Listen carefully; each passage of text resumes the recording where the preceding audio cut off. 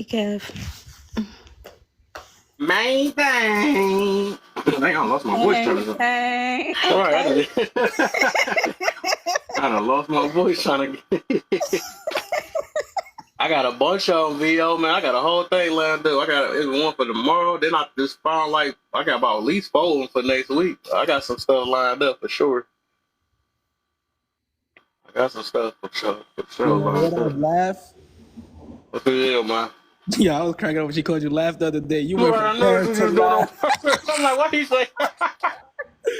That's how you know people feel some type I of done way. downgraded. Wait, who? I forgot Yeah, who that's how said you know that. she felt some type of way. You downgraded from Kev to laugh. I'm trying to think who did that. Who was that? That sounds funny. I forgot who it was, but that shit was That funny. joke. I was like, dang, I done got that far now. Oh, that's probably. Oh, yeah, I know who that was. That's funny. That's like some people will call me the show. Like you purposely skipped out video to call me the show. They What up, show? Just straight show. Cause you be showing your way. Slay, good looks. Oh, what up, main thing? How you doing? Everything, you know. How you doing? I'm doing great. That's I'm actually great. doing. Hope your relationship. You still with your wifey? Twin in the building. We complicated right now, but it's not That's all bothering us right. directly. So even though we're complicated, I'm still in great spirits. That's amazing. What I like to hear right Y'all there. There gonna, you go. y'all gonna get it together. Trust me. I'm hoping when she hit 25, it make a big difference. I hope that 25 is like y'all get y'all superpowers and y'all think better. Not superpowers. You can count on Bill for that one. Did she just say good morning? I just thought about that. No, I did not. I'm talking about Archer. Oh, good. She did say good. Why did you say good morning? I just thought about not answering that. She must have just woke up. That's how you know we've been up all day. You probably woke up like it is morning. It's I'm 6 mad in I the still ain't get to sleep all morning, man. I got about at least about 3 hours of sleep because I didn't have to Like, wake y'all up ever get because I that had to as a do kid? something. You wake up during sunset, you think it's morning, you get ready for school? That ever happened to you? Yeah, Bro, I done felt so Right. foolish, that bro. happened to I'm me It's the sitting other still there morning day. because of me. Right, I did. I ain't gonna lie. I had Archer put the work for the show yesterday. That'd be hmm the worst when you be That's sleep cool. all day. Look, main thing had one of them days a while ago. That was I maybe some months ago. She was get put to work. They ain't there sweating up here. I said y'all gonna talk one at a time. She almost she almost unminded herself after that day. Like I'm tired.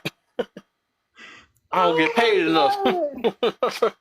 I'm gonna sign y'all up for comedian class, okay?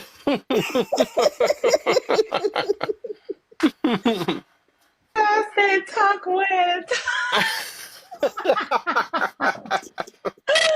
That's when you see the only line up there fighting for your life. That is so funny. Yeah, that was I ain't gonna lie, that was Archer's hardest day in Hey, here. hey, I give it to I hey, remember both y'all Goblin. hardest days. It's alright, you know. Alta. This That's what that happened. Alta. You gonna say her name like that? Archer. Y'all are crazy. That's hilarious. What's up, man? Hi, Laugh. Hey, Show. What's the deal? How you feeling today, call me G? show. She called me show. He didn't catch Yeah, I it. just thought about what she did. Right, I was like, hold up. And know she was on there outside listening stuff. I forgot when I got turned. Oh yeah, I know. Okay, I know. Now I remember who actually said that. Now 'cause I get it. I thought about who said it because we was on our head yesterday, so I get it. It makes sense. I'm like, dang, I got downgraded, man. We just. I got that. Had it all discombobulated. She don't know what's going on. This ain't the cat I know, so I'm gonna call you Laugh. Right, what the heck is you doing? Nah, I'm like that. I ain't gonna lie. All my friends gonna be like that, man. I can't do no. I can't. Me myself, I'm not about to pander no man or woman. You know, Myself. that's just what it is. I don't want people to do the same thing with me. Sandra to me, I don't care. You're I ain't Kev. I'm gonna not gonna say anything like that. What the heck? You can't let me slide on some stuff. Crazy. Crazy. I Yeah, have to you think? apologize to your friend. That's what I was gonna do when you were here. Oh, You I'm what? sorry. That was a little mean. I had to let her know, so I'm sorry. That was a little mean, but I said I won't mute people though. Y'all talking over people. That's just insane. Yeah, them figures for sure was going to work. I was like, oh, y'all want to keep unmuting? Okay. Oh, girl was preaching, but she just turned to the hosting as well. Like, Yeah, that's dang. what I was telling her. I was like, no, I was laughing when she put the order down in there for us all. Like, what the? I was like, wait a minute. I'm like, you know what? I noticed what you did. Like, actually, Tom, what's the order? Yes. I don't know who you think you is. Exactly. I was like burning up. I was burning up, man. I ain't gonna lie, I be having my days like that. But we good. We good. Oh, I like yeah. her. I told her I like Yo, her. days, that's your everyday. You don't play. That's why I eat ice. Right, no, main thing don't occur any day, okay? Everybody be Bro, I'm quiet. about to say, she trying to act like this. This you every day. Everybody shut the hell up. Everybody shut the hell up. Right. Like, period. That's right. Everybody be quiet. Y'all mad. Stop playing with her. Whew. I'm working on it. AJ, she probably would have dropped the whole dang on panel. Nah, she probably would have. She said, you know what? Don't worry about it. Quit. I told y'all to tap the screen. That's why I told y'all. Ain't nobody gonna Right. say another word until this. That's what y'all talking about. I don't care that Matter she's of in a fact, these hospital. comments Tap start the going screen. off. AJ would turn off the comments and everything. Oh yeah, she don't play it. She like, didn't I say boop? Bloop. And, I don't see how and to to do confirm, I that. turned it off until y'all listen. Yes. Yeah, I did it. OJ did it. And if you want them back on, you better get Kev to 10K. And we're not playing. Right. Period. And all we got is just 3 lights. She making sure they put the work. Like, dang. Speaking of lights, dang, I got 0. Hold up. Let me get myself up. Wait, I'm about to leave myself. Ain't nothing wrong to getting yourself up, Ozil. Nothing wrong with that. You know it. You expect others to show you love. Almost had to do that one other night. You know, now I'm looking at the north side. Sometimes you gotta love yourself to get others to love you. You feel me? Tap that screen for yourself. I be doing that sometimes. I just sitting on 0. Sitting on 0 is sad. And then to have viewers and sitting on 0, it's like, come on. I like these topics, Kev. They're getting deeper and deeper. Oh, wait. That don't sound right. I know. I'm surprised he didn't say. I'm surprised he didn't say what he gonna say. You're like, that's what she said. The live being like consistently, it helps you from avoiding people who report you for no reason. So when they go, oh, like the live, it protects the live. That's true. Vio, what you been doing? I ain't seen you live causing I've been suspended. wreaking When I got havoc. on suspension, I got suspended again. Same day. I could even get 2 days. The same day back, I got suspended. I'm like, Jesus. But I thought I was slick this time. So I went into my live Why recordings do your and I deleted live it. go from 0 to 100? Listen what I do. I deleted it. I deleted the live and then I appealed the report and I still lost. How did you view a live that didn't exist? I deleted it. How did you say, like, bro? I'm like, come on, B. For you to review a live means it have to be a live existent. I deleted it and I still lost the appeal. That's crazy. You got to be working overtime to keep you down. What's that? We'll be back. So now it's like, damn, I don't even know what. I don't know. I don't know. Cause I don't know. So sensitive. Mm-hmm.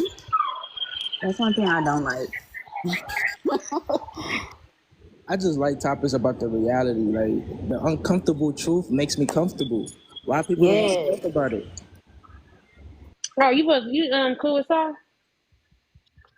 You said what? That's right. You cool with Saul? With Saul? Yeah, Saul that's on here. That's his I don't think we despise each other, but I went against him before because like I'm not one of those people who's gonna ride somebody's coattail. So I told him about himself, and then he fat shamed me, and then he rage quit. He left. So I won that day. He left my life. He rage quit it. Whoa. But he tried to act like it wasn't enough Hmm. viewers in my live for him to go back and forth on me. Like, man, a debate is a debate. So, but it's not enough viewers here. All right, whatever. It's cool. Oh, well, I don't like black men fighting I can't together. believe people really take likes and shit seriously. I don't take this shit seriously. Maybe because I have a life. That's probably why. People I be don't so. either, but somebody gets a 5K right now. I know that much. Yo, that's so funny. Maybe like I don't probably like, hey, 5, 6K right now. Everybody sit down. You Get know what's to funny? work. Get to work because y'all talking too much. No, but it's so funny. Is I think we're like that when it comes to other people paying. They're like, hey, and this panel y'all gonna do it, but you know your own pay. Like, all right, it's cool. Some people like, I mean, it's good though. It's a good thing. You're supposed to do it for engagement though, to keep people TikTok from being on your head. Ooh, TikTok be making my day. Ain't gonna lie, that should be funny. It be so much like I don't know. TikTok just be one of them places where I come and I just be like, Hey, damn. lovely. I just be cracking up on this thing. Why you be cracking up on this thing? Girl, I be up in some people. I don't know how I be running across strangers' lives. Like, I mean, Oh yeah. it didn't make sense. I don't know how Doing I it for run you. across. Or is it for you? It just be like strange lives. Like this guy, right? I went to this guy Crazy. line today. He ain't gonna lie, he had stacks of money. Like, imagine like 8 stacks of money just all the way up. And Period. and it's like, ain't gonna lie, for some reason it's like the women flooded in there like roaches. It was crazy. And as soon as they get up there, they're like, let us see the money, flip the money. Let's see if those are all real hundreds and hold up a $100 bill so we could see if it's real. $100 bills. We can see if it's And ain't real. gonna lie, he ain't have nothing but hundreds. He ain't had no 20s, 50s, nothing. He only had hundreds. And they're like telling, talking about that money ain't real. Send me 10 stacks. Baby, you I have to be got 10 quiet. stacks. Stop. I remember I seen a video. It was a rich black man inside his man. And he was on live, and the girl was like, "That's a backdrop. That's not real. Walk down the steps." And then she had him and her son walk down the steps, and like it was like they just can't believe somebody can have something like that. It'd be sad sometimes. It's like you always gotta prove yourself to That's your true. own people. I never Yep. knew. Or you don't You have to gotta After be. prove yourself. I They be like, think "Oh, well, if after you're really rich, you don't gotta prove yourself." It's like they just gaslight. I think after I seen that, I was like, whoa, like money can really make a woman fold for real, for real. Like they was all like fighting, trying to fight. Oh, I said, y'all ain't touching none of this man's money. Why is y'all over here arguing over this man and his money? Like y'all ain't neither one of y'all about to get not 100 cents. So what are we talking about? Like you up here trying to shade the next girl. Oh girl, you broke as hell. You thirsty as hell. And then like You one of the thirsty girls, as I could hell. tell. I would tell one of the girls, you arguing. I'm like, I would never be sitting up on no motherfucking TikTok arguing with no damn. I think the girl was like in her 20s, and the lady who's arguing with her, she's like in her 40s, but she's like an old 40-year-old stripper. I said, oh, hell nah. Talking about, yeah, I travel to Atlanta, Vegas, and all this stuff, and yes, I make stacks of money, and y'all just broke and whoop whoop whoop. And I was just like, this is crazy. TikTok is crazy. You up here arguing with somebody you don't even know. Which is crazy. People got too much time on their hands, I promise. I promise they do. But it's interesting to see. Like people try to argue with me about my life story, and then try to sit here on this app and try to tell my story better than I can. And it's like people just crazy like that. I don't know. I ain't gonna lie, some of this should be hilarious. I just be looking at people like, I be looking at, I don't know, maybe y'all just be in my own head, but when I see people over at a certain age and you doing certain things, like I said, like if you in your 40s and you still stripping, baby, put your clothes back on. Your money, your job can't even put you in a house or a car. Why are you doing this? It ain't working out. Like, that's what I be looking at. I be like, damn. People need to start taking different routes after a certain age. Like it's like when I see guys who sit up here and you still banging at after 30. Like, what's wrong with you? Like, I don't know. I be like, you. Some people better get ready for pawpaw season. Shit. Cause some people be carrying themselves like, how are you at this big ass age and you still carrying yourself like you 20? Like when they kept on saying like 6'9" was Did you a say cute. Papa what? Man, I'm not playing with you. Cause I'm not why is doing it Pawpaw today. banging? Why Hey, is Pawpaw out here lovely. talking about some on blood? It's like, what's wrong with Leave Pawpaw? Papa alone. Let him You look. better go sit down, and watch your grandkids. Do you guys think being immature at a big age is like a mental illness? You said what? Do you think being immature at a big age is like mental illness? Probably. Yes. Oh yeah, definitely. Definitely mental challenges. I'm gonna feel like you ain't passed the 5th grade. I think they didn't even get past themselves. They didn't figure themselves out. They're still out here, like you said, Vio. Like they're out here trying to tell you your story when they didn't even go through their own story. Crazy. So do you guys want to start answering Kev's prompt, or do you want to wait on Kev? I don't mind. I can start. I'm in the middle of making dinner, but I can start. Kev, is it cool? Thumbs up? Thumbs up. Go ahead, lovely. Okay, the people that don't love their parents usually have a hard time loving others. Oh, I want to switch up this question. I think it's people that weren't loved by their parents have a hard time loving others. Like, how do you love your? I think the love that we're shown by our parents is what is like the modeling or the foundation of how we end up loving others. It kind of goes back into attachment theory and all that stuff. So I think it's kind of the way it's questioned. To me, it's kind of backwards. It's not that they don't love their parents, because we're always trying to seek that validation, or that, like, we want our parents to love us. But if we weren't loved by our parents, then now we're having a hard time loving other people. So I would kind of agree with that. Vio? People who don't love their parents usually have a hard time loving others.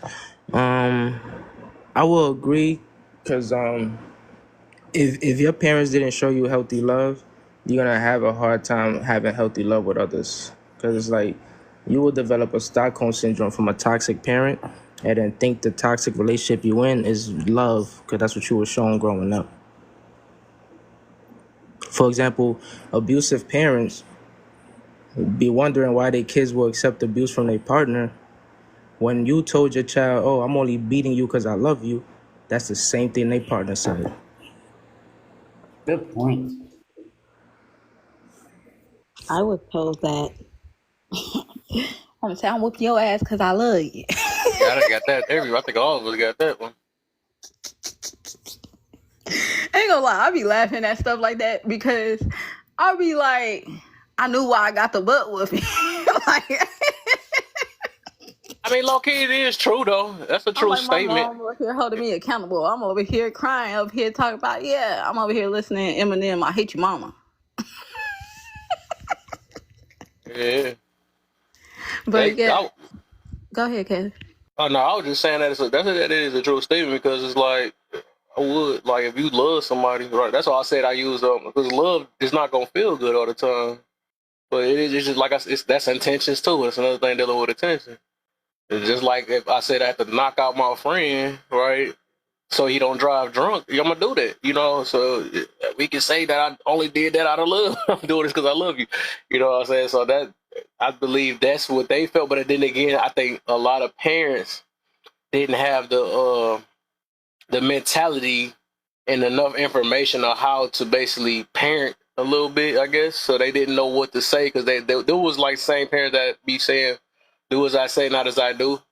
You know that, right? So, you know, it's like they say that a lot because they also can't explain it. So they can't explain, oh man, what can I do? What? Okay, why shouldn't they smoke? Why shouldn't they? So they just don't know what to say on that though. So that's what it is. So I think that ties into it too. And that no.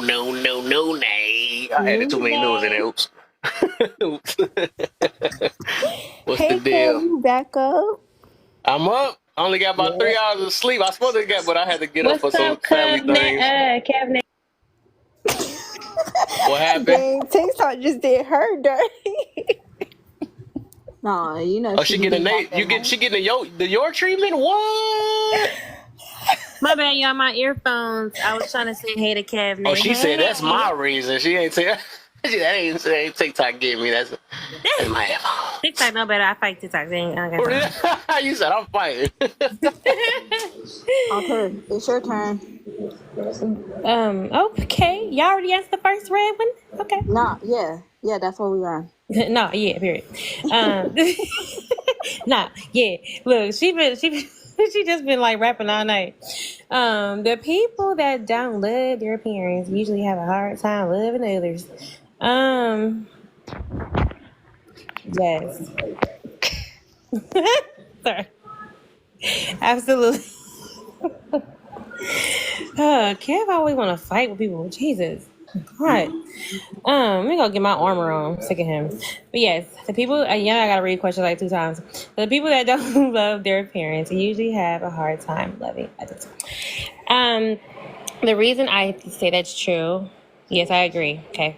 The reason I agree is because I think people think that you can have a disdain for people that were very close to you, that you really care about, that you opened your heart to, and you can actually like be loving towards other people or like other people. I don't think you really can. When because that's to me like a fungus. It's like it's a disease or something. It's definitely like a pathogen, it's a germ, and it infects you, and it makes it, and then it also affects your eyes, your eyesight. It makes you see people the way you see the people you hate. And that's why you can't, decipher. Are these people the ones like my parents, like we were talking about earlier with the, deflection, right? Well, not deflection, it's projection. We project from what we, like, from the experience that we have with other people. So if I have this hate or disdain for these people that I love and care about, it's going to make the way I look at relationships negative. I'm going to look at relationships negative. I'm not going to know how to cope because I have this disdain for my parents. You have some people who can be in relationships, but a lot of time, that's why I like to ask people, what's your relationship like with your parents? And if you aren't good with your parents, what's the reason? What's the reason? Because sometimes there is a reason, and sometimes you can understand where that is. They don't really have a hardened heart about it. It's just like, hey, my parents they're not grown. They're not mature adults. I can't be around them because they don't respect me. They don't respect the fact that I am, evolving, other different things. Like I can understand in some ways, but definitely, it's hard for you to love others when you have that broken system foundationally. It's like foundationally, the way I see love is already broken. So that's why it's hard. Parasite, that's a good one too. A cancer. Okay, y'all, come on with the answer. Stop playing with Tick. Yes, yeah, all that y'all said. Yeah, right there. A straight tick, no tack. I'm so sick. A straight tick. Don't take a straight stick. I'm sick of So I'm heavy on the foundation is already broken, right? Because like the reason why a lot of our sisters they Not open have panel. it's not open panel yet. Oh. I think Nate just came. He just muted us so fast. I love it. It's my turn. I told she like this all the time. Is this the same video? I don't know. I think y'all need to be banned sometimes. It make y'all act like I got some sense. It's the only VO, the one and only. The only VO, period. I was kidding, VO. You could go say what you was gonna say. Yeah, so, I agree with Alter, right? So the foundation will really be broken because like some of our sisters can't trust men because their dad was already a cheater. So the first man to show them what love is was already betrayed them. So like when they get in a relationship with a man, it's like, oh, you could tell her all these sweet nothings, but she don't believe you because her dad's a cheater and a liar. That's what I think. I know that's kind of heavy though. Exactly. I see that a lot with moms though too. Like I've seen a lot of mommy issues more than I've seen daddy issues. So you guys, my perspective is the people that don't love their parents just don't love their parents. Mm-hmm. And I think the people that don't love their parents, they don't love their parents because their parents done hurt them in a way nobody else have ever hurt them. And it's like once you get hurt by somebody that by the creator, ain't nothing more powerful than that. Cause I think that the first examples that you come from supposed to be the greatest examples that you learn from. So it ain't gonna lie. Bars all night. She got them bars. I'm playing with her. So I think you have to learn that when the people that you say that you love, as far as your parents, siblings, and things like that, I think when they hurt you, you gotta take that hurt and basically, I wouldn't say hold it in, but let them know why you hurt. And if they can't understand why you hurt, I'm so jealous.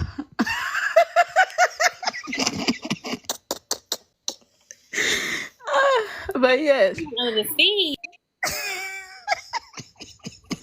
They're going deep today. Deep, that's what She said. Both of y'all done messed up. I like deep, I do. You said we're going deep today. Of course you do, man. Dang. Main thing. Like that main thing. So I like deep. She be like, I like it deep, main thing. I like it deep, man. Not just main. Okay, it's definitely you guys' bedtime. We'll mention bedtime at the right time. That was funny. I get deep in bed. Sorry, let me stop.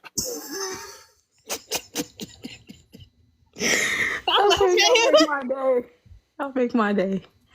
But yeah, so if you a parent out there and you hurt your kid, you better get right with your kid, because when your ass get old and gray, that's who's gonna be wiping your ass. I was gonna say that earlier, honest. I was just gonna say that earlier.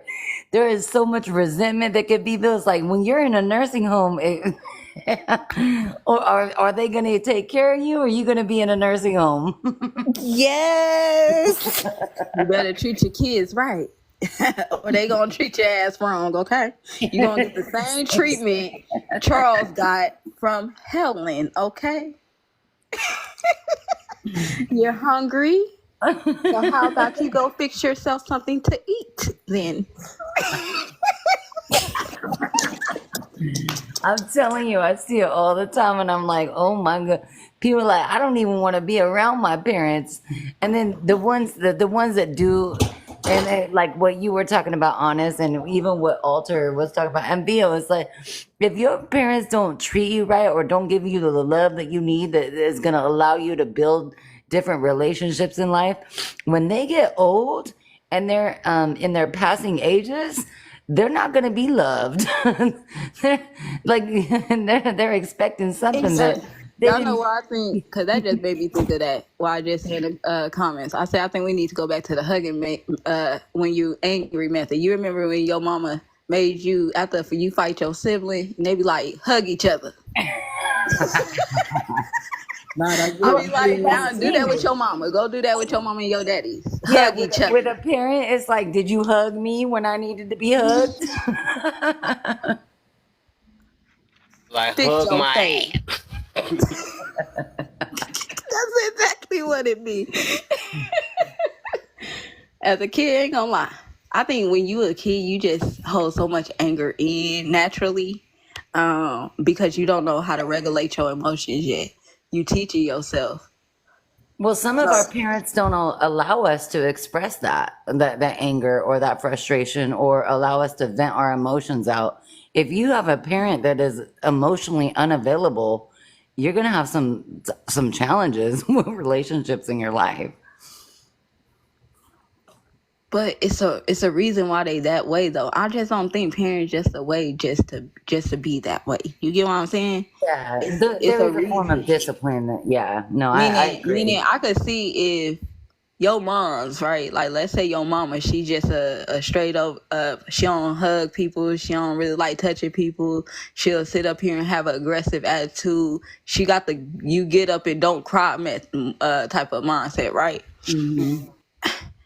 See, it's probably because her mama was that way with her, and that trickled down to her, and her doing that to her kids. So to where she started to feel like, oh, this is love. This is the way you show love.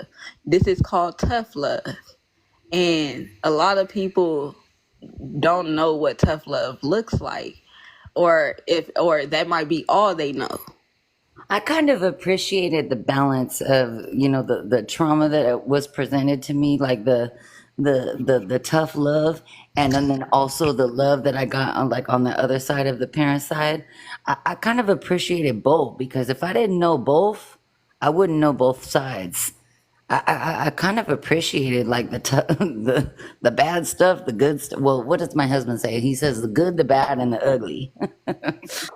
It's like you got to know it all, because what do we seek out of a relationship? We actually, how many times do we get when we're growing up and looking into our own relationships, do we say, I don't want somebody like my mom, I don't want somebody like my dad, but we do carry some of those characteristics with us because that's what was modeled for us. What do we get rid of and what do we take on? Damn, Yes. Leo, that's deep. Your brother bullied you just because you are American? Yeah, I was the last born. I'm the only one that was born in America, so I had my mom in my life most of my life. My siblings didn't. So when they came to America, they kind of bullied me. And like I would go to my mom to protect me. Sometimes she did, sometimes she didn't. So I kind of like have resentment towards my family for it. But now that I'm older, I forgive them. I understand the jealousy. So you the baby? Yeah, I'm the last born for both my parents. Yeah, don't nobody like you guys. Yeah, I'm nobody, just I'm like no, nobody I'm like saying. me. Like my experience, They like used that's to what be the most spoiled ones. my experience been They different are. because like My brother sleeps. I've been too American for my family, and then I also been too Garifuna for Americans. So it's like sometimes I feel like how biracial people feel, but they don't be accepted. It's fine. You don't need the whole world to Told you can count on Vio to always shake something.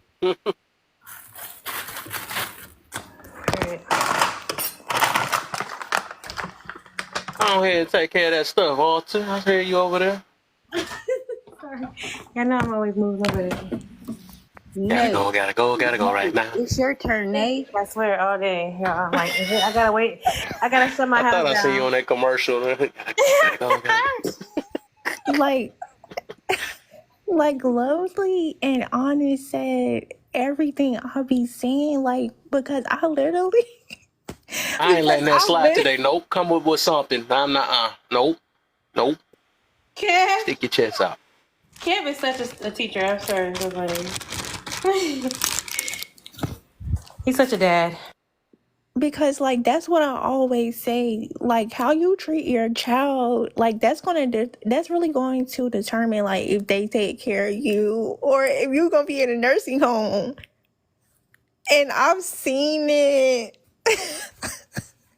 Like they be leaving like their parents to like fend for themselves, but it's like, how did they treat them when they were like younger? When it was raining, they said, "You still walking to school?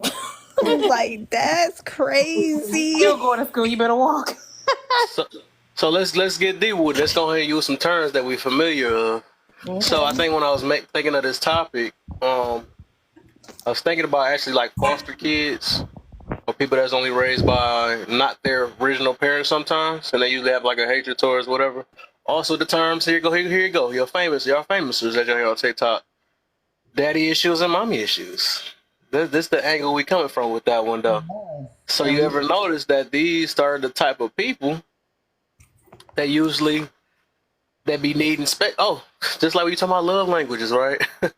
Them the ones that be always looking for certain things. Well, I need to be loved this certain type of way. I'm entitled to that, whatever. But you know, and then if they don't get it their way, that's when it kind of go with that topic yesterday. I'm not happy. Or for the men, I'm not at peace. I'm not at peace. So this was the angle we coming from tonight. So that's so we can use them many as I just want to throw those sayings out there because we use it a lot. So yeah, how y'all feel now? Let me get Shauna in before we do that. What's the deal, Shauna? Yo, what it do? What's the deal, man? He called me up Well, guard. That's crazy. interesting topic. I do have a little tidbit to give to the youngsters. So I'm the old auntie in the group, Oh yeah, I and remember you. I say you in a king room. I met you in a king room. What's up? You yes, been all right? sir. Yes, sir. I'm doing well. Thank you for asking. And how are Oh you? yeah, I'm good. I'm blessed. Good. I am an adopted child. I was adopted from birth back in '75 when the Roman Catholic Church was pushing adoption for black children, right? I spent half of my life very confused about who I was. Not to say that my family wasn't a loving family, but when I found out I was adopted, I felt isolated. I felt like I didn't belong, you know, maybe even feeling like they treated their quote real children better than I did. But looking back in retrospect, now that I am 48 years old, I know that it was simply something that I needed counseling for, right? I needed to be told why I was giving up and not just kept the family secret. Okay, I needed to know that I was not thrown away or, anything like that. And I say all of that to get to this point. Parents need to be honest with their children now.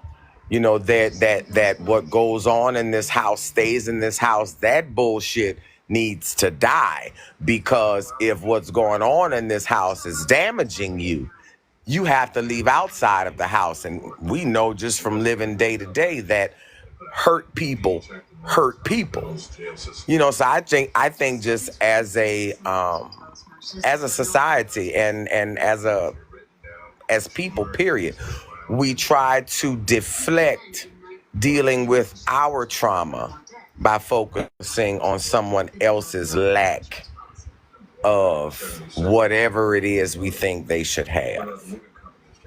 So that's just my little tidbit. Be honest with children these days. They can't take them lies and shit. They do what I tell you to do, don't do what I do. No, because they're doing exactly what adults are doing. They're bullying children in school instead of getting your squabble on, picking up your two hands, fighting, coming back the next day, and y'all all right. They go kill people these days. They have no ability to deal with loss. They don't have the ability to deal with rejection. That's why we have an increase in not only violence amongst children, but domestic violence as well. Children now think that hitting each other is a sign of love, and that shit's traumatizing. We just we got to do better. That's all. But that's enough from the. Facts. Hey, y'all add her, man, cause she cool. I met her in King. She be preaching for sure. All right. I think everybody went. Yeah, it's an open panel. What y'all got though? Otherwise, we can go to the first prompt. I want to just tap onto what Shauna was saying, but that shocked me too. 'Cause I'm like, wait a minute, who am I talking to? That shocked me too. When you talk about being adopted and because I came from like I've worked in the foster system, but I came from the foster system. But the foster system was what gave me back to my grandparents, and then my grandparents back to my parents. and working in the foster system, you kind of go back and forth. So a lot of times we don't realize the family that's around us. Like you said, Sean, I'm gonna call you. Can I call you Sean? What do you want me to call you? Auntie. I'm sorry. What was that? Auntie. Okay, Fonzie. I'm sorry, what was Okay. that? Auntie. So, okay. Auntie. Okay. So if you think about it, it's like we're moved around in the system, whether it's our family or our support. So it's not always just our parents. It's our aunts, it's our uncles, it's our grandparents. It's like we have this whole family dynamic, and I love what you said that whole and Kev just had this live last night where he says sweeping it under the rug. That's what it reminds me of. It's like all these family secrets. It's like, no, these kids they aren't doing that no more. They are telling, they are talking to people, you know. So that's what it reminded me of. I just wanted to kind of add on to that because I've been through the system. So.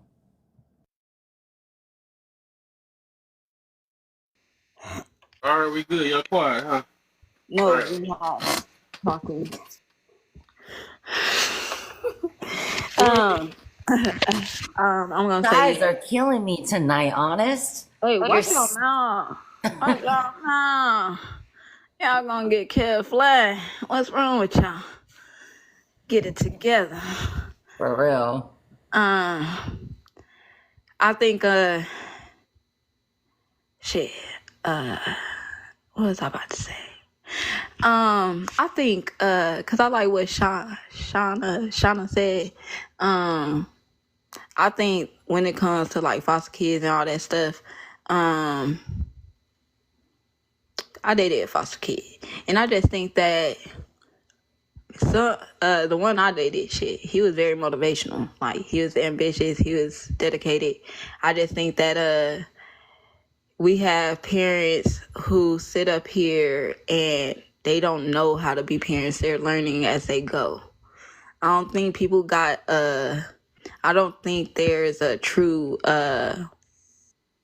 way on how to be a good parent. I think you can only be as good as you can with what you have. And a lot of people tend not to appreciate that. Like, some people will look at it like, oh, I don't love my mama or my daddy because they sat up here and they always whooped me. It seemed like every whooping I got, they was just whooping me because they ain't love me. And it's like, nah, if your mama sat up here, I ain't gonna lie, every whooping I got, my mama was talking to me. She was like, I told your ass not to do this because of whoop, whoop, whoop, whoop, whoop. She's explaining to me why I'm getting it. She ain't with me just cause she's angry and don't like me. You get what I'm saying? Some of them whoopings come out of straight love. It's what becomes abuse and torture is when you have a parent abusing their authority and they're literally so angry to the point where they lash out on you. Meaning, if your mama ever hit you because she was mad at her man, she has a problem. Mm-hmm. I done literally seen that. I literally been in somebody's house and watched them literally go from an argument with a man to sitting up here. They son took something out of the toy box because I guess she just got done cleaning her damn house. She literally went over there, snatched her son up by his shirt, pulled him in. His mouth had hit her fist. And then she had let him go. He turned around and then hit his mouth on the couch. And he was only 2 years old. And she's like, oh my God, baby, I'm so sorry. She picking him up. Like, I said, what the fuck? Like, and my brother, like, ain't gonna lie, he tripped out on her. Because it's more of, don't be mad at me and take it out on your child. Your child ain't do nothing but take a toy out of the box. I understand you cleaned your house, but that's no reason to get mad. Just tell him drop it down and sit down. If that, or like, it don't take for you to that, because I think that's what it is. Some people be in a heated moment and they need a reason to place hands on somebody. That's Niece, a perfect example at no time of a projection. That's a perfect example of a projection, honest. At no time Auntie is telling nieces, nephews, whatever. At no time should the only way to show your child that you have discipline and that you, quote, love them, if it's to whip them, that's not good. Now, don't get me wrong. I grew up and got my ass handed to me. You understand? I got what they called whippings in the hole. When they found out that you didn't do something, well, I'm sorry. At least you won't get one the next time. But when I had my children, I tried to raise them the same way. And that shit didn't work. So then I was stuck with, all I knew was if they do something bad, whip their ass. That's how the hell I was raised. And now I'm stuck because my children are not responding well to the whip their ass. If we would increase our outreach, we would be able to parent better.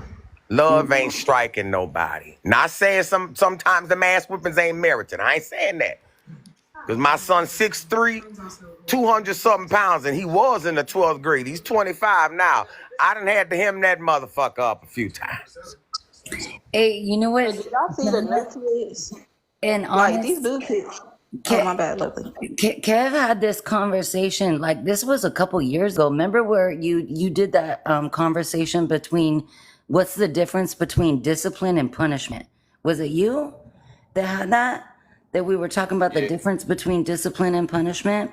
yeah. That's what I this also reminds me of. did like one with torture, and I did that some weeks ago though.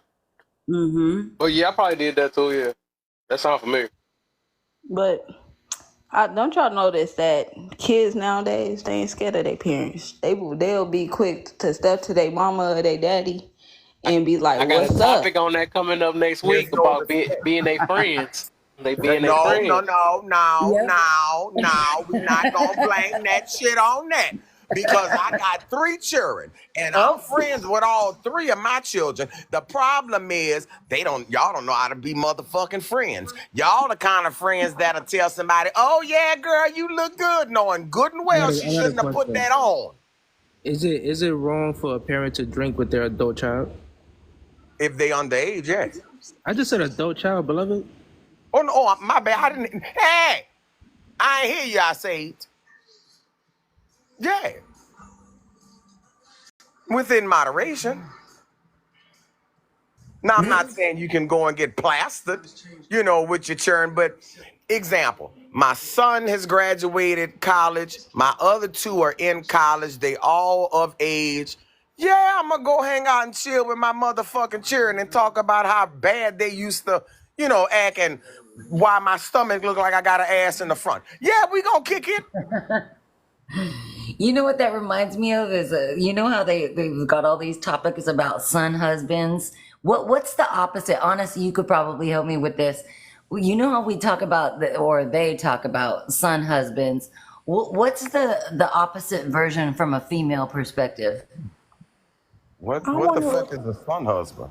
a son husband. Husband. Like they moms Well, be I knew acting Nay was gonna weird. explain this one. The mom treat her son like her husband, meaning she want him Man, to cater I think to you got a her every glitch though, need. and you just talked over Nay. Nay.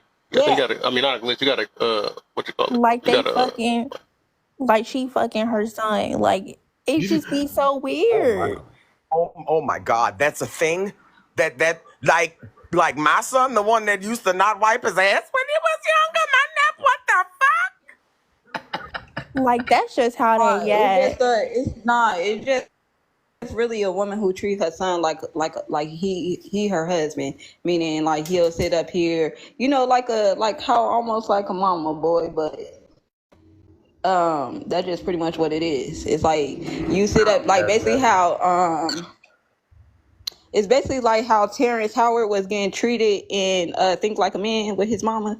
He'll come over there, take her to church, take her this way place. He'll sit up here and kiss his mama and be like, "Mama, I love you," and whoop whoop this. Well, ain't And nothing wrong it with a just little kiss on their mama.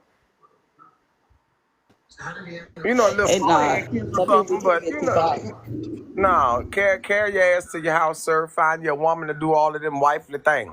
I think it's too Fonzie is that if you look at it too, those son husbands too are really hard. It's really hard when a woman like us gets with one of them, because that mother-in-law becomes that monster-in-law, because they're so attached to their son Oh, that she'll get fucked they up. they can't even, you know, if that makes sense. I don't know if that makes sense, but I'm trying But they to. Yeah, son also can't set boundaries with their mama. Like that's like they should not be like that it's weird. like the mama Like come before his woman. Everything that he do, yes, he doing. He putting his mama before his woman. He's sitting up here catering to his mama before his woman. He's trying to please his mama before his woman. So it's just really like he's literally his mama is his woman. Mhm. So that's why I'm 3 marriages in and 48 and single. Huh? That the son mama shit. That's crazy. like You gotta what? pick better. Like your family come first. Like why are you putting your mom first? Like So no hell. I used Well, to go to and my when husband. you say family, that's for married people. You know, I Yeah, that's what I mean. yeah, because you know sometimes them little girlfriends, you know, think just because they've been together a minute, you know, that they automatically get those duties. No, we don't. Old school people don't hand that shit out. You gotta Oh you gotta yes, earn don't get that, me to talking about that. baby. I'm auntie say no. Like the girlfriends be thinking like, no ma'am, like you don't have no ring, so Oh. And baby, I'm Thing, the one that'll I'm tell more you. of a I'll I'm more call of you a by person the who think wrong like this. name just because. I think regardless whether she got a ring or not, at the end of the day, she's still a woman that your son chose.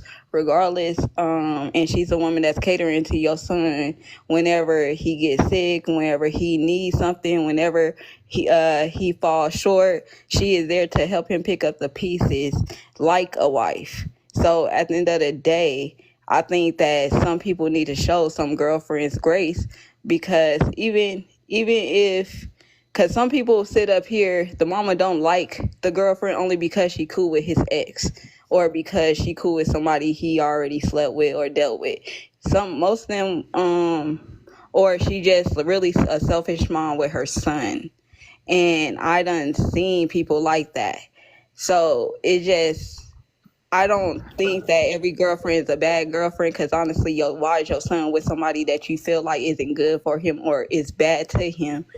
Why would he sit up here and stick around somebody who he feel like doesn't treat him right, doesn't respect him or his family? And I just think that sometimes family be trying to involve themselves into the boyfriend and girlfriend relationship to where they can't even build properly, because everybody trying to tell them how to do things, what to do, or and just be doing the most. I used to have a mother-in-law. Well, my ex that I was married to for 17 years, and every time that we would have to go make like a major decision in our life, he said, "Let me ask my mom." I said, "I'm not married to your mom. I'm married to you. Can we make this decision together?" Like, why do we Oh gotta? wow. I guess I never really must have had that problem, you know, because I ran my own damn house. You're not gonna come in here and tell me to do a goddamn thing. Well, And if that you was have a the problem thing. with anything that I do, you can exit. Well, that's the thing, Fonzie, and we've talked about this on many lives and many of Kev's lives too. It's like, when does a man get like take control or take that ownership or that priority? You know, I know Honest can help me with this one because she knows where I come from on this aspect. Is that there are a lot of women out here that are not giving or I don't want to say giving or allowing or anything. It's like, we got to let our men be our men so that we can be the women that we are, if that makes sense. I think I know what you're talking about, Lovely. Go ahead, Nate. Like, are you talking about like being in your feminine state Oh, I don't even so want they to can do? femininity. Man, this is.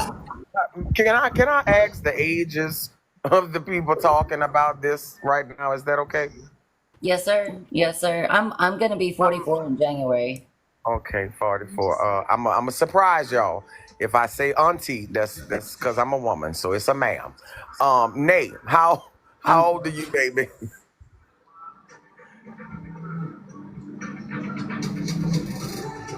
Maybe she didn't hit me. Okay, no problem. Okay, so this is man, y'all killing me. I saw a comment in the TikTok feed that says I'm the man of the house.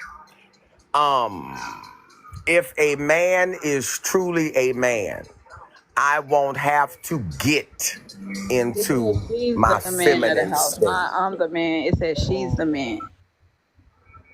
Yeah, that's what I meant. And I was assuming that right. was to the comment that I made. But my point is, a man cannot expect a woman to be feminine and submissive and put me in the most masculine, unsafe environments possible. You can't do that. Like my last marriage, he always wanted to say, you don't let me be a man. Well, it's because I keep having to pick up the slack that you're not manly handling. I come home from 16 hours of work and there's trash overflowing in the trash can. Did he ask you to No, pick I'm up the not slack? going to tell him to take it out. I'm going to go take it out. And now you mad. I don't, now men need to stop that. And women need to stop as well. If you in a relationship and it's not a marriage and you're doing everything, because I hear the word cater being thrown around, catering ain't free. And we giving too much to people that either don't deserve it or the wrong one. I You don't agree, cater to everybody. Shauna. You don't do that. What you just said brings me back to the A word, and I know that's Kev's like favorite word. The A word, the accountability factor. It's not just what we do to other people, but what we allow into our life. What are we allowing? Are we allowing to like be in a position like this? So I get you on that. I'm gonna say, I agree with you, Okay. Shauna.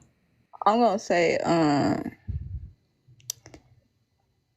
I think no matter what it is or what man or woman you choose, at the end of the day, either you gonna sit up here and be the best man or woman to that person, or you not. A lot of people be sitting up here thinking that somebody got to deal with them. They don't got to deal with you.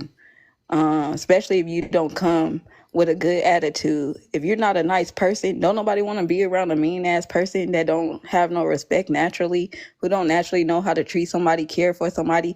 God said, treat thy neighbor as thyself. And Yep. so it's like, treat somebody how you want to be treated. It's like, stop sitting up here feeling like, oh, that because you sitting up here working the most that you still don't got to come home and be nice, be a good person, be a loving, caring person. At the end of the day, yeah, we all got shit that's going on in our household that needs to be taken care of, but it's going to get taken care of. At the end of the day, some people just want you to move when they want you to move. They not ready. They ain't trying to let you move when you want to move. They want to force you to move or to be a certain way. And it's like, hey, we don't need to rush nothing. And that's the Honest. problem. Honest. I think Today, everything is a teamwork. Everything is about, yeah. building with each other, not for each other. A lot of people be in a relationship and they building for somebody, not with somebody. And that's why relationships don't last. And that's why people have a hard time when it comes to keeping a relationship or getting along with somebody, because you were taught to literally think about self. Oh, I've been working all day. I've been doing this. Well, baby, you got a job to attend to every day when you wake up. Don't put that on that person. you know what you got to take care of around that house, and what you can take care of, and what you can't get to. You might have to get to it a little later. At the end of the day, it's all about understanding your situation, and either you could fulfill the task or you can't. And you know what, honest, you just gave a perfect example of what I went through all day today. The gardeners were here. My husband was taking a nap for a couple hours. I don't know why I know why he was tired. He just had a really long, crazy week. The trash didn't get taken out. Guess who took it out? I did. And guess who did the dishes? I did. Even though the children that my husband puts at that task didn't do what they were supposed to do. I'm not going to sit and complain about it. It still has to be maintained. It still has to be done.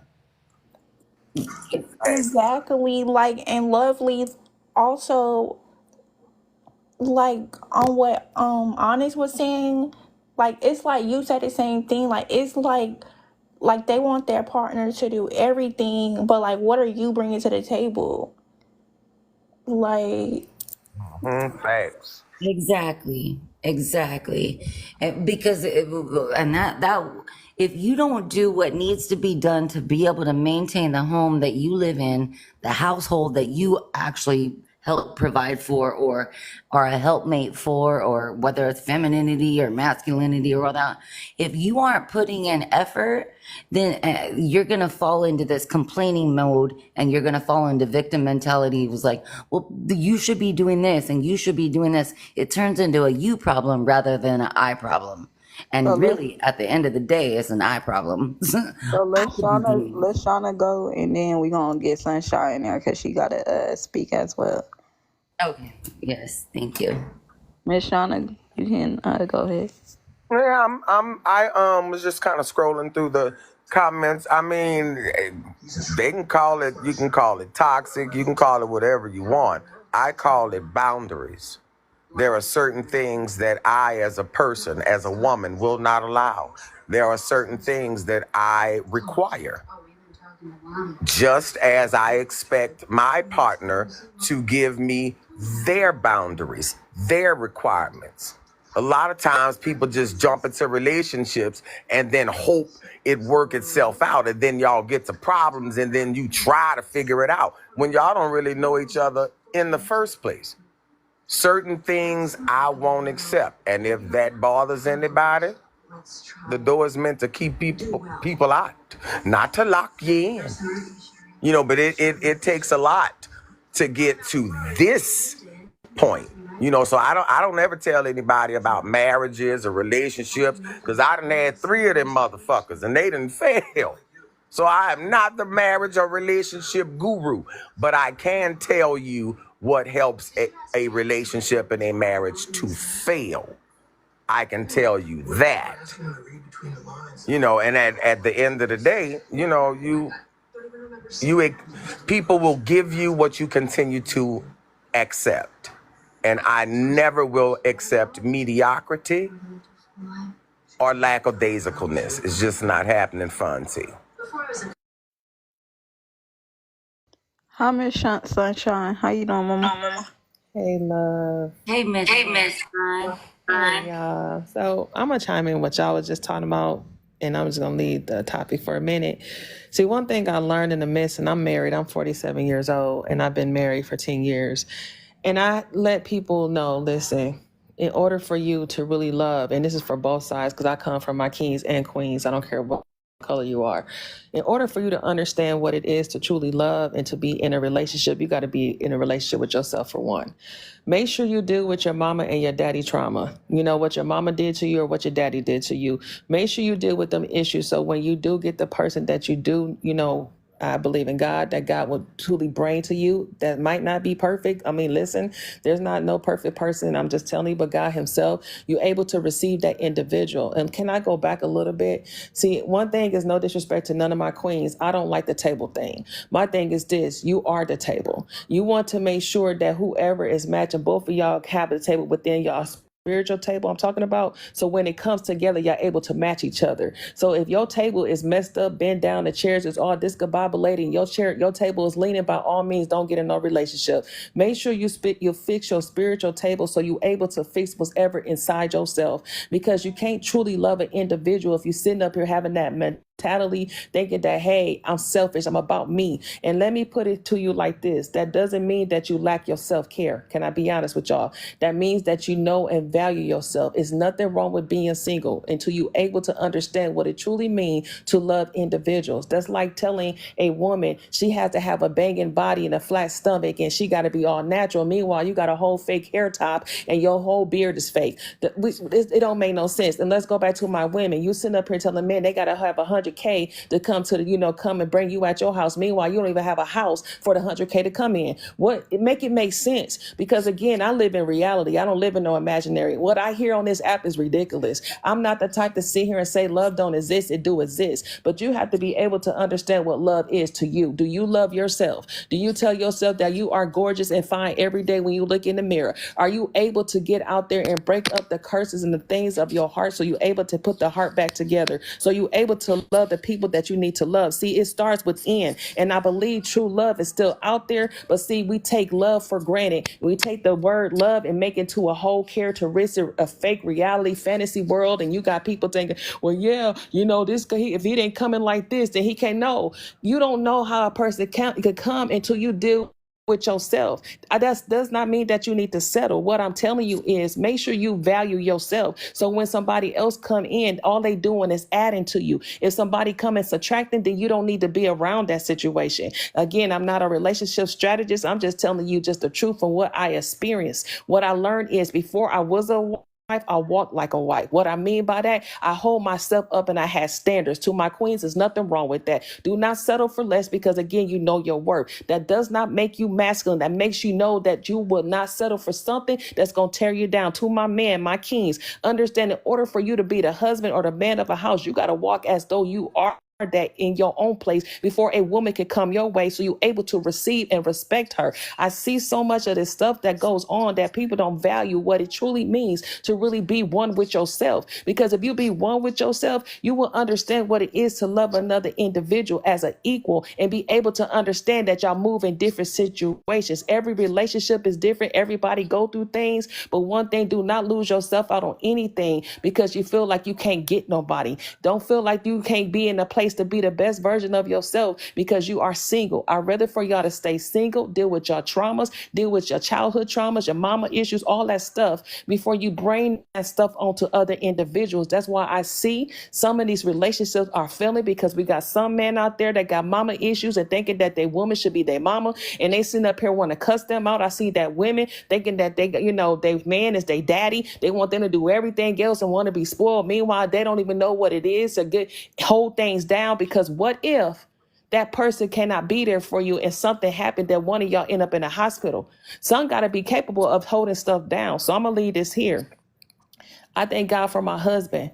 I was able to be in a place to love this man the way I love him. I was able to make sure that he was leading. I made sure I have his back. That means anything behind the scenes I take care of. That means I do things. And listen, I'm not sitting here sugarcoat anything, because marriage takes work. It means you got to be able to know what to know, to be quiet, to go into prayer sometimes. And that does not mean to self, no disrespect. Okay. I don't do that mess. That does not mean to sit up there and let somebody verbally and physically abuse you. That's not what I'm talking about. What I'm talking about is open communication, able to know each other places, but also I will have my husband back and stuff in front to be that breadwinner if he can no longer take place. That does not mean that I'm masculine. That means that I have my husband back because he's my husband.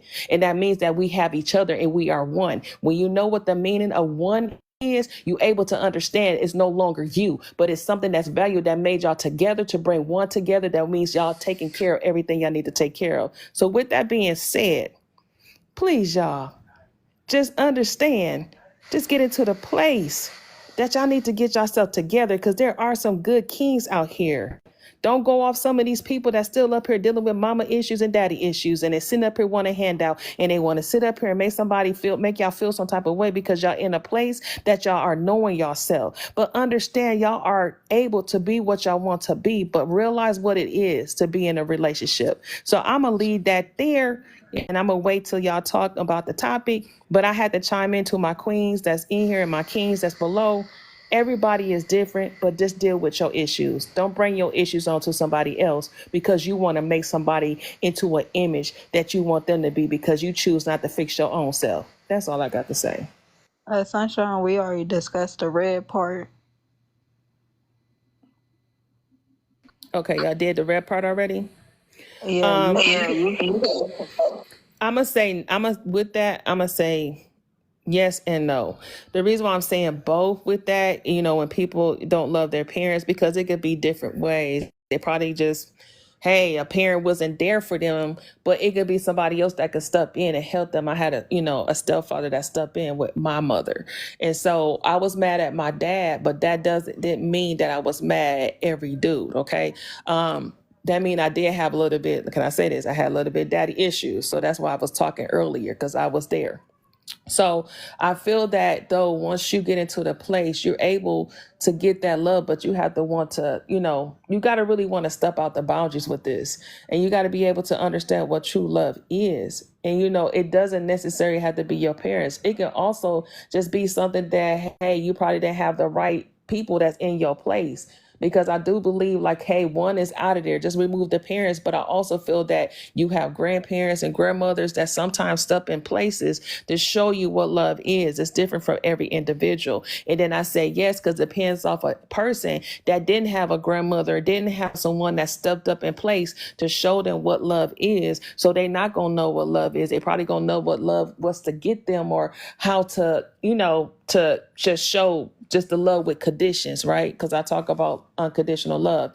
They'll just know what to love you with conditions, what you can do for them, because they don't know what it is to truly love you because no one truly loved them. So it can go back and forth. So I'm going to say I disagree and agree, because some people do have like a step up person that steps in and handle that and also show them, hey, there's another way to go. And then also some people don't have a step up individual. So therefore they don't know what it is and they trying to find it, but it's not sticking to them. So it can go both ways.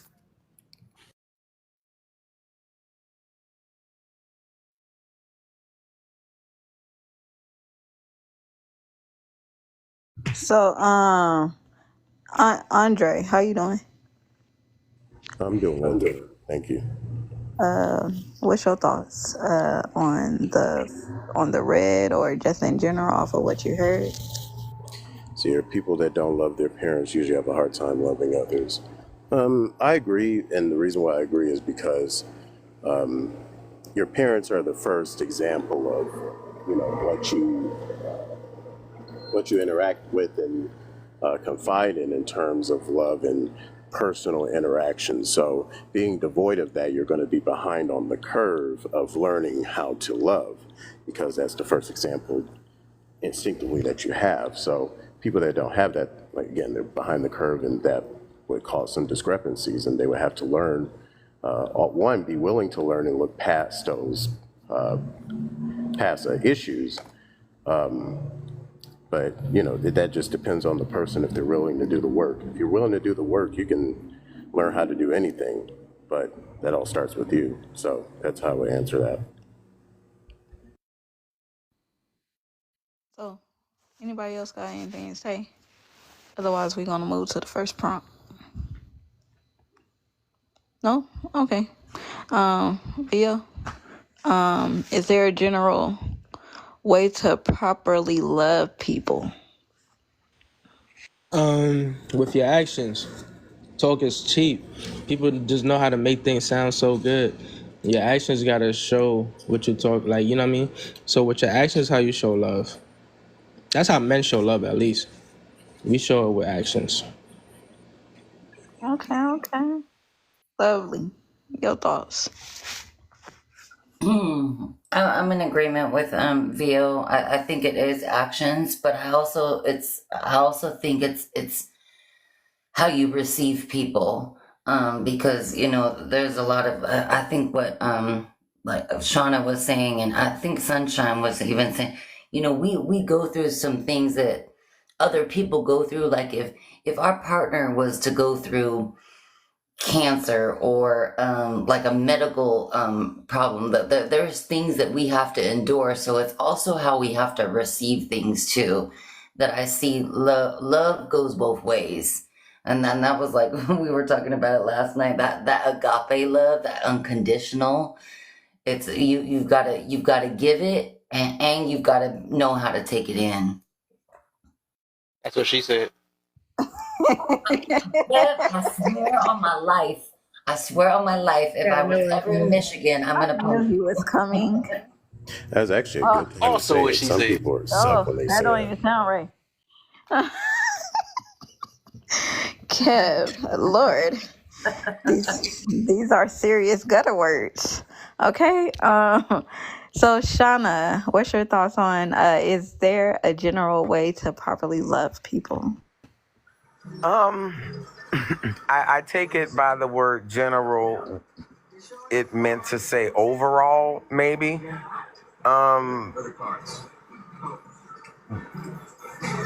I don't think so. I think every person needs love shown in their way to be able to receive it properly.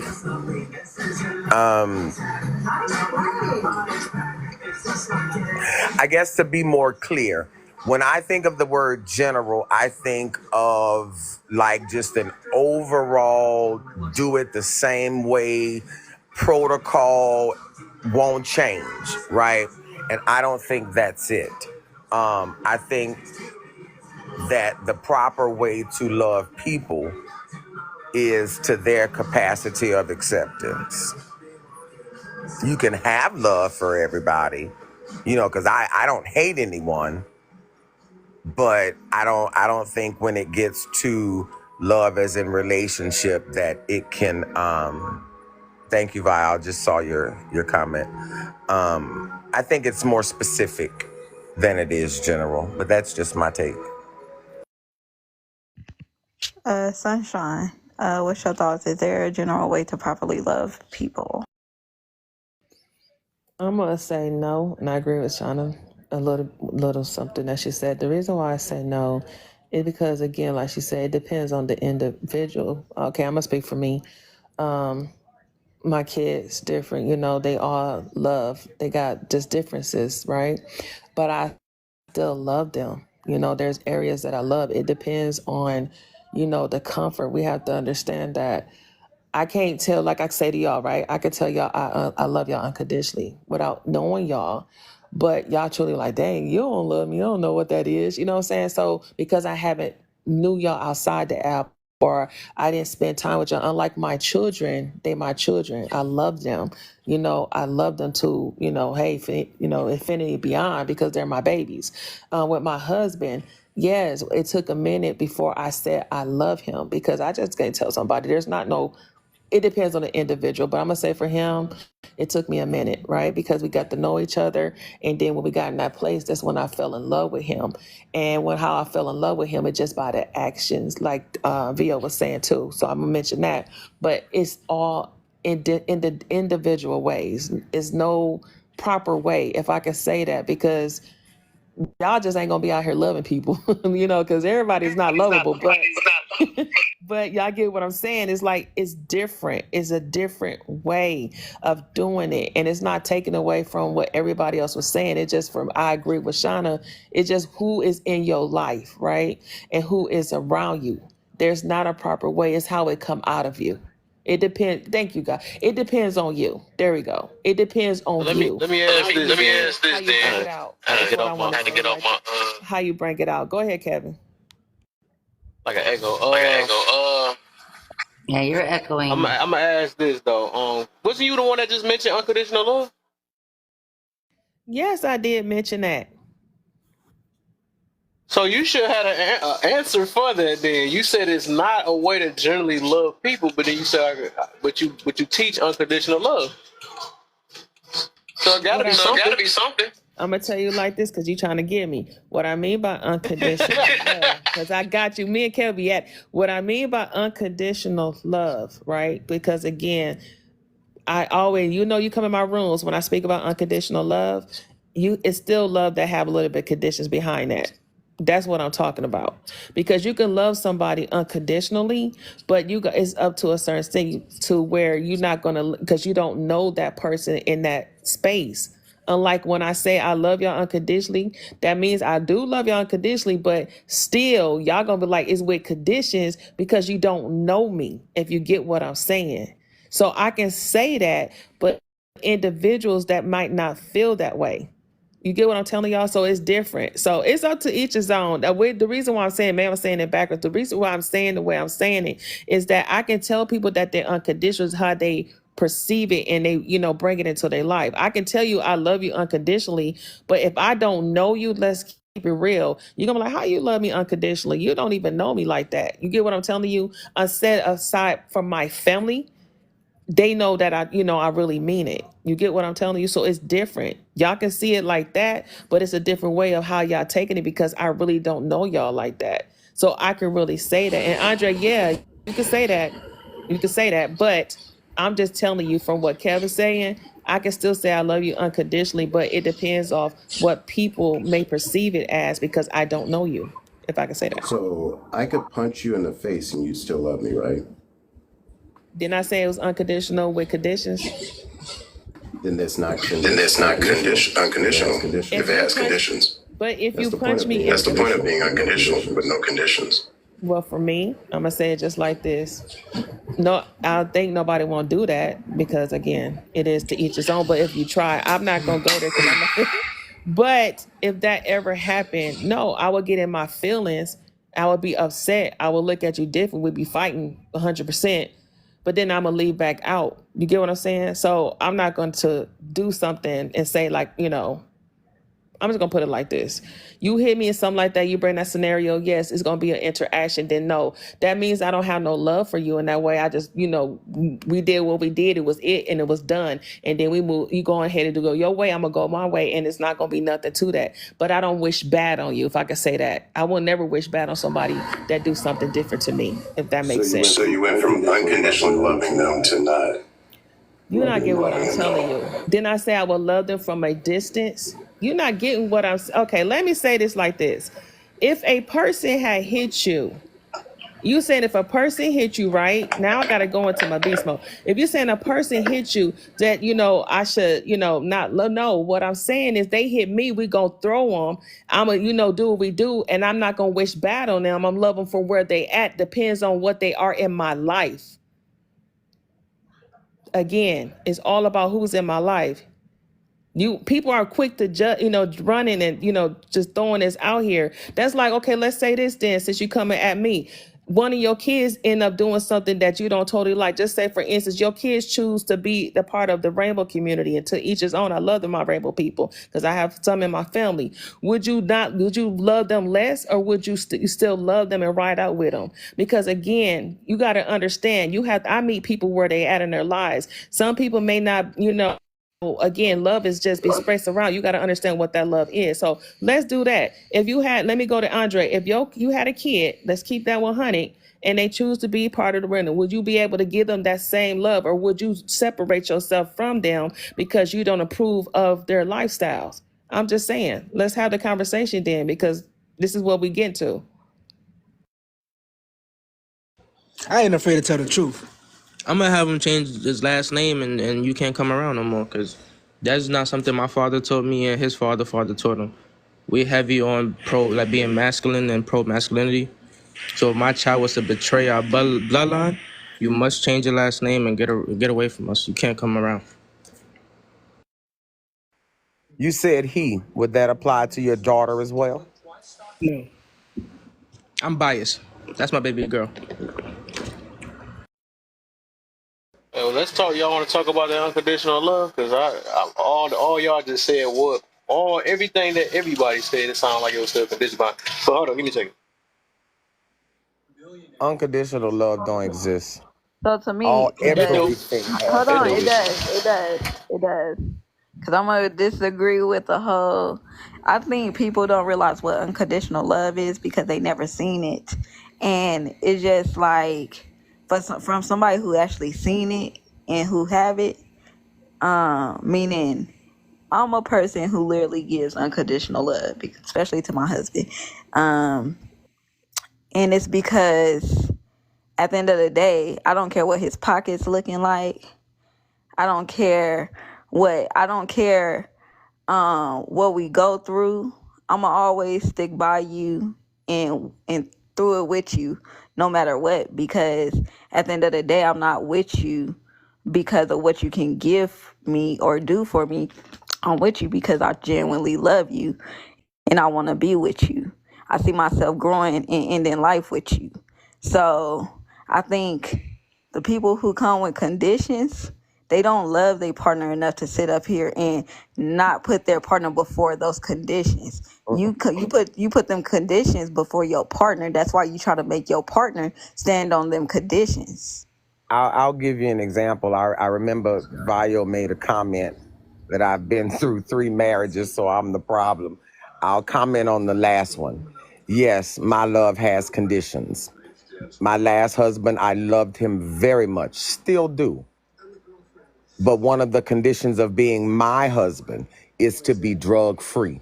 So if you choose heroin, you don't love me, I have a condition.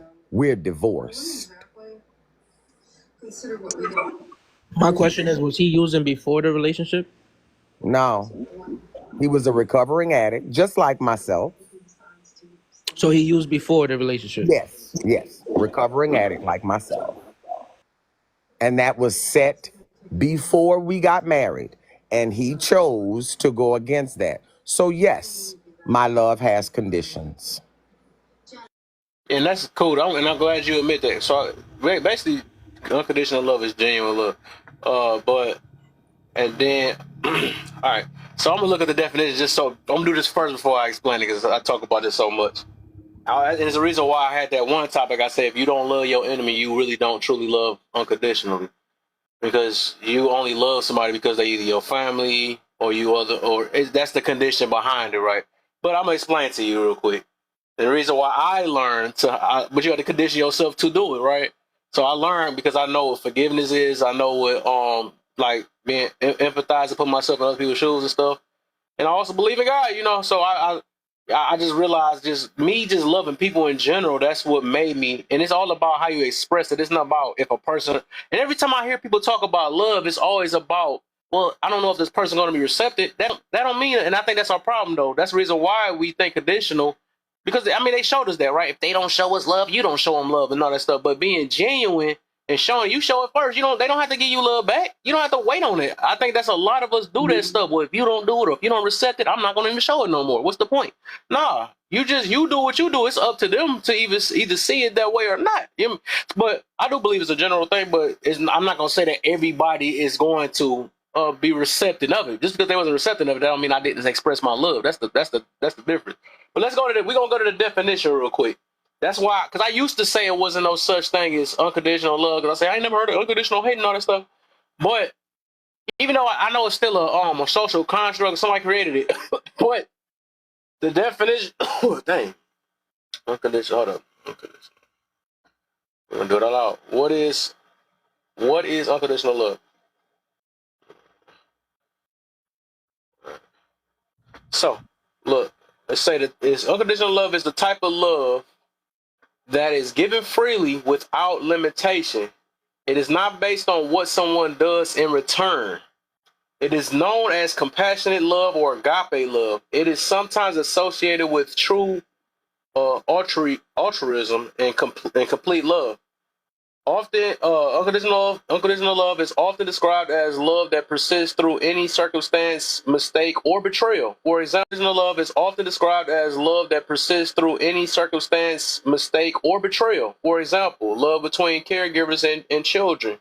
And a child is often cited as a prime example of unconditional love. Unconditional love can benefit you even through when you're not expecting anything in return, right? That's our problem. All of us waiting on return. And I can get it. Everybody grew up a whole different way. We got traumas. We got all type of stuff. That's why this topic is the way it is right now. However, it can be unhealthy, damaging, and destructive if it exists with no boundaries. So the key word I keep hearing is boundary. It's not saying it's condition. Oh, dang, I messed this controller up.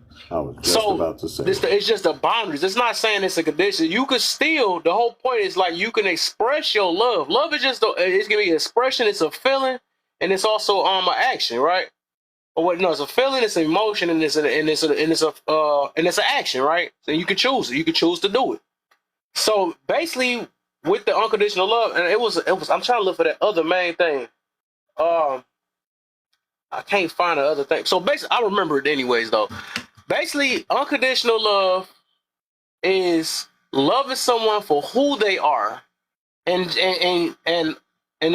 just love in general, right? Or the conditional love is loving with somebody for what they can do, right?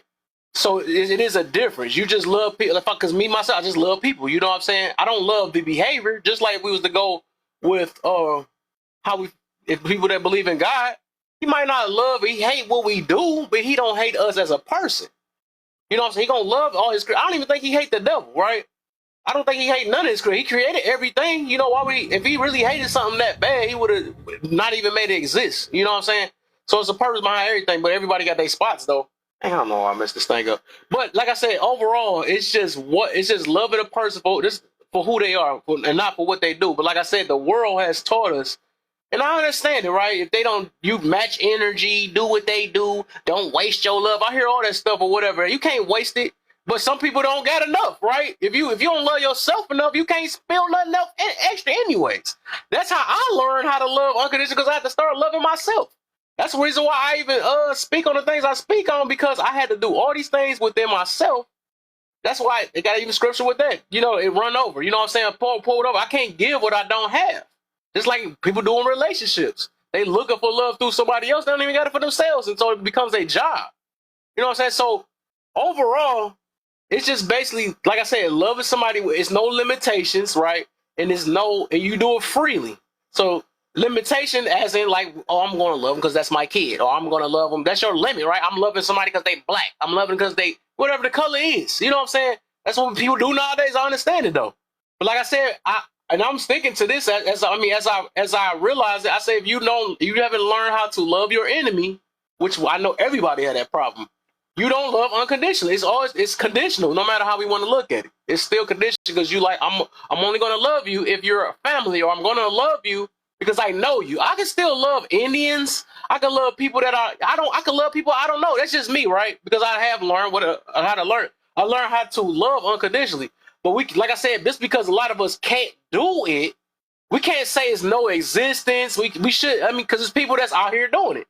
I'm pretty sure, like even them, the hippies and all that they love peace and happiness. You know what I'm saying? They just doing that stuff way before us. Hey brother, hey sister, you know what I'm saying? And y'all be people and our traumatic heads get mad. What the heck are you so happy for? But that's us projecting on them. Speaking of the topic of yesterday. We get mad because of the love that they're expressing. That's an internal issue within us. But they know how to love. They didn't have to know us. But that's our defense mechanism, because we like, man, the last person that did that hurt us. Or the last person played me. But we put it on everybody else. But like I said, once you start loving yourself, understanding what all this stuff is, you can be just like these hippies. You know what I'm saying? That's why people be like, man, you coming off condescending. You coming off, no, this your projection. That's you, how you feel about me, because you would do that if you was acting like that. Because you love fake. You see what I'm saying? You do that. So everybody always put themselves on everybody else. That's why I'm not putting myself on everybody else, because I realize everybody have not conditioned themselves to do what I do. Because it took me, I done took 4 years to myself plus, right? No punani, no none of that stuff, right? Because I wanted to learn to love myself. I could tell that's everybody cannot function without being with somebody. That's why that's why they talking like they talking now. You know, because if you can't stand being alone by yourself, like I always say that too. You can't stand being by yourself. What make you think anybody can stand being with you? You know what I'm saying? You can't even sit alone by yourself for a couple minutes and you thinking about negative stuff, mad stuff. You gotta always have something running, all that stuff. You think somebody else supposed to deal with that or be your healing for that? You gotta figure that stuff out. But just like I do agree with my man's yesterday, I do believe all of us is here to help one another. Like it took me to listen to other motivational speakers. It took me to listen to all type of things. So it still took other people. That's the whole point of having so many minds out here and having so many, because that's the power and diversity. I learned that some years ago, right? Because there's so many styles, so many ways. Just like I believe in so many ways of love, but people over here with this love language thing, it's only 5 ways to love. I gotta go with these 5 ways, which I believe love is way beyond that. So God Himself then gave us 600 and some ways to love Him, because He just said follow His commandments, right? He has 600 some commandments.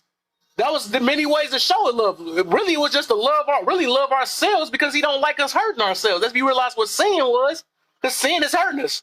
Sleeping without marriage, right? Everybody got a problem with that, but you don't see how these numbers jumping up and everybody, I'm a baby mama, I'm a baby daddy, and all that other stuff. And why you on this app talking about I hate men and all this other stuff? It's that God wants you.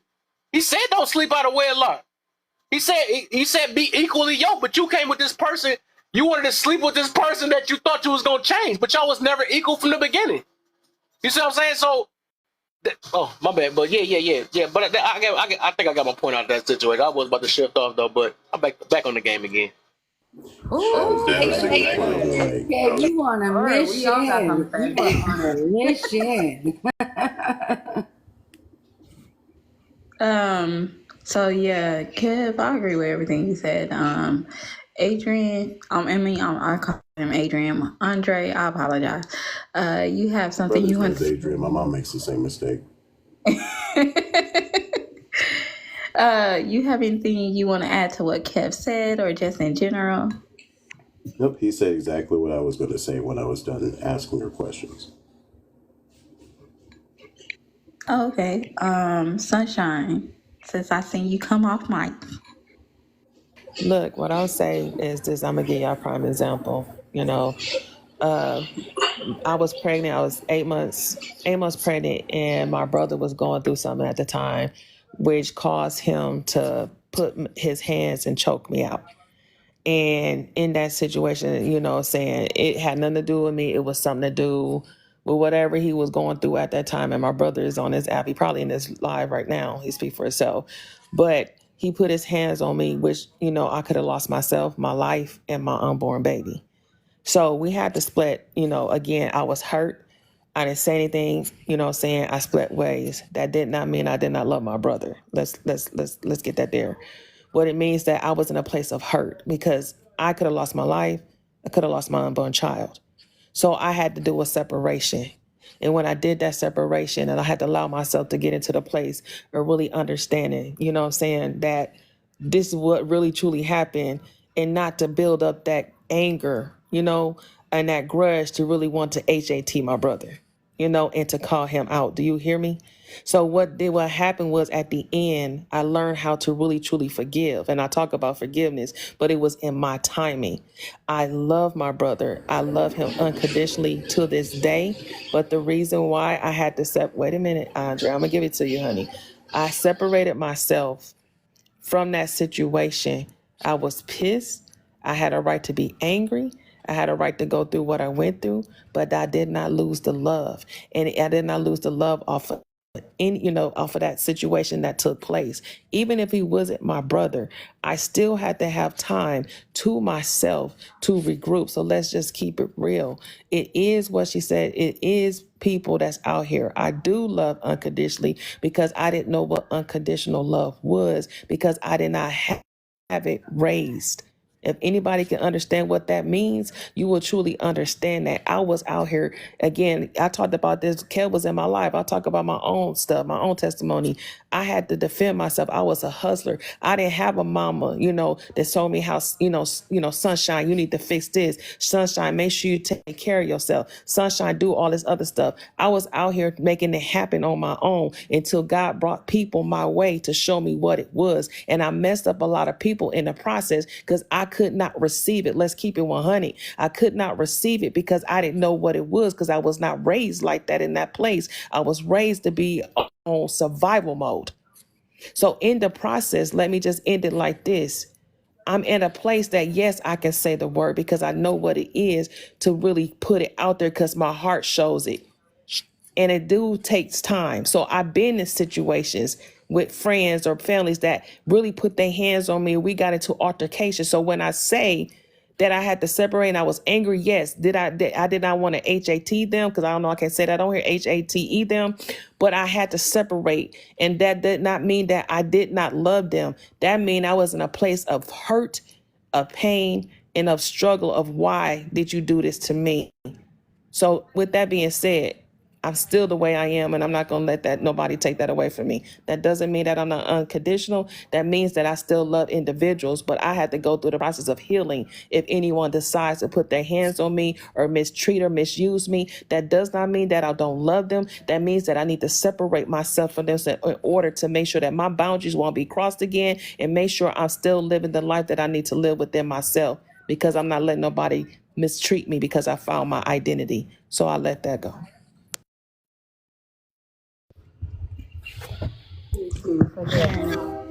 Hey, cousin. What's happening, y'all? What's up, Kim? Hey. Hey, cousin. What's going on, everybody? What's going on? Hope everybody good. Hey, brother. I just gotta say, man, nobody on this planet loves unconditionally. What are we talking about? Do you realize what a condition is? Do you realize that if you loved unconditionally, that means that you love every single person with no limit? And that is a crock of shit. So let's just call a spade and stop saying this sounds good. Now we may love idealistically, right? You have like a love for humanity, and okay, but even that has a limit. We can go all through history. We could talk about, if that's the case, I'm gonna ask everybody on the panel, do y'all love Andre unconditionally the same way that you love your mama? No. The same way that you love your I think I see where you're going, cousin. Do we love Schmittler the same way we love, if somebody was out here serial, sexually abusing children, do you love them unconditionally the same way that you love your brother? The same way that you love? No. The fact that if we say that, even if we said, let me just say this, even if you said that you loved your mom unconditionally, right? Let's say that was a thing. Let's say that was true. Or you loved your brother, you love your child unconditionally. The fact that you don't love every single person unconditionally is a condition in itself. So you see what I'm saying? So we could say maybe we're capable of having a love unconditionally for something. Maybe that, I almost would say that, but even then is kind of sketchy. But to say that anybody can love unconditionally is not humanly possible. I think that is the reason why people worship, or they think in higher powers, because that is the only thing that will be capable of doing such a thing. That's something that reminds me of, cousin? So I just wanted to say that. That reminds me of, cousin. I put this in the chat earlier, and I don't know if anybody caught it. There is a difference between being in love and showing love. So, like, let's say I go to the gas station and I'm just nice and I'm loving, like, to the people that are around me, like a customer service type of point of view. The gas station, the grocery store, just out in public. I can show love, but being in love is different. I think that's where we're seeing a lot of confusion. There's this in love and there's this showing love. But do you show love to the same people all the time, or is there different people that you show different love to? I mean, that's something that we can talk about. Like, that's subjective what people think of it, right? If you look at the definition, it's just an intense feeling of affection. That's love, period. Like all that extra shit, all that extra that we put on it, that's our own interpretations. But the meaning of love is just simply an intense feeling of affection. That's what love means. I put that First Corinthians in there earlier. So what I'm saying is, Corinthians 13 in there earlier. Right. So then now that means that everything else has to have what it means to us, which we could discuss, and that has meaning too. You know what I mean? But like, if we're just saying unconditionally, that means it has no limit. That means that no matter what they do, no matter what happens, you're still going to be, have that same intense feeling of affection. Why somebody says the same? I don't get it. because You can just that's what love love somebody. means. So Don't if have you to be say, no high love. that's what Well, think love, about it, Kev. that's the definition of love, Kev. Well, What? think The about it, love got Kev. to Don't be the say same. I, It's different levels of love. huh? Well, do You you don't. I think don't love my that? mother and my friends the same way. So that mean I love them less or something? It don't That make means sense. that, no, it Well, means think that I about it's a it, love Kev. people condition. different too. Like what the See heck? what I'm Well, think saying? about it, Kev. That Does don't mean it's God not love put though. All of it is still love. No, it's not. No, it's does not. God put limits on our love? Does God put limits on His love? No. But God is God. We So can't so compare you us to saying, God. So like I said, that's that's what I'm something. saying. We keep just because you Right. may not know how to do it, right? That don't mean the whole world don't know how to do it. All I'm saying is that because the definition, because like I said, I used to say the same thing until I looked at the definition. It just say love people for who they are, not what they do. So that means the people that you mentioned, the Schmittler and all that stuff. I love him. I love him because because he's human. I don't like what he did, but I like that he a human, and I probably can actually understand because I heard a little bit of his background that he used to that he got. I forgot what he got teased about or something like. I don't know what happened though. But besides that though, right? Like I said, I mentioned those two main things: having compassion for people, right? Because I feel bad for people that's like that. People that's that got mental issues and all this other stuff. Even the people that make these crazy mistakes or whatever it is, we don't know how people is raised. And like I said, that's why I teach forgiveness so dang on much, because it's like I don't think that all of us, if we got this hard heart and we just like, dang, well, that's why I think I seen my man say that only God can do it. Well, that's why God trying to get us to be that way or try to figure out how to be that way. That's why he told us that was one of his last commandments was basically love our enemy too. You know what I'm saying? Love ourselves, our enemy, everybody basically, and love God. But that's because he said I used to say don't love your enemy, but then he changed it. So the whole point is like basically like it's like them not matching energy or being general. I don't have to just because somebody. That's what I mentioned earlier. Just because somebody don't love me, that don't mean I don't have to love them. But And like I'm saying, that's our problem. But I get it though. If we went all these years loving conditionally, and then we think everybody else can't do it, I can get it. No. What I'm saying to you, Kevin, I'm sorry, I'm saying your legal name. I'm saying Kevin. Listen, Kevin. But look, I'm saying if you say to me that do you love everyone on the planet the same way that you love your mom? No. Okay. That Do that mean I don't love them? Listen, that in itself is a condition. Period. What? That's a condition, bro. That's what I'm tell you. If you say that there's different levels of love, that's still a condition. You can Different say levels that of you still happiness love them. too. No, Kev, listen to what I'm telling you. Here, I want you to hear this. This is common. This is why I'm trying to break it down, right? That's not me arguing. I'm just saying. When you say, when it's unconditional, that means there is no limit. That means there is no boundaries. When you have a boundary or you have a limit, that automatically means it's a condition. I'm not saying that you can't love everything in its perspective. I think that's possible, right? But when you say love unconditionally, that means that you just love and it's boundless and it's for everything. And we are not humanly possible. It's not, we don't, our brains don't work that way. We have to categorize stuff. That's how we survive.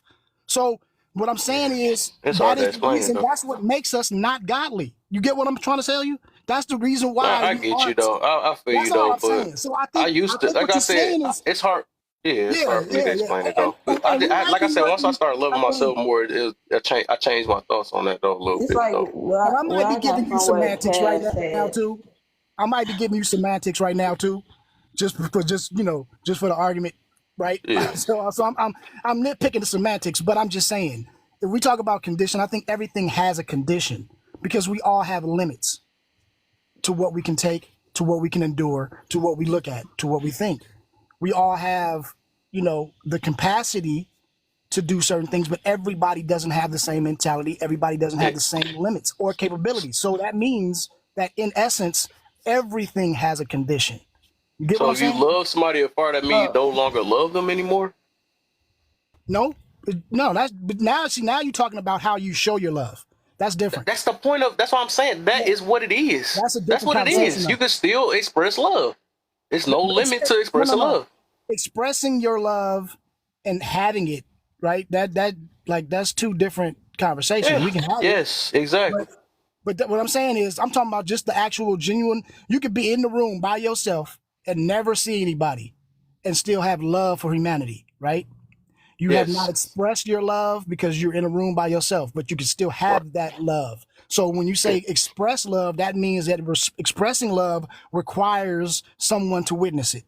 So that's a different conversation. If you're just saying that I love unconditionally, that was the only thing that I was talking about, because that right there requires something that I don't think that, you know, us as humans, as flesh and we just not capable of doing that.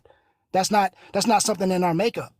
And I was being a stickler of it because, you know, I think we had this conversation before, so I was just fucking with you a little bit. But I'm just saying, if we really break it down, everything has to have a condition, because that's, you know what I mean? That's the Yeah, I don't know how to explain. I don't know what to call it. I'm gonna call it a different name than just genuine love. I guess I say that then. I do it because I want to. No, I don't have the condition is not waiting on somebody to love me first. Then I don't try to match energy. I try not to. Some days I do. But I'm just saying, like, overall, I know how to give love and have love for people without them having to do anything for me, and that's the whole point. I think think you would be better to say people you have wait a for some selfless. people to do something for them where that's where the condition is at.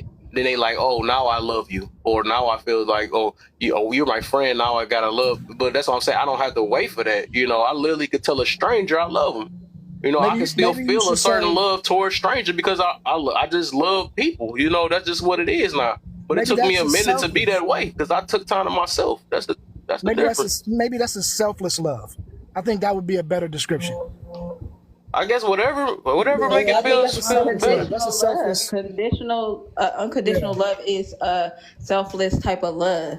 It's you sitting up here doing something out because you want to do it, not because your partner got to sit up here and be like, oh, you got to take care of me. You got to pitch in $500. You get what I'm saying? To be around me, you got to sit up here. Like, people, when it conditions is literally where a person is telling you, oh, if you want to date me or be around me, you got to take me out.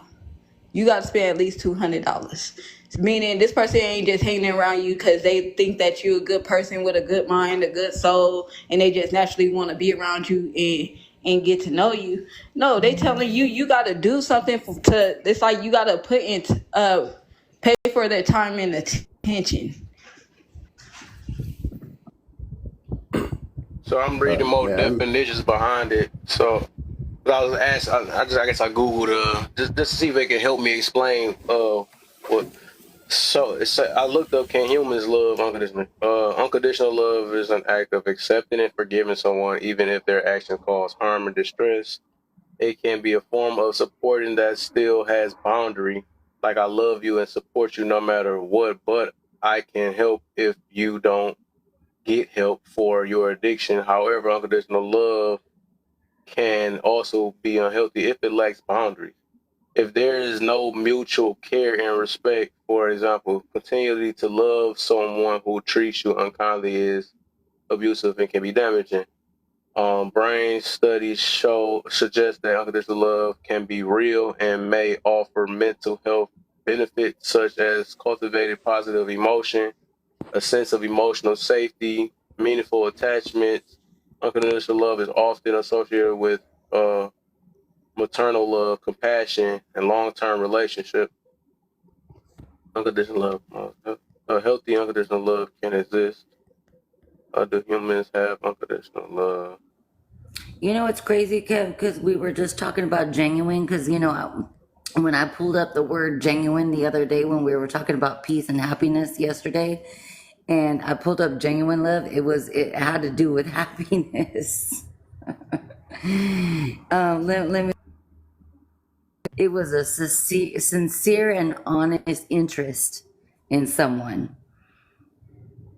When it was talking about genuine love, so it was kind of powerful how we were talking about, because you know how I am with words and always bringing that up. It had to do with like the well-being of somebody or the interest. Just because, like, think about it. Do we show love to strangers, or do we only show Some love people don't.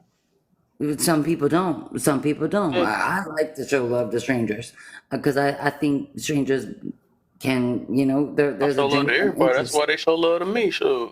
Right, right, Some of them right. do, some of them don't. But I'm not about to just waver because there's a couple mean heads out there. So there's that I even do it. genuine love that you can give to you can show love to other people. Just because you are who you are, you're giving that love to other people, and sometimes that's what changes people. A lot of people don't realize the love that we give to other people because we're genuine. Actually helps change that person or helps, maybe it maneuvers them onto a different form of their life. Who knows? Even if they're a stranger.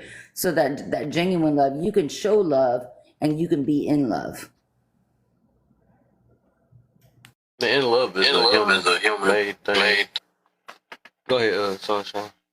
I want to say this, we focus on, do anybody know, there's many meanings of love, right? Besides the dictionary. Do y'all know what really, I'm serious. Do anybody know there's a lot of definitions of love.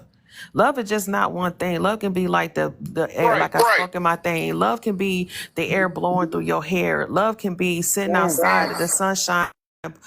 Do y'all not know it's so deep? It goes, and I do poetry. Love can be sunshine going onto your skin. Love can be just feeling the rain on the most, the rain just falling down on you or laying on silk sheets. Do anybody go so deep into what really true love is within themselves? When I'm just speaking for me, when I start knowing what love is, it's so much within me, so I'm able to give. That's why I can understand what Kev coming. When Kev broke it down, again, that's unconditional love. And don't ever second guess yourself, Kev. You said what you said. See, many people, like I said, everybody got their own distinction. You speak for yourself. Don't speak for me. Speak for yourself because I know I've been there and I know what it is too. When I already told y'all about my testimony with JD, what happened to my uncle. I told y'all that. And I did not want what happened to that man. And I still did not want what happened to that man to take place. And y'all know what happened. And Kev, I don't want your, lie to get banned. And it's deep on that situation. You know what I talked about with JD. So again, y'all, it's all about how people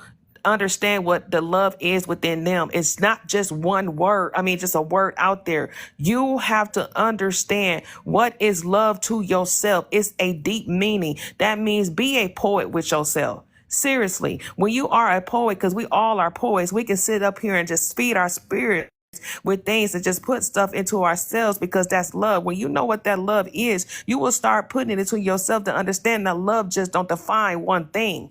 Love have many things. Love is out there with many meanings, but it's up to you to understand them things. So where I'm at in my life, the way I am is who I am. And I'm not going to let somebody take that away from me. You have your thing, I have my thing. But I know that, hey, where I'm at is unconditional. And if you don't believe that, oh, well, to heck with it. Because I'm not here to people please to tickle nobody fancy with me. But it is what it is. Because I know there's individuals that's out there that really is. Because, again, if you can get out there and reach a person without saying that they smell and giving someone something out the grace of your heart, you loving that individual, not even sitting there. You end up, a person could be on the street and something in your spirit like, get that person a ride, not knowing it can be an angel in disguise, and that person telling you thank you outside. So again, it all depends on how you perceive it and how you use it. And if you use it to the situation of that's your own life, then to each his own. But for me, I've been there, I understand, but I'm at the place that I don't want that love that was given to me at my early age. That's why I'm glad that Kev, you have this topic about people really need to go deal with their traumas and understanding the different levels of forgiveness, because people don't understand there are different levels and stages of forgiveness, and they think that you can forgive overnight, and then you really don't want to forgive and want to hold on to anger. So you thinking that everybody is your problem. You thinking that everybody that laid down with you, made you mad and all this extra, and you throwing that all off on people. Yeah, go fix yourself. And yes, I do agree with therapy. Yes, I do, but not the ones that don't want it, but those that do need it, please go out and reach therapists. Go get a psychiatrist if you need one, because some people do need meds. Because at the point in time that I see all this foolishness and people just really don't understand that people really out here really, truly, truly, really loving, because they've been in situations where they didn't have that love. And now that they know what the love is, they're able to give it unconditionally, because some people was always loved with conditions their whole damn life, like me. So when it comes to me, hell yeah, it's unconditional. And I'm going to leave it as that. It is what it is. Yeah, can I add on to Sunshine? I Because I have to drop down. Because Sunshine just like spit bars right now. And one thing that you said when you talk about love and like what Kev put on this red topic, because we can never really get past the red topic sometimes. And if your love isn't coming from your parents, sometimes you have to create that in yourself. Even the Bible says, "Seeking you will find." You know, so sometimes you have to seek that love. You have to create that love. You have to give yourself that love that everybody took from you or that you never got. And you got to give that back to yourself so that you can give it back to everybody else, or so that you know how to receive it. And however we're trying to do it. But a lot of people are not giving themselves enough power, or the Most High's enough power to be able to build that love within themselves so that they can give it out to somebody else. So I just wanted to speak on that, Sunshine. I appreciate you for bringing that up, you know, because a lot of people do want to say, well, I've never been loved this way, so I don't know how to love this way. Well, you better figure you need to create it. This is the identity crisis that we talked about earlier. It's like sometimes you just got to find it within yourself, because if you're always constantly questioning, this isn't what life should be like. I wish I had more love. I wish I had better relationships. I wish I had better people around me. No, you have to create that within yourself so that you can know how to, like what Sunshine was just saying, so you can know how to receive it. You got to give it to yourself. So you give it to yourself, and so you know how to receive it too. Could I just say this real quick? Because I'm gonna drop down. Oh, go ahead, cousins. I want to listen. I just wanted to say, because you know, there are. If you've been on this panel for a while, we know that we go back, and it's two different discussions that happen a lot. One is the root of what it means or what it is, and then the other discussion is what it means to you. And so let me just say on the record, there is a definite, meaning and definition of love and all of these things that we're talking about, which is what I was talking about in the beginning. However, that doesn't mean that it discredits, or that I was trying to discredit, what that means to anyone individually. Okay, because we all have interpretations of what love means to us and what that looks like. So, to Sunshine, I don't know if that struck a chord. That wasn't what it was meant for. You know what I mean? Because I do understand what she's saying, and I think a lot of what you were just saying, Lovely, that's the display of love and how it works with us, like how we interact with love. That is the thing that we have to practice, right? That is the thing that we have to have, training for, therapy for. How we receive it, how we give it. Those are the actions behind love. That's what we have problems with. It seems like nowadays, right? We don't know how to display it. We don't know how to interact with it. But what it means to you, however you describe it, and however you choose to I guess tell or say what it means, and that's on you, right? And I can respect that regardless if it doesn't even have the meaning in the dictionary. If that's what it means to you, and that's what fulfills you in your soul, then you got to roll with that. So, I'll go back and forth with Kev all the time because we do this a lot. And I think we've had this discussion a couple of times. And we'll get into the dictionary and then go here and look at this meaning. And that's just what we do. But if anybody is listening, if you feel strongly that, you love a certain way and that is fulfilling your life, don't let nobody change that. Okay? If it's something that's working for you, that's positive for you, whatever that sounds like, whatever words you want to use for it, use that. But also understand that when we have these discussions, it's nothing personal. It's nothing that is trying to tell somebody that they're wrong. We're just throwing out other ideas so that maybe you can say, you know what, I never thought of it that way. It's another example. It's another, another, I guess, point of view. And that's all we're doing. So I don't know. I just want to say that because it sounds like maybe I might have touched the nerve or something. I didn't want to do that. So you said it's a definite. Definition to love, yes. You said it's a definite. What is it? Huh? You said what is it? Since you said everybody else is more of a personal version. Well, no. Definition? Well, the definition of love is a deep feeling of affection.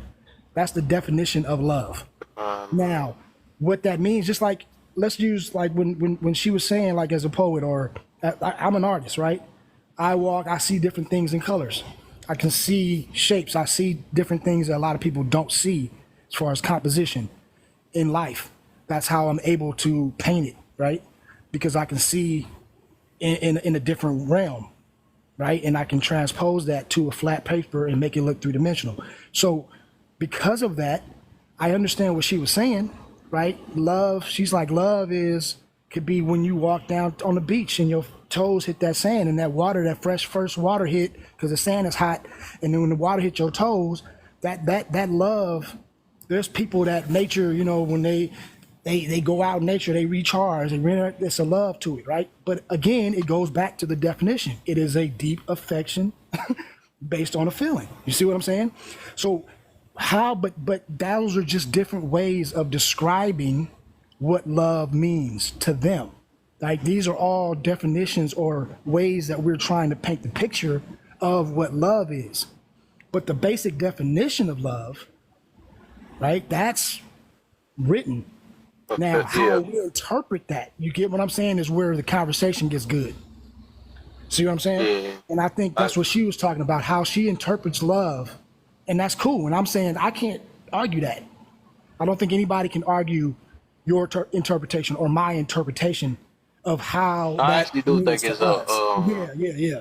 But it gotta be because we can't say it's not. Just like you said, it's a definite thing. I guess there's many ways to express it, but it is a definite way. 'Cause we can't say that, just like people be lusting after people and stuff, and then they call it love, or people that have anger. Like you can't mix that in. I'm angry, but I'm angry. Oh no, actually I'm let's think of a word.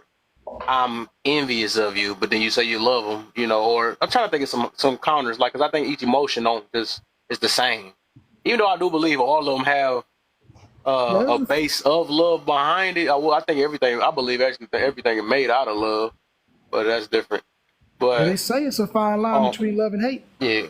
So, And especially like what I believe in too, that kind of confirm it too, because we call God is love and all that, Then I just think about it. I don't know. More I think about it, it just makes sense.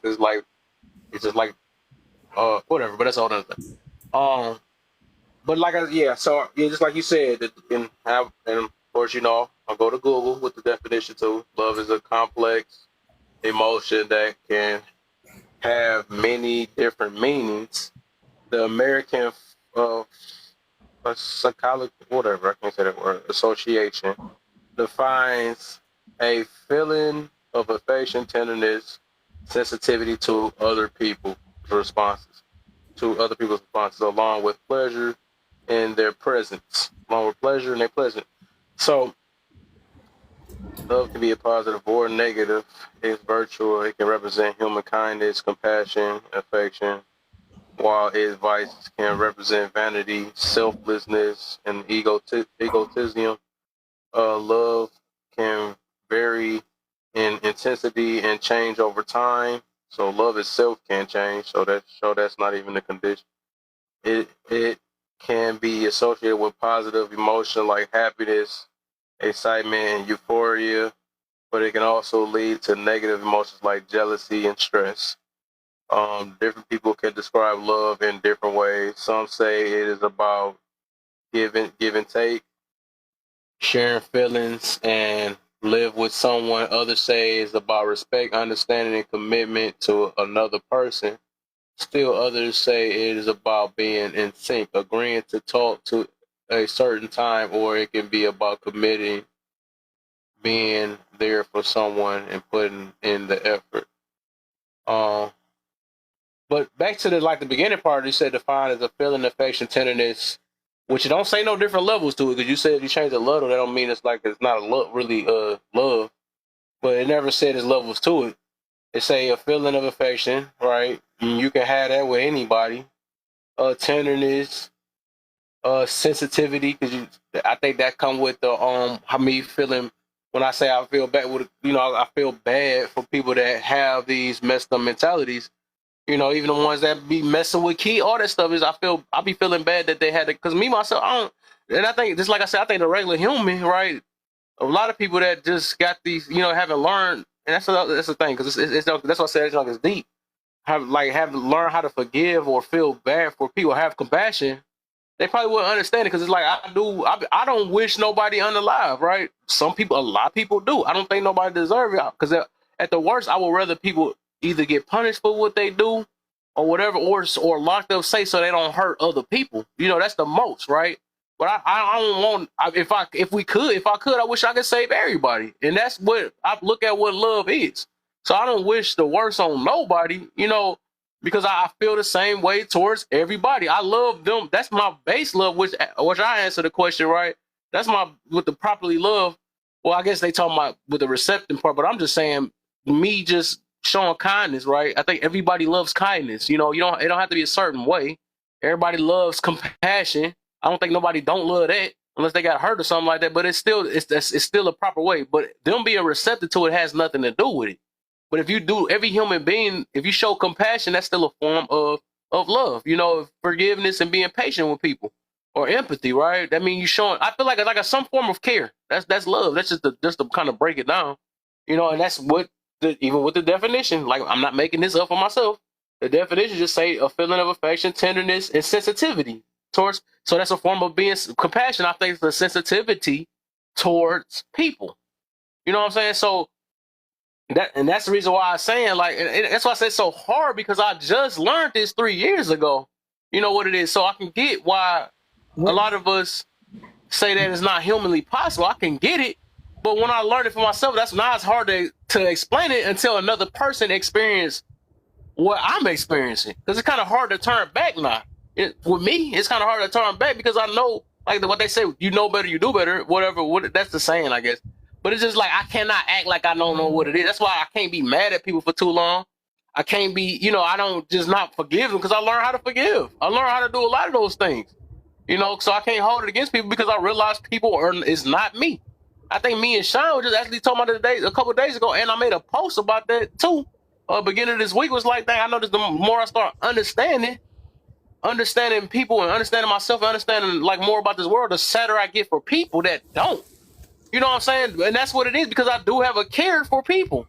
But like I said, it's hard to kind of explain it, because everybody is not me, but it's like I wish I could break it down and show you that it is possible, and it is not just me, right? I mean, it's not just my definition, but based off the definition, this is what I do with everybody. It really don't change. I really have sensitivities towards everybody. I think that's what like I said, that's where the compassion come in at. And then what, I don't know, tenderness, I don't know what that. But affection, right? I can literally do that with everybody. Did it say? But wait, what definition did you read? Does it say? Just look on Google. So I put up, look, what is love? They do AI definitions now. I don't know what that. Okay, so yeah, all right, that's why. All right, so what? I mean, because I get it, and I think that's a humanitarian. That's what being a humanist is, right? That what you what you described is a humanist. That's being a humanitarian. That is understanding that, we are all, part of this thing, and everyone deserves the same love, the same care, same respect. You have an affinity for life, right? That is something that I think is I guess it is if you want to call it love, I can see that. I think that's but when it is now from what I from Oxford, When you talk about now, it is a deep,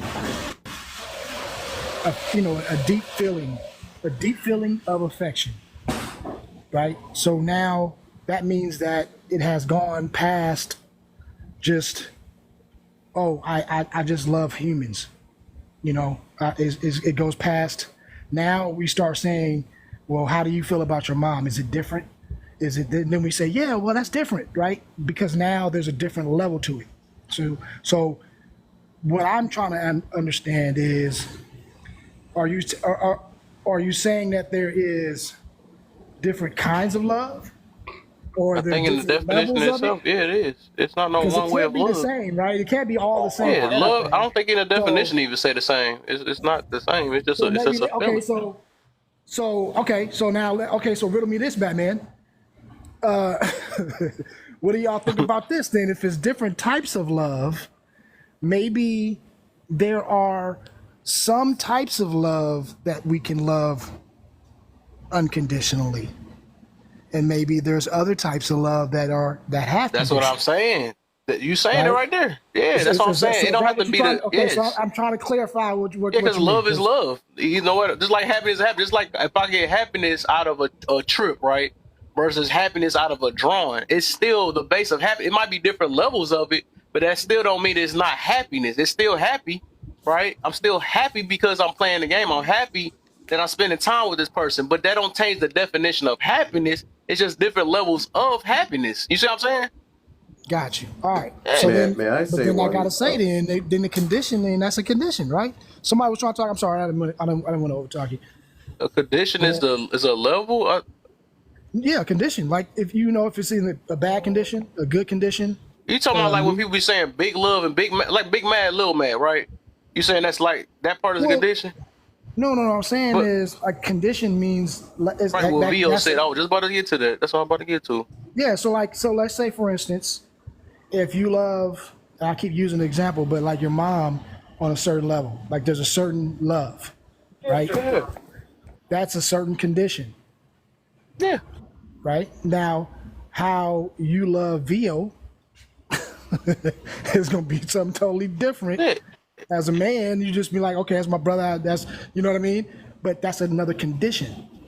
Yeah. Yes. So that's But what the I'm key saying is you word is still love love in him, there. You never took love out of it. It's but still but I love. never took condition out either. You get me?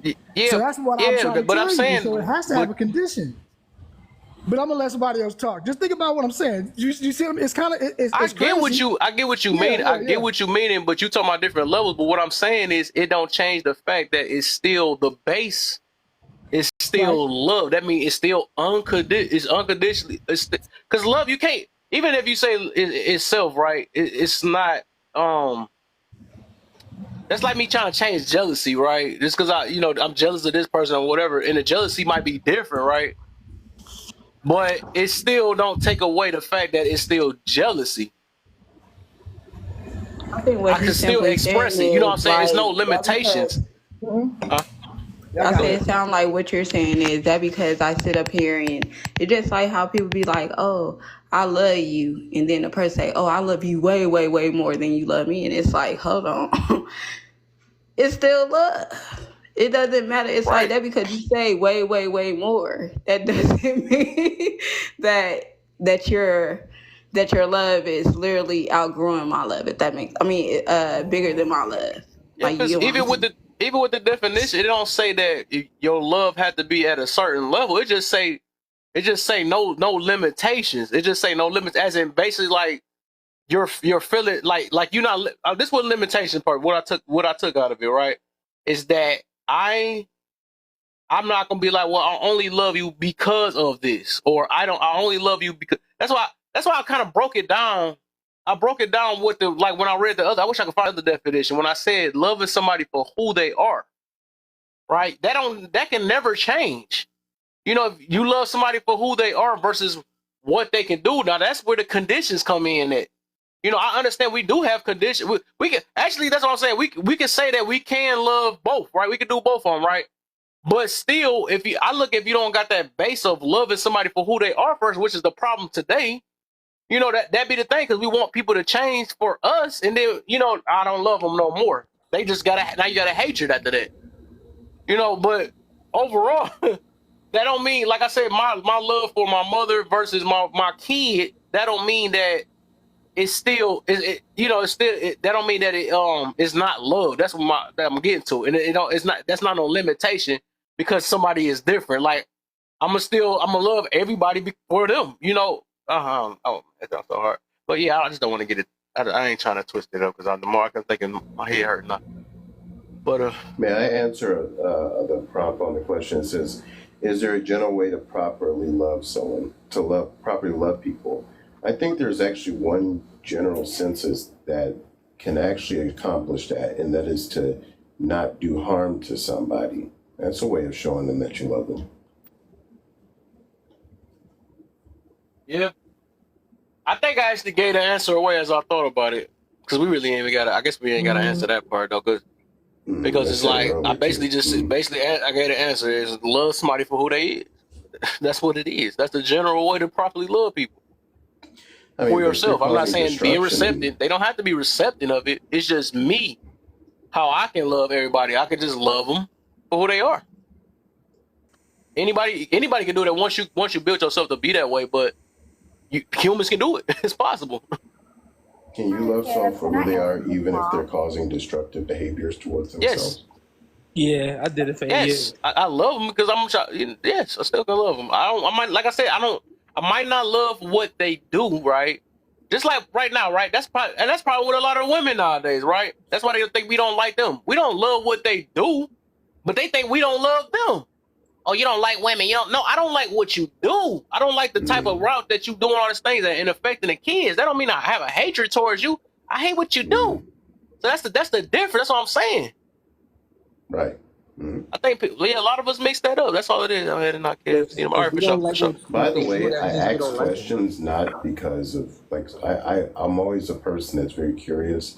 So if I ask True. questions, it's See? not because I have a personal issue. It's just that I'm asking questions. Some Nah, people ain't think nobody that, thought and I'm that. just clarifying that. Oh, trust me, there's been a few. Oh, You make statements, but can I answer the prompt, please? good.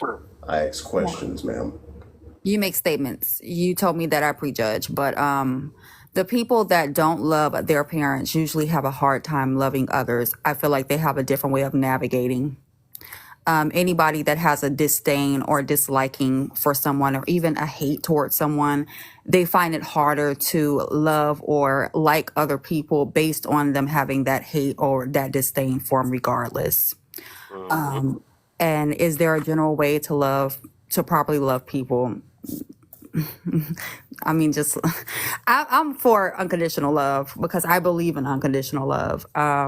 It's universal. You can love everybody without being in close proximity, without shaking their hand, without knowing their walks of life, without sitting down and drinking coffee with them or inviting them to your home. I mean, you can literally love everyone, and you don't have to judge the next person based on what you believe or what you want other people to accept as far as their believing.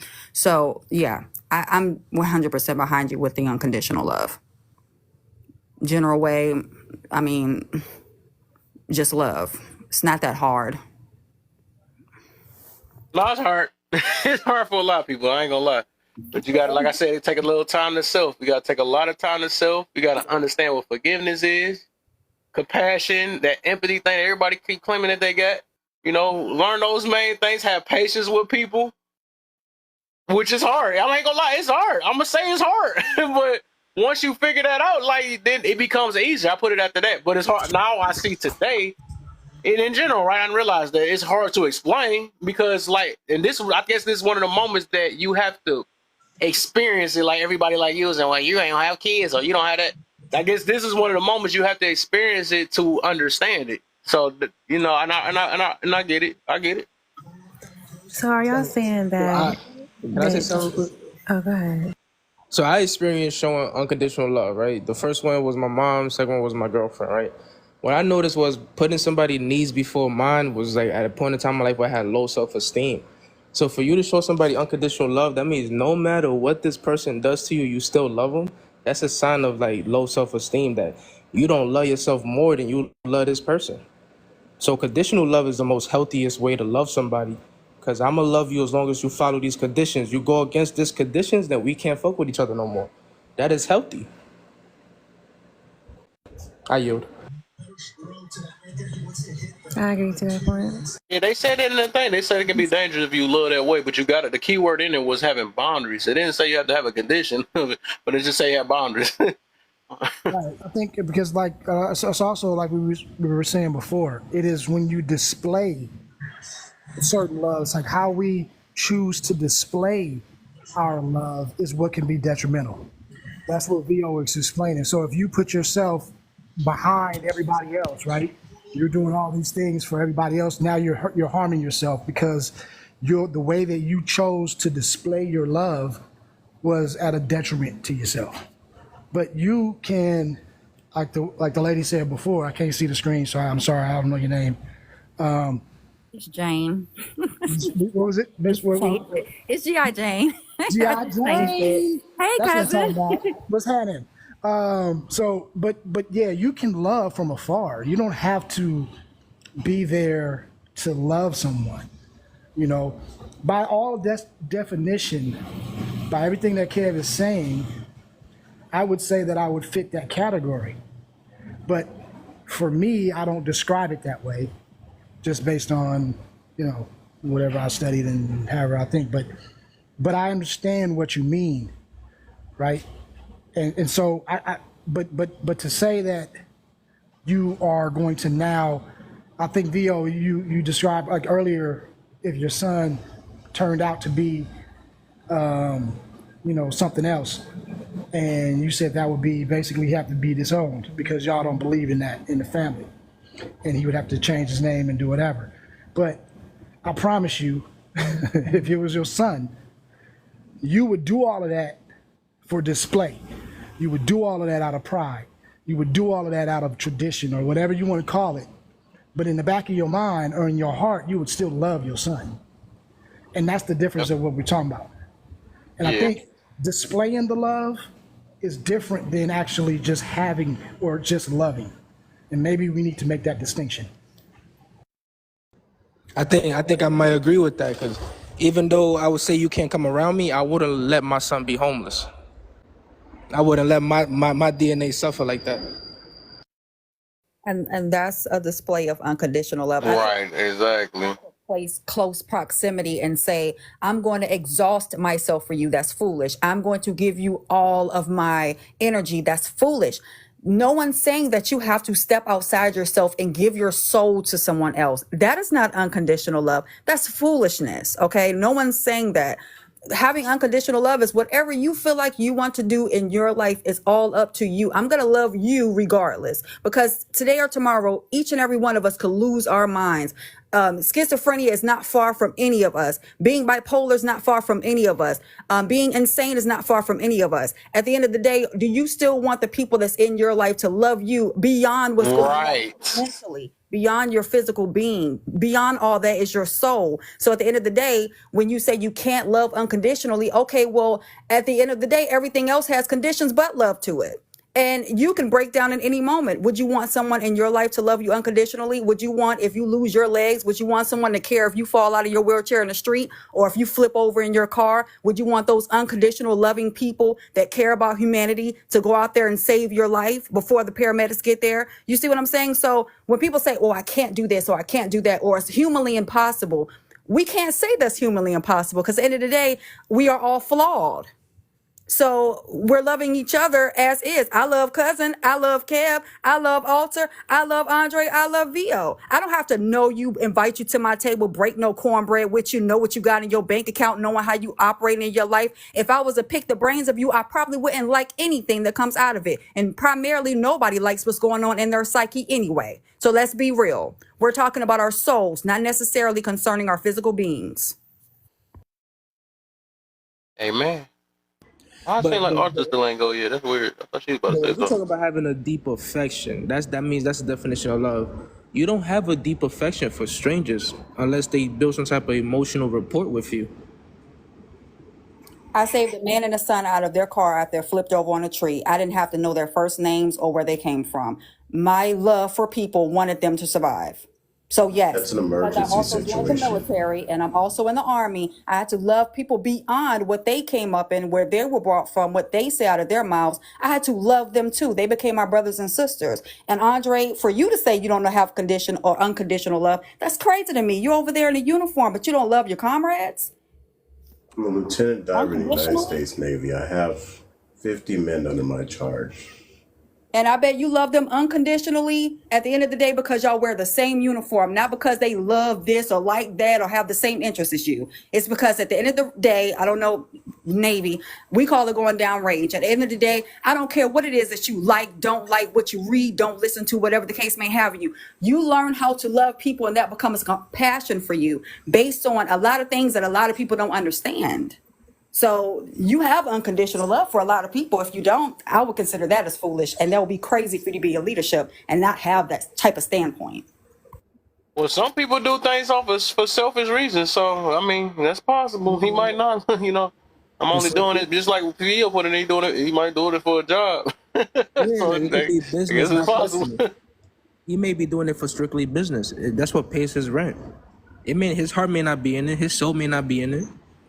That's A true. lot of That's people, true. a lot of people I join will the agree with yeah, that. That is true yeah. because a lot of people become police officers and their heart is not into it. A lot of people become True. nurses and let people die. A lot of people become doctors because a paycheck looks good. A lot of people become lawyers and then give people deals when they could have just got them off because they didn't have the passion for it. The problem is that people wear uniforms all the time, but the compassion comes behind the job. That becomes the job or the career.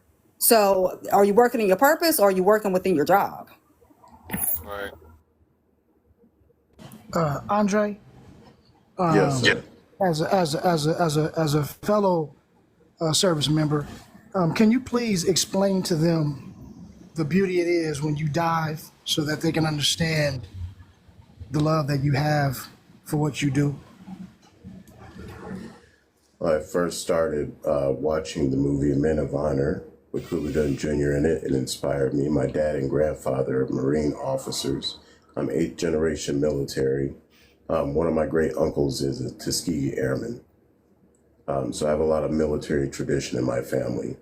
And I would say love for country and love of duty is what made me prompt to go into the Naval Academy as an officer. In the field and when I'm diving, the greatest thing that I can always assure myself of is, one, am I training my fellow sailors the proper ways to do their job so that they're not unaliving themselves underneath the sea? The second thing is seeing them grow and prosper in the field. The third thing is me gaining knowledge and understanding so that I can become even a better leader if I'm not already. The fourth thing is to motivate them in order to see them strive in order for, and also to see myself stride in working towards a common objective. And the fifth thing is to serve my country because I love my countrymen and I love what it stands for, and just beyond What you love your country for? Because it allows me to do what I do. It allows everyone else here to do what they do. Oh, too, so and that be able okay? to That's have where the a living condition that- come in. At so yeah, you okay? So you right? You love conditioning.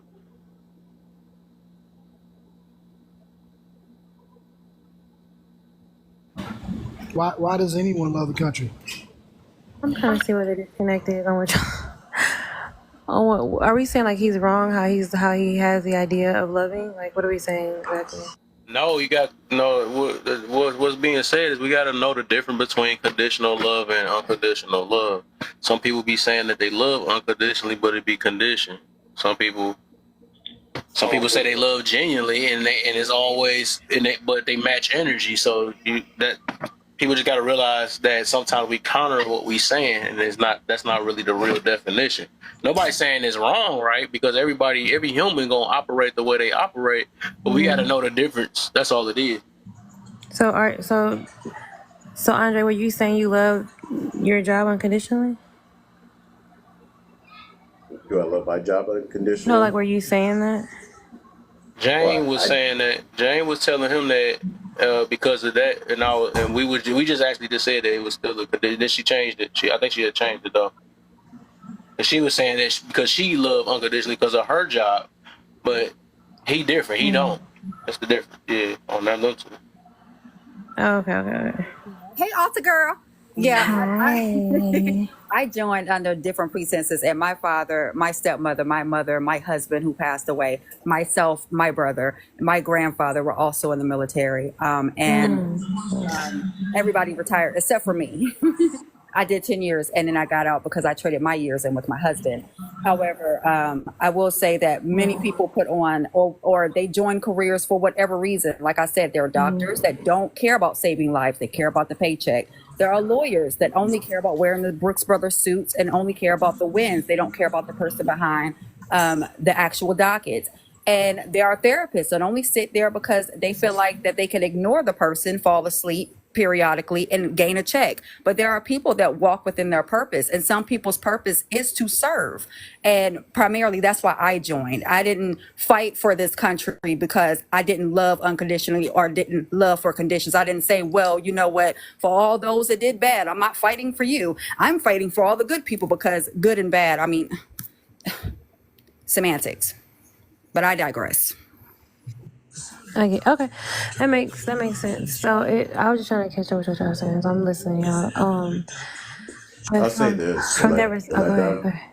I'll say this: when I dive underneath, I enjoy what I see, the marine life and things of that nature. If we're doing underwater welding or doing a salvage dive, it really doesn't matter. I actually like being under the water. It's a very calming and soothing effect. I also like it when I come above. And, especially during the nighttime, if you're ever out on a boat in the nighttime, out in the middle of the ocean, really, really nice to see that clear sky in the night. So those are the two reasons why I like my job. And of course, the obvious, but those are my two special reasons why I like doing my job.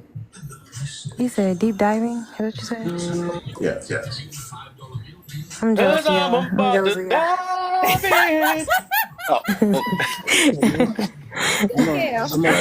I'm currently in my 15th year. Wow, that's awesome. So I'm a security Congrats to y'all that do supervisor. past 10 years. That's cool. I'm a security supervisor, and what I like about my job is I get paid to just observe and report and tell my subordinates what to do. So Oh my God. And there's nothing wrong with you wanting to do that for whatever reason. I've met many of my battles joined for whatever reason they join. The same way people go to college for whatever reason they go in. It's nothing wrong with that. You know what I'm saying? But I do want to touch on this prejudgment statement that you did make, Andre, because I primarily stated before, and you can huff and you can puff. I understand. I'm not somebody that's underneath you. I'm not your subordinate.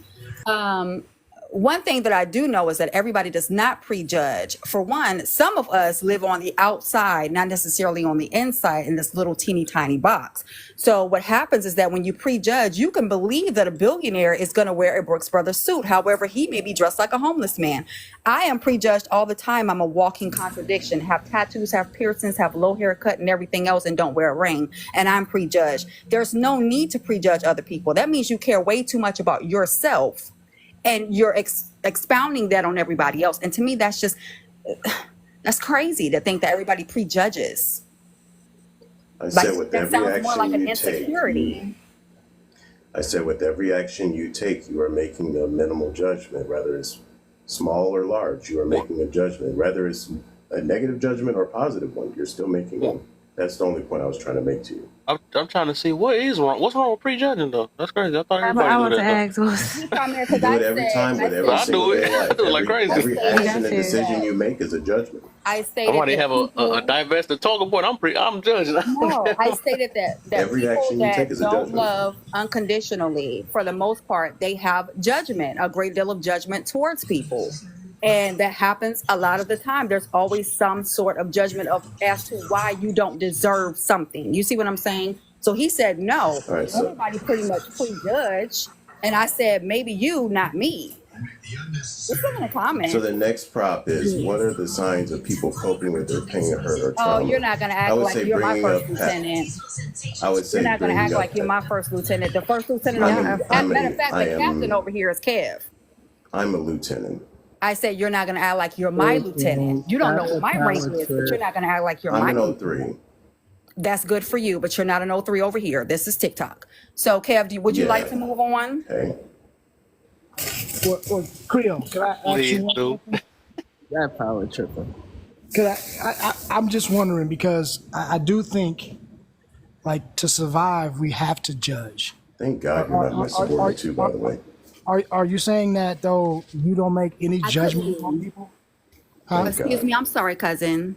I'm No, Army, you're Navy. I couldn't be, but go ahead, cousin. Thank You God. have absolutely no clue as to Thank what I God. was, who I was, Drop down what I again and have, hit the rank this. that I've gained, or nothing like that. But at the end of the day, if you want to sling your balls all around on this app, you can definitely do so. But go ahead, cousin. I'd rather hear from somebody that's more reliable. Still, It's thank God. about to be a what? Soldierfied. Oh, my bad. Well, And we all all three of them soldiers in the corner. Then we got the calm soldier in the top right with his cool hat on. Soldier. I'm just you couldn't talk shit to me. Then we got Sister Soldier. She ain't for nothing. hey. I ain't here to really play no games. But I just wanted to clarify. But do you think Creole that I mean, we all have to make judgments. Are you saying that? Are we talking about? I think it was negative based off his judgments? comment. Or Yeah, it are was we based off talking his about comment. biased judgments or something like that? Is that what we're talking about? Like personal judgments, like people that prejudge every single thing, even prejudge people they don't know. I just feel like that's pure ignorance. You know what I'm saying? That's why the U.S. is in the state that it is right now. I feel like, yes, judgments are definitely needed to be made on a consistent basis, but prejudging every single thing that you see and even other people's lives and lifestyles and what they're wearing and things of that nature, I think that's a little too overboard. I think people care too damn much about the next person and even other Yeah, people's see, you That's lives. everybody. misunderstood what I was talking about. That's everybody anyway. that What I do that, though. mean when I say that every single action that you take is a judgment, what I mean is that every time, like, say for instance, you cross a river just because you don't, you cross a bridge because you don't want to get wet by stepping through the river. That's a judgment. Right. We wasn't talking about rivers. What I'm saying is that unconditional every love. single action you take has a judgment behind it. Right. That's all I was But I saying. was talking about unconditional love. And then you told me that I Okay, that's what you were talking about, and I was just talking about and you commented towards judgments me. in general. Right. Yeah, But you judgments in commented general, right. yes. Right. Okay. You shouldn't have directed. It should have been indirect, like to the comment section.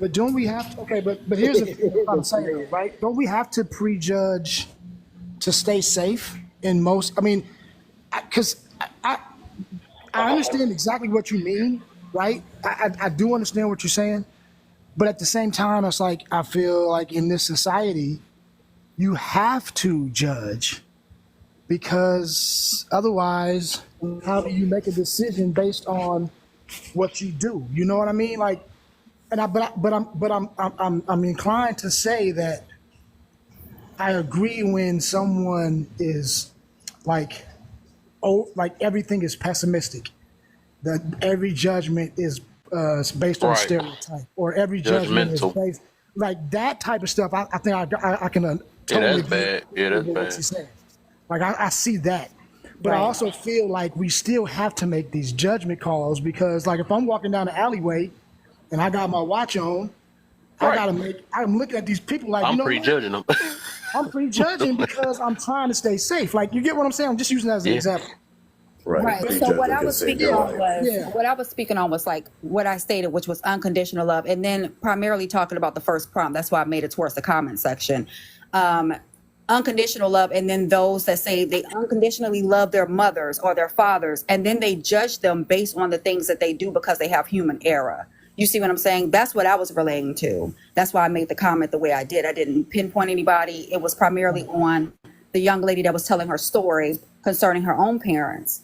And a lot of the times when a lot of people say, well, I love with conditions, and then they put those conditions on human error, like, oh, well, my mom didn't do this when I was growing up, or my dad didn't do that. I feel like those are judgments. Okay, I'll get you on that then. Right. We don't own anything to judge. We're not anybody's judge and jury. We're not no one's gods. So I feel like at the end of the day, we do need to be more understanding when it comes down to human error. We all have them. But And it you was just have got me. like, I had And got you that's at why I first till you say ended that last part. Now only you got God me can on that love one though. We don't have to be. Yeah, I would say we yeah, I don't have to get be it. gods to make those judgments though. 'Cause we can do whatever we want. All humans can right. do that, John. But But some people want to put their parents in hell. You know what I'm saying? oh, Some you people talking about do. like so you talking about okay? That's what I'm getting confused at because it's like Like okay, I get cousins, you. like I say get you that on they that part though. sin or Like say that they're demonizing the people and worst. stuff. Like you any better of a human being or something like that. I guess. Right, right. Okay, yeah, Not yeah. not Okay, that's saying, different. cousin, that people shouldn't prejudge walking down a dark alley. People shouldn't prejudge if you see somebody walking in looking like Columbine. Of course you should. But when it comes down to like judgment and then those standpoints where we're supposed to have unconditional love for those that did give birth to us, and we're supposed to be saying, okay, well, you're not excused for me telling you exactly what you did in a harmful way towards me. But as far as me loving you, I can love you all the way from China. That's not going to change your ways. The burden is still left on you. Me Right. loving you doesn't take away from or add to anything. So only would you God say, has the would you say a good capacity to way? love unconditionally. To try to love unconditionally is to try to play God. And that's not No, true. it's not. That's not Just say you true. don't know how to do it. That's all you gotta say. That's all. I don't get why we just put that on everybody else just because you can't do it. Nobody knows how I to actually do went it through this except for with the Jesus person that's in the himself. comment though, That's true though. Lala. But You know what I yeah, think is true? For you to love unconditionally, you must think you Jesus Christ himself. No. that's projecting again. That's back to this. That's funny. That's the topic from yesterday. Everybody keep projecting. All we have to say is that we don't know how to do it. We don't understand it. And we don't know how to do it. That's all you have to say. But otherwise, it's just, it's a very positive. It's basically like being genuine and actually not waiting on somebody to do something for you to love, which I explained It's about not knowing what it is, 14 it's the times up here. capacity to be able to do it effectively. Huh? Now you got It's what not effectively? just knowing Who made the judgment on effective? Like what the heck? Love it. I don't get it. But whatever. Like I said, at the end of the day, all we gotta say is just a misunderstanding. It's obvious that y'all haven't experienced it. That's why I said this is something people have to literally experience it. This is like when people be saying you got to be have children and all this stuff to understand. This is a moment that you have to understand it yourself so you can get what people talking about. It's possible. You don't have to be God or Jesus to do it.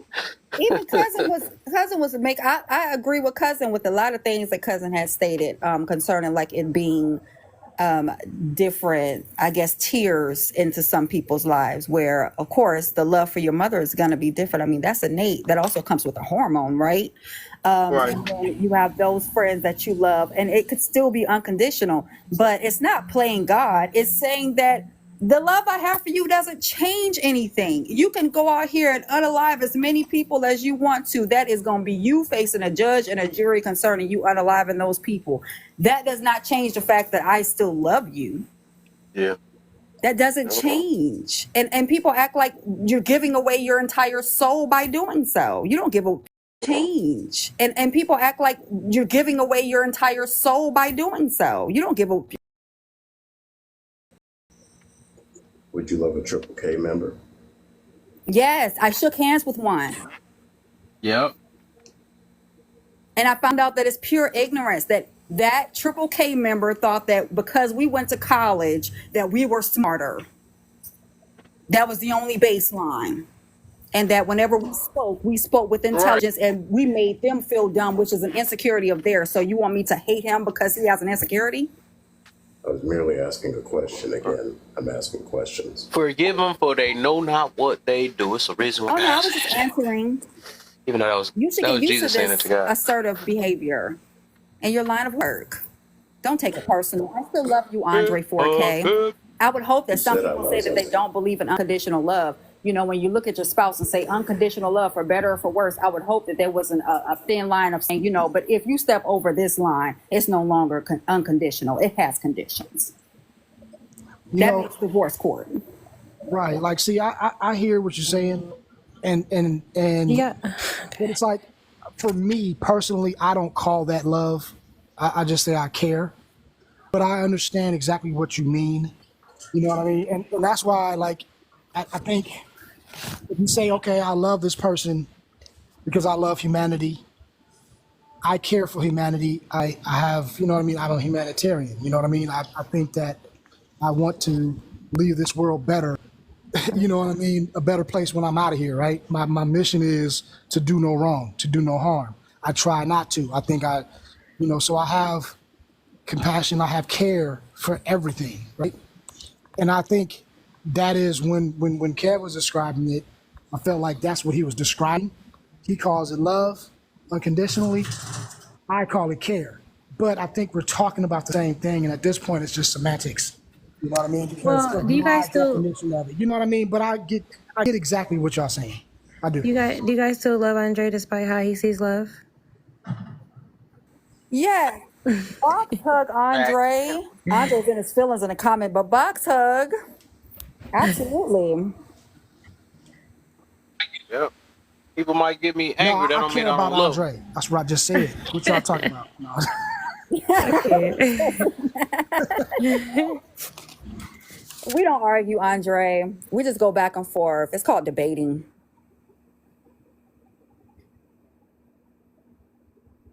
Ha. Hello. So okay. Do So I gotta do another resolution? I gotta do another so for resolution some live. people, Oh, go ahead. I don't even know what I'm saying right now because I'm actually tired. But for some people, Better wake up. for some people,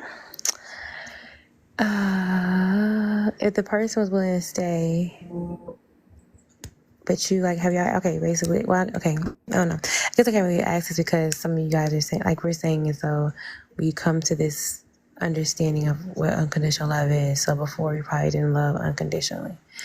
So moving forward, you would always make sure you stay with that person, be with that person, do thick and thin through everything because you have understood unconditional love, right? So there would never be like a sense of breaking up with a person because you understand that unconditional love means, are y'all not saying this? Are y'all saying unconditional love means if I leave you, that means I don't love you unconditionally? Or are we saying I still love you unconditionally, I just don't have to be with you?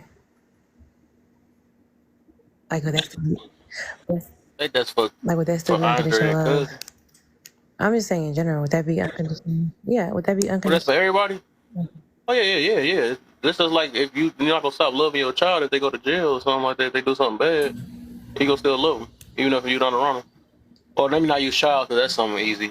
Or you're not gonna stop if you have a boyfriend or something like that or whatever. They went to jail, you can still love them even though you're not around. I just think because it's You almost like know, we're making it seem like it's shocking if people don't have this sense of unconditional love because it hasn't been something that's been. It has been something that's been. No, is it shocking? I said it seems okay because what am I trying to say? It seems like we were like thinking it's shocking that people don't have the expression of unconditional love when we understand that that's not like a wide range of people who have that ability to do so. So like you said, like yeah, a lot of people just haven't acquired that, but at the same time, kind of like what Cousin was saying, there should be things that we should put as conditions on something. Like so it's weird. It's like I can love you unconditionally, but there's conditions as to whether or not I will continue to. Cause I don't know. I think you can love a person. The And that's boundary the or thing, because condition? I Which said one? boundaries and conditions. You can love a person you Yeah. can love a person unconditionally with boundaries. But what is the difference of loving them conditionally? Boundaries. Okay, so that's what y'all were saying.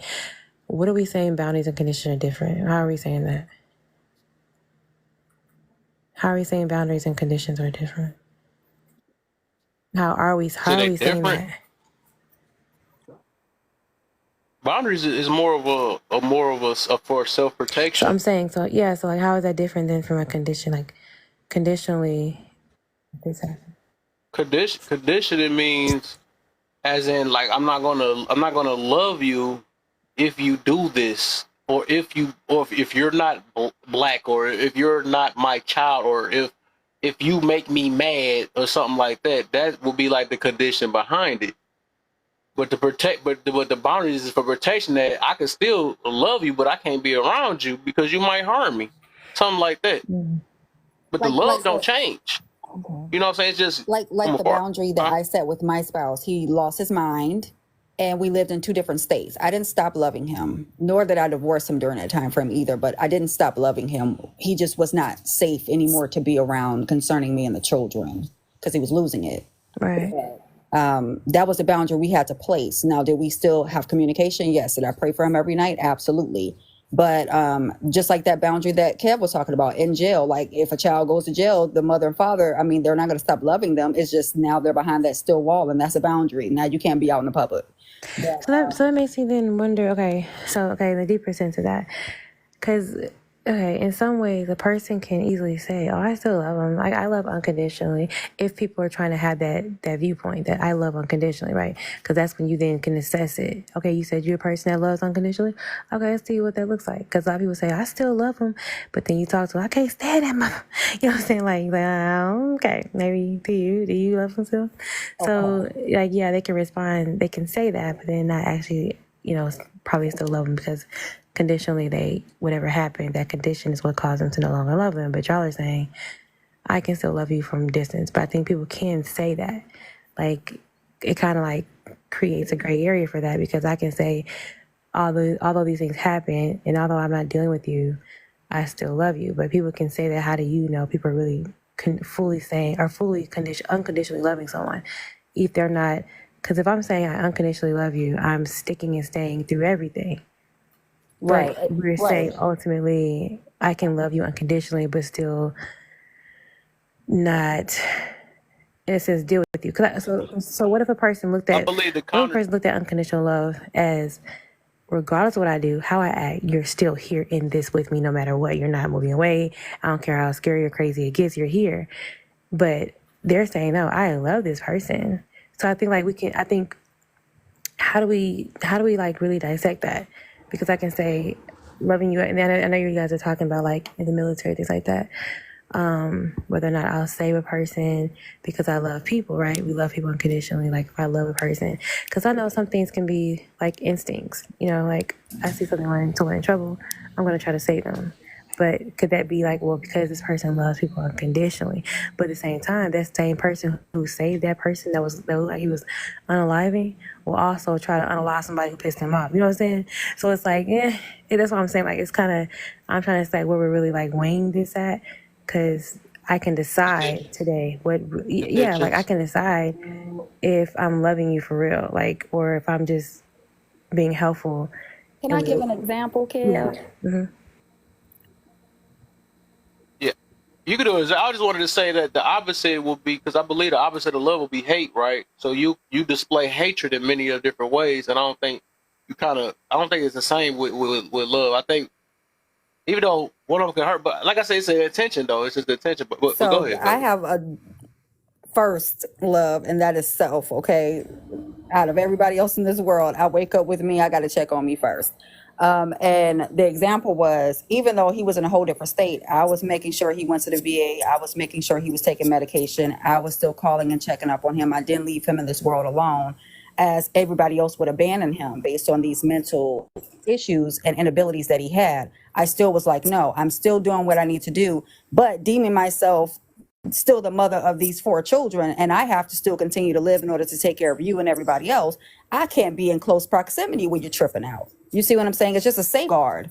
But primarily, you have to be where you want to be in your hometown, closer to the VA. And if you can't make an appointment today, I wake up at 6 o'clock in the morning. I'm calling over by 8 to make your appointments. You see what I'm saying? I'm still making sure that you're good, no matter where you are in this world. I'm not going to abandon you based on your mental disability. Yeah, no, that makes sense, and you actually was able to physically show that. That's what I'm saying, right? Some people can like, oh, I'm not with this person anymore, but I still love them. But you wouldn't lift a finger if they needed help from you. You wouldn't do it. So like to me, that's displaying the unconditional love aspect for sure. Because But that's actually, okay. sorry, that's actually a condition, though. Let me say this too, though, before you go, Andre. I also it's an action in the way you talk too, Right. Because some people like I said, I believe like forgiveness is a big part, right? You could tell. I'm pretty sure, depending on who you are, right? You could tell if a person forgave somebody if they didn't. So if they still talking like how these people, I hate men and all this other stuff, it's obvious they didn't forgive a situation and stuff. They got a hatred. They have a hatred towards the situation, and then but then you could say I still love, but then your actions so different, or your talking points is different. You always trying to find some way to hurt them. You're always trying to make sure that you can what's the word, like sabotage or something, like do something to make sure you mess them. Like that's hatred. That's all hatred. Ain't nobody do that stuff out of love. That's why we say sometimes you can tell intent, but it's like, is it basically uplifting this person, or is it setting them back? You know, like that's, I don't know. That's kind of how I waver on that situation though. But go ahead. Andre, go ahead. Isn't loving someone from afar a condition on the date? You love them with the condition that they're far away from you? Say what now? Isn't loving someone from afar a condition? You love them on the basis that they're staying far away from you. No, we express that's a boundary. That's a boundary. So what the heck? I swear it seemed like I'm just saying the love for that person, the love for Unconditional my love spouse has no didn't. boundaries. The boundary that I placed concerning me being a human and possibly being I'm not hurt along talking with about my you. children didn't make me a sacrificial lamb. You're speaking on a situation I brought up. No, So this is kind of like just what I was asking the saying. Hold on, can I? No, I just told Arthur. I just asked the difference between Yeah, you just told me, condition and boundaries. but see what I meant. literally But see just what I meant though. How they may conceive, how they may view unconditional. That's why I just said that earlier. How some people may view unconditional love. He's saying unconditional love to him means there is no boundaries. There is no, I'm going to leave this person. There's no boundaries. You guys are saying that unconditional love is I still love you throughout, which I understand that point of view too. I still love you. I'm going to still make sure you're good. I'm not going to have any hate for you. I have love for you through and through. So, but there is boundaries that I put up. He's saying his unconditional love viewpoint is that there are no boundaries. There are no conditions. There's unconditional love is purely that. Right, so that's why I said. That's why I literally said, because I know people can see it differently. That's what. Let me say this though. And I feel that's why I said he got to read the definition. Like I read it about 14 times already. It don't say nothing about what he think of it. Just like cousin just said about that earlier. It literally just said no limitations and freely loving. That was the two things. Right. No limitations and Right. freely So loving. limitations.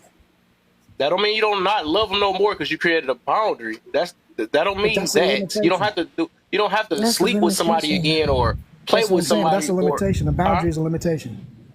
So Right. by definition, then No, because Oh my God, it's so hard to this is the explain thing. it. Though, I swear. I hear you The love saying that. is I hear not. you saying that. I Go hear you ahead. saying that. You're saying regardless of what bulldozers, what brick wall I put up, my love hasn't changed. So therefore, you feel like you still unconditionally loving that person. That's what you're saying.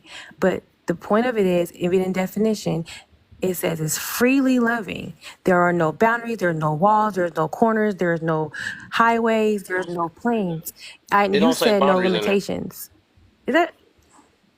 No limit. Yeah, no limitations of A boundary is a the limitation, sir. love. Right. I'm about to say, All right. Cool. there's no All way right. that You you know can say a what? boundary Let's isn't go. a Let's go. limitation. That's what I'm saying. I'm gonna let. Nah, that's not. It's saying limitation to the Yeah, love, not I to get the what you said because you're not person. saying I It's just action. A the boundary is love. a Love is an limitation. action So or let's do something this. I can do for Let me break people. this down. I've been Based on thinking that about boundary, this. there are So no funny. I love. limitations. Yeah. So listen, I think we've been Boys confused. Can overseas, I? does the love change? Is that a boundary to him when you deploy overseas? Does the love all of a sudden change then? Maybe. Because you have a job Hold on. This overseas is so hard to now. explain. That's crazy. I've been thinking about this, and maybe this will make it clear. It's like I get what y'all talking about. Hold It's on, like, hold but on, you're hold not on. get.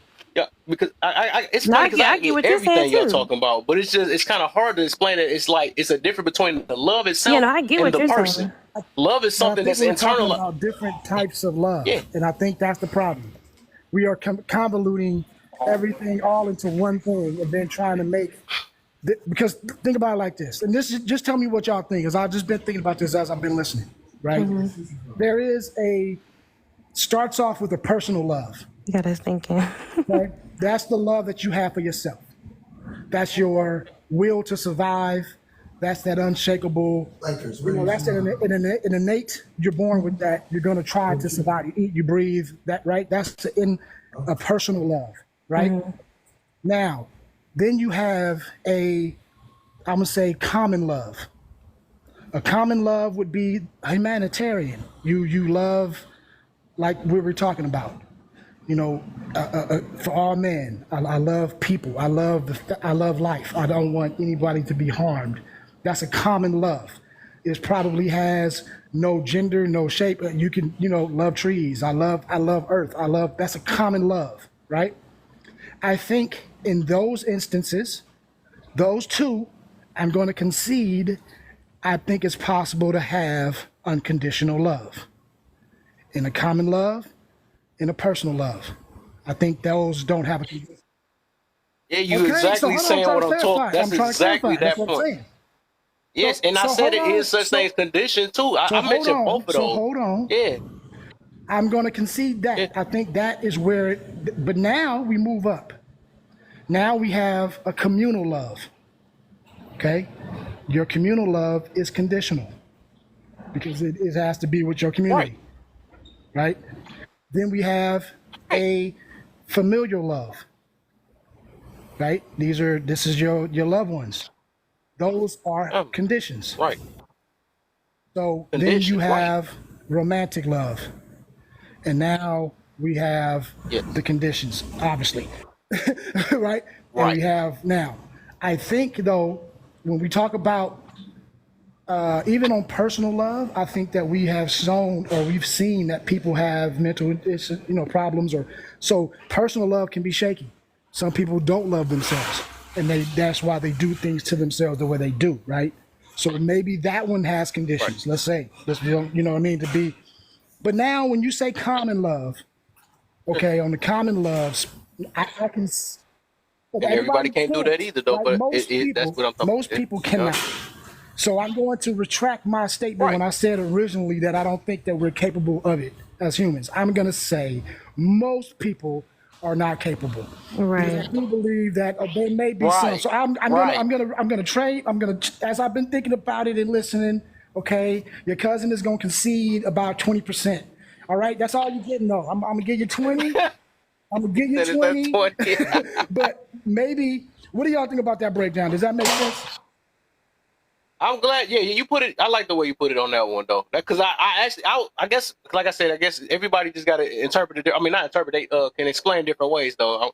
As long as somebody heard, that's all I can. It don't even have to be me, right? But I'm glad. Yeah, you broke it down a very good way. I like that because I literally did mention that too. I said people can love conditional and unconditional at the same time, right? Because I did say like what love with your mother is different. That's where the condition come in, right? Right.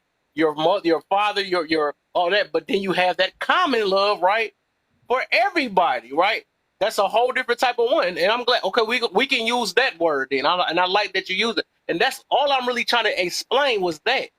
But I get we was arguing more of your mother is different, your father, the people that do you wrong, your enemy. I feel that, and that's why I said I understand what y'all saying about that, but I was trying to get to I'm glad you said the common one.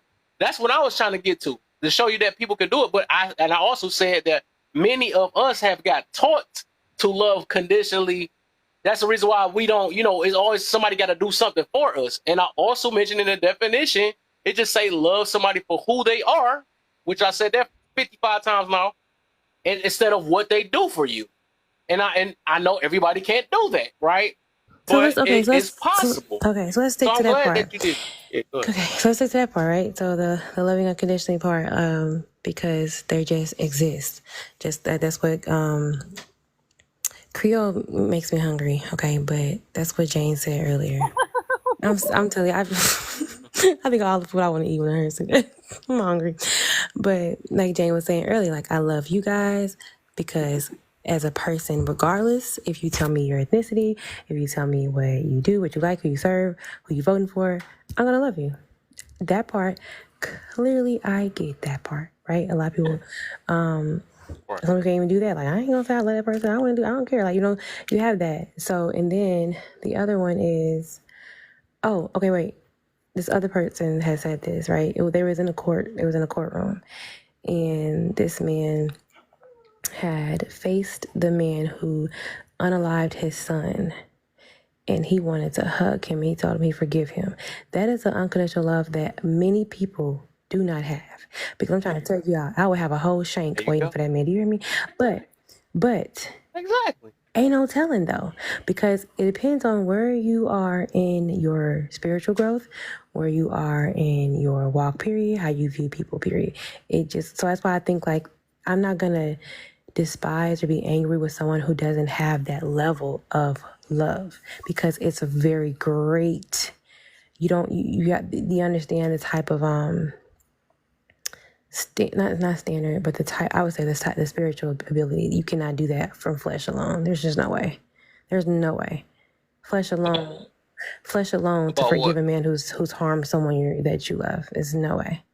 So I think You can't. You say you can't forgive I nobody think you'd that have to have that some do type of you would have to have a spiritual enforcement to do that, that.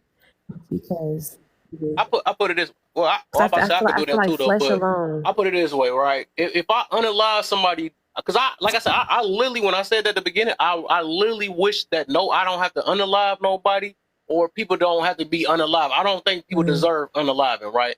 I'd rather them be locked down to save somebody else. Unalive be the last thing to save everybody else. But otherwise, this is what I'm meaning about that. Even if I had to unalive somebody, I'm not gonna just like even. And we believe in the same thing. That's the crazy part. That's why he say don't celebrate the downfall of your enemy. Basically, I worded it a different way, right? Because it's like you basically supposed to feel bad. You're supposed to feel bad. Not many people get that. Some people get a pleasure out of it. Yes, I did this. I unalived this person. Or something like. I'm different. That's what I said. It's the same way that God even put it in the Bible, right? Is that I feel bad that I had to do that, and I wish, even though I had to do what I had to do, you know, I still have I don't know how to explain it in that way, but basically, I still have a love for them that I care. I put care, even though I still feel like it's a form of love. I still care for them, and I wish that I didn't have to do it. So I got compassion. I put it that way. So I believe the compassion part of me feeling sorry for them that I had to do that. That's still a form of love, but I had to do what I had to do.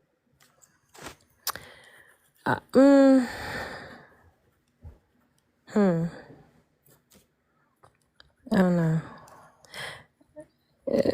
I I think agree. You have to do what you have to do. yeah. That's the point. That's definitely a point. 'Cause you feel like, yeah. What happened? Go ahead.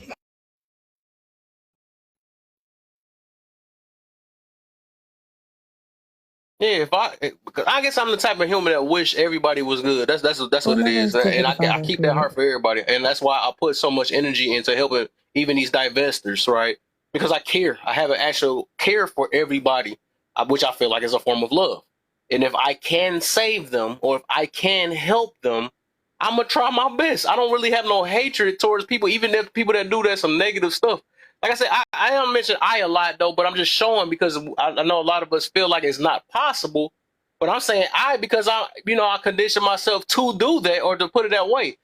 Like even now, even if I have a grudge towards certain people, I don't try to keep it for the rest of my life. Every day I try to figure a way to let this get out of my mind or find a way or optimistic way to be like, you know what?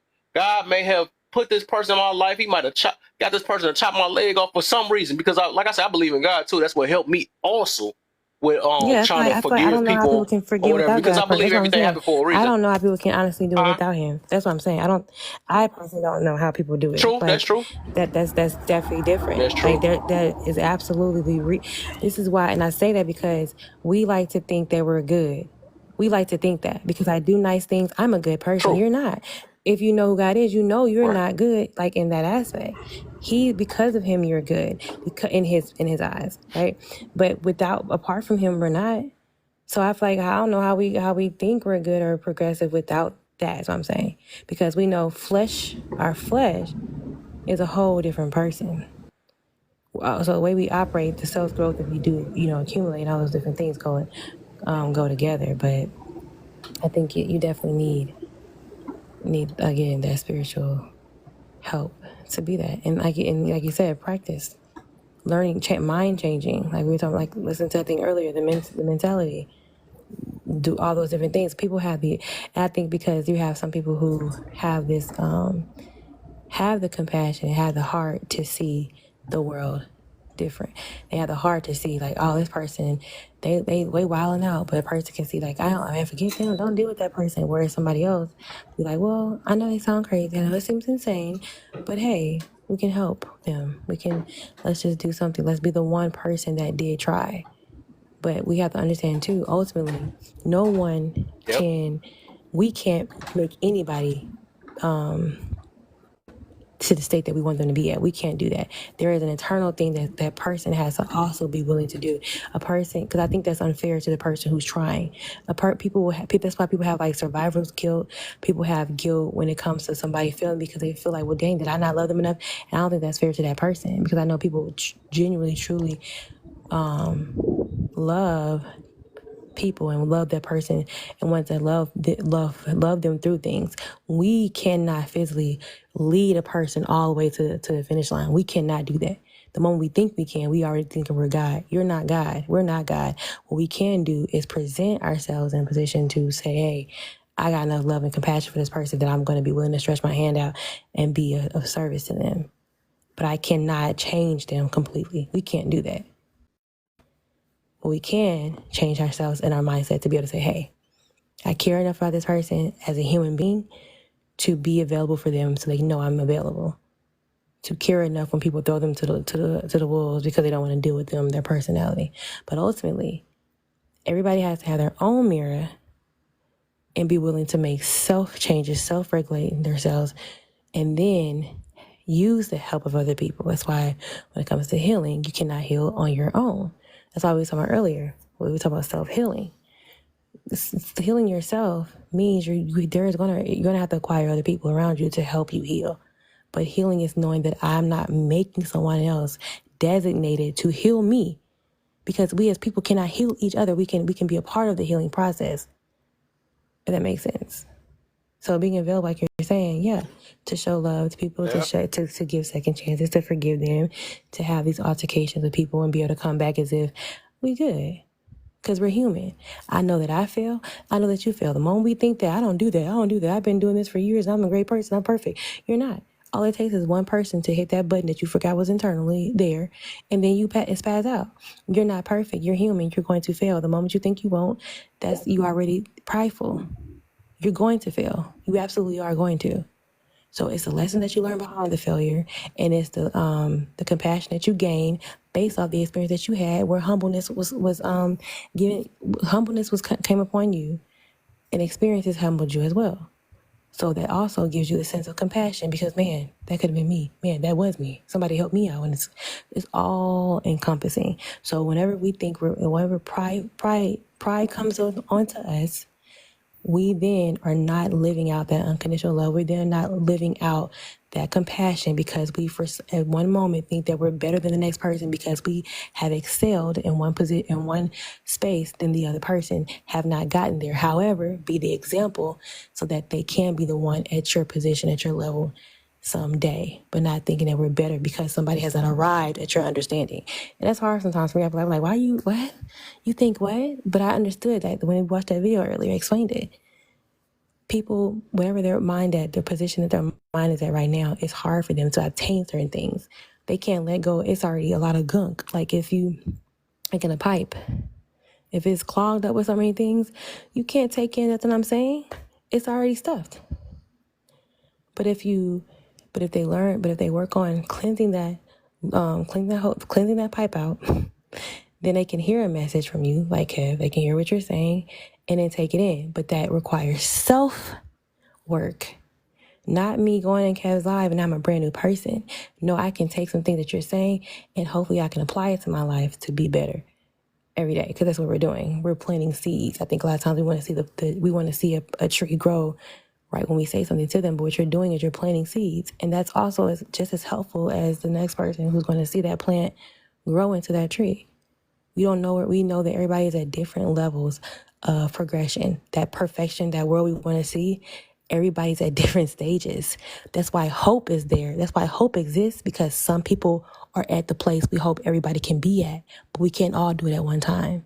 The moment we realize we can't all do it at one time, but the hope is there because we see somebody else making it, we see somebody else doing it. We just keep doing it and understanding that we're not perfect and that we all have stages to go to. If that makes sense. Okay. Yeah.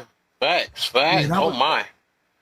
And the key word in there, like you said, is try. And I'm glad you mentioned the other part, that everybody is at different and that's funny because I mentioned that earlier. That's what made me myself love even more unconditional, because I realized that a lot of people, that's why I mentioned before earlier. I was like, dang, I feel more sad for, you know, I wish people could understand maybe, you know, the way, because I know everybody went through a lot of things, you know, and that's the reason why I, you know, me myself, I don't sit here and try to,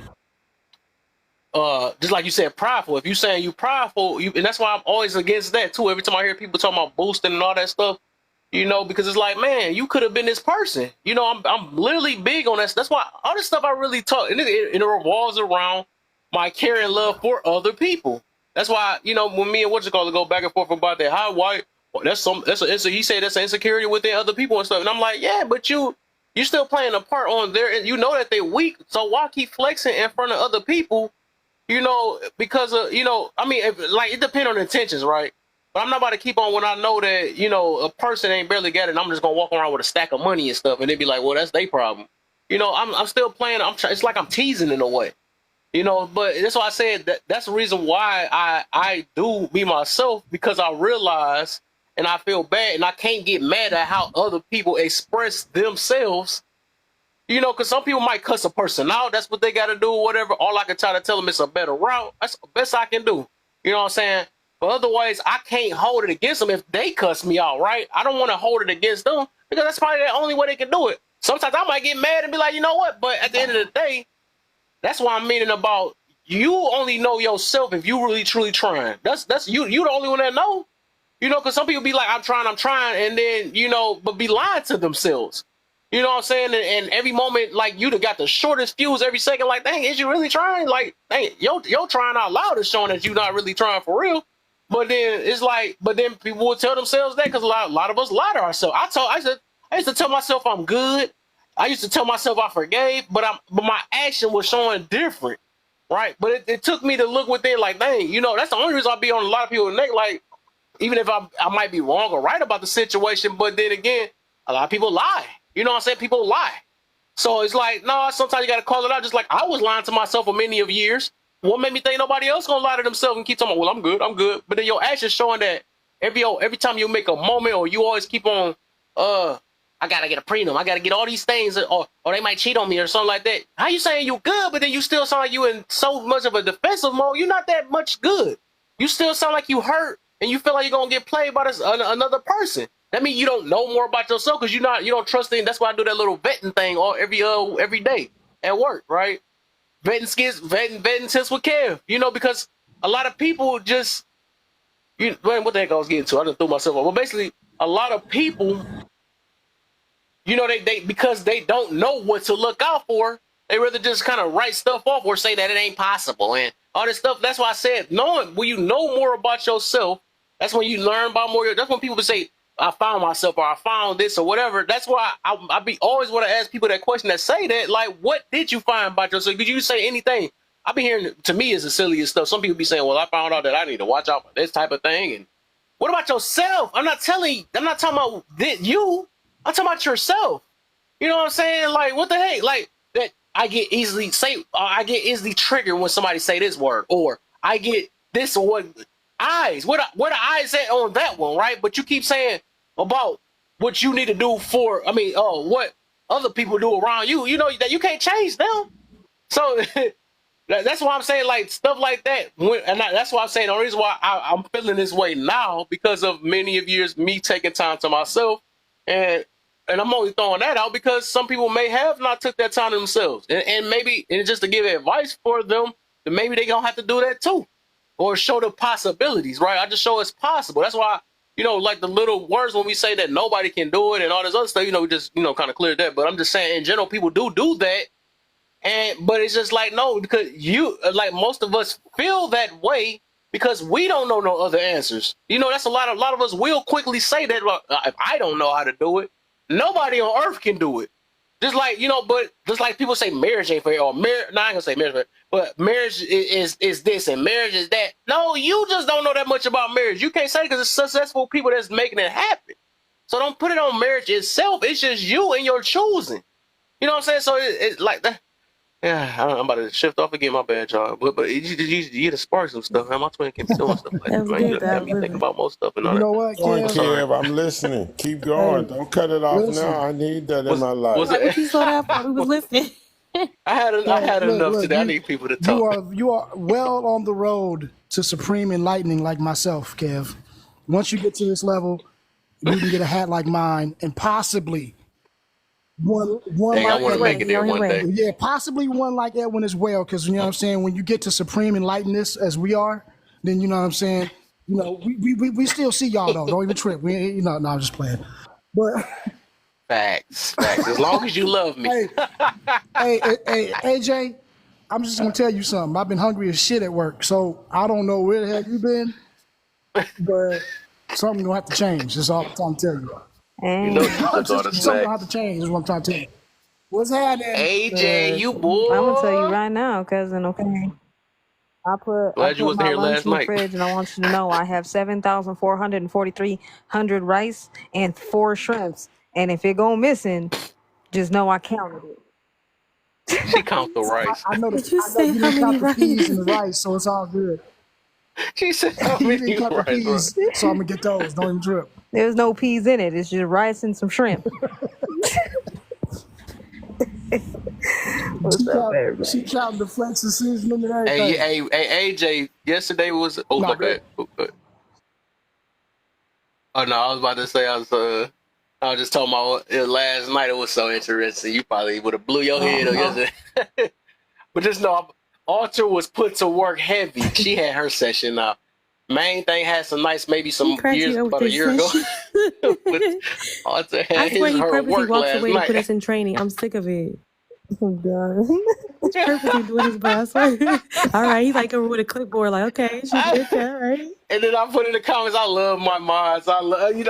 I ain't gonna lie, I do, but I ain't saying it just like, how you do the kids and stuff. Y'all, you ain't strong enough to pick that up. Then they gotta do it up. But no, but yeah, it was wild. She most definitely, I ain't gonna lie, she was put to work. Even the few times I had to step in. But it was somebody I had to, it started from the beginning before it got super hype. So that's gonna be a funny video, y'all, because I posted both of those on YouTube. I had to cut it in half because I can't post past 12 hours, and it was a 15 hours that I stayed up last night. That was crazy. Yeah, I have to click on the highlights. But yeah, it was a I have to hit the 15-hour video. highlights. That sounds crazy.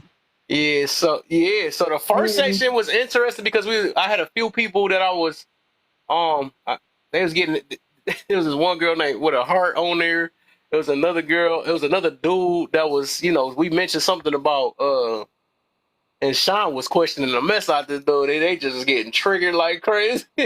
Then I had to, the girl dropped herself eventually because I guess we started talking about we fought for this and that. She just started getting like that. You should really hear what we saying.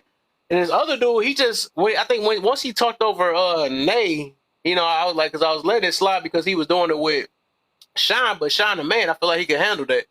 But then when he did over Nay and stuff, I'm like, all right, man, I'm like, you too passionate. I'm like, I was like, bro, you gotta let her. Then he just kept running his mouth and it just dropped. But it was interested in. But then last night, boy, that's a long story. I can't really explain that. But I'll just say you would have hurt your head on that. It sound like I saved myself some brain cells. So.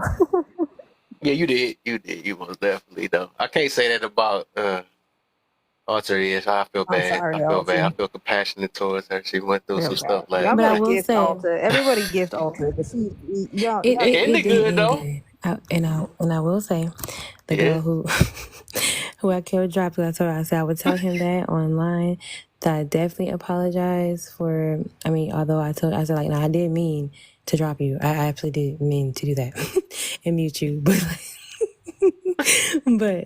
like I know it's like her points and everything was good, but I'm just like, bro, can you not stay mute? Like it was like water. I'm like, what is wrong with you? I'm like, but I was like, you know what? I don't, because she was like, well, your mind's muted me, your mind's blocked. I'm like, look, I'm about to block you. I'm like, I'm not gonna do that. I had to see if she had a mind symbol on there. I'm like, what the heck? You were trying to like run like saying whatever needs to happen. I'm just like, literally, Tony was there, so I'm like, he got it, let him do it. But yeah, I was just like, yeah, my bad, because I probably was just like, if I could, string you to the screen, I was probably going to. But we're good. I told her that we're good. Like, it's no hard. It's like it's no hard feelings. Yeah, it went great. It went great at the end of the night. Live about though. Impulse control.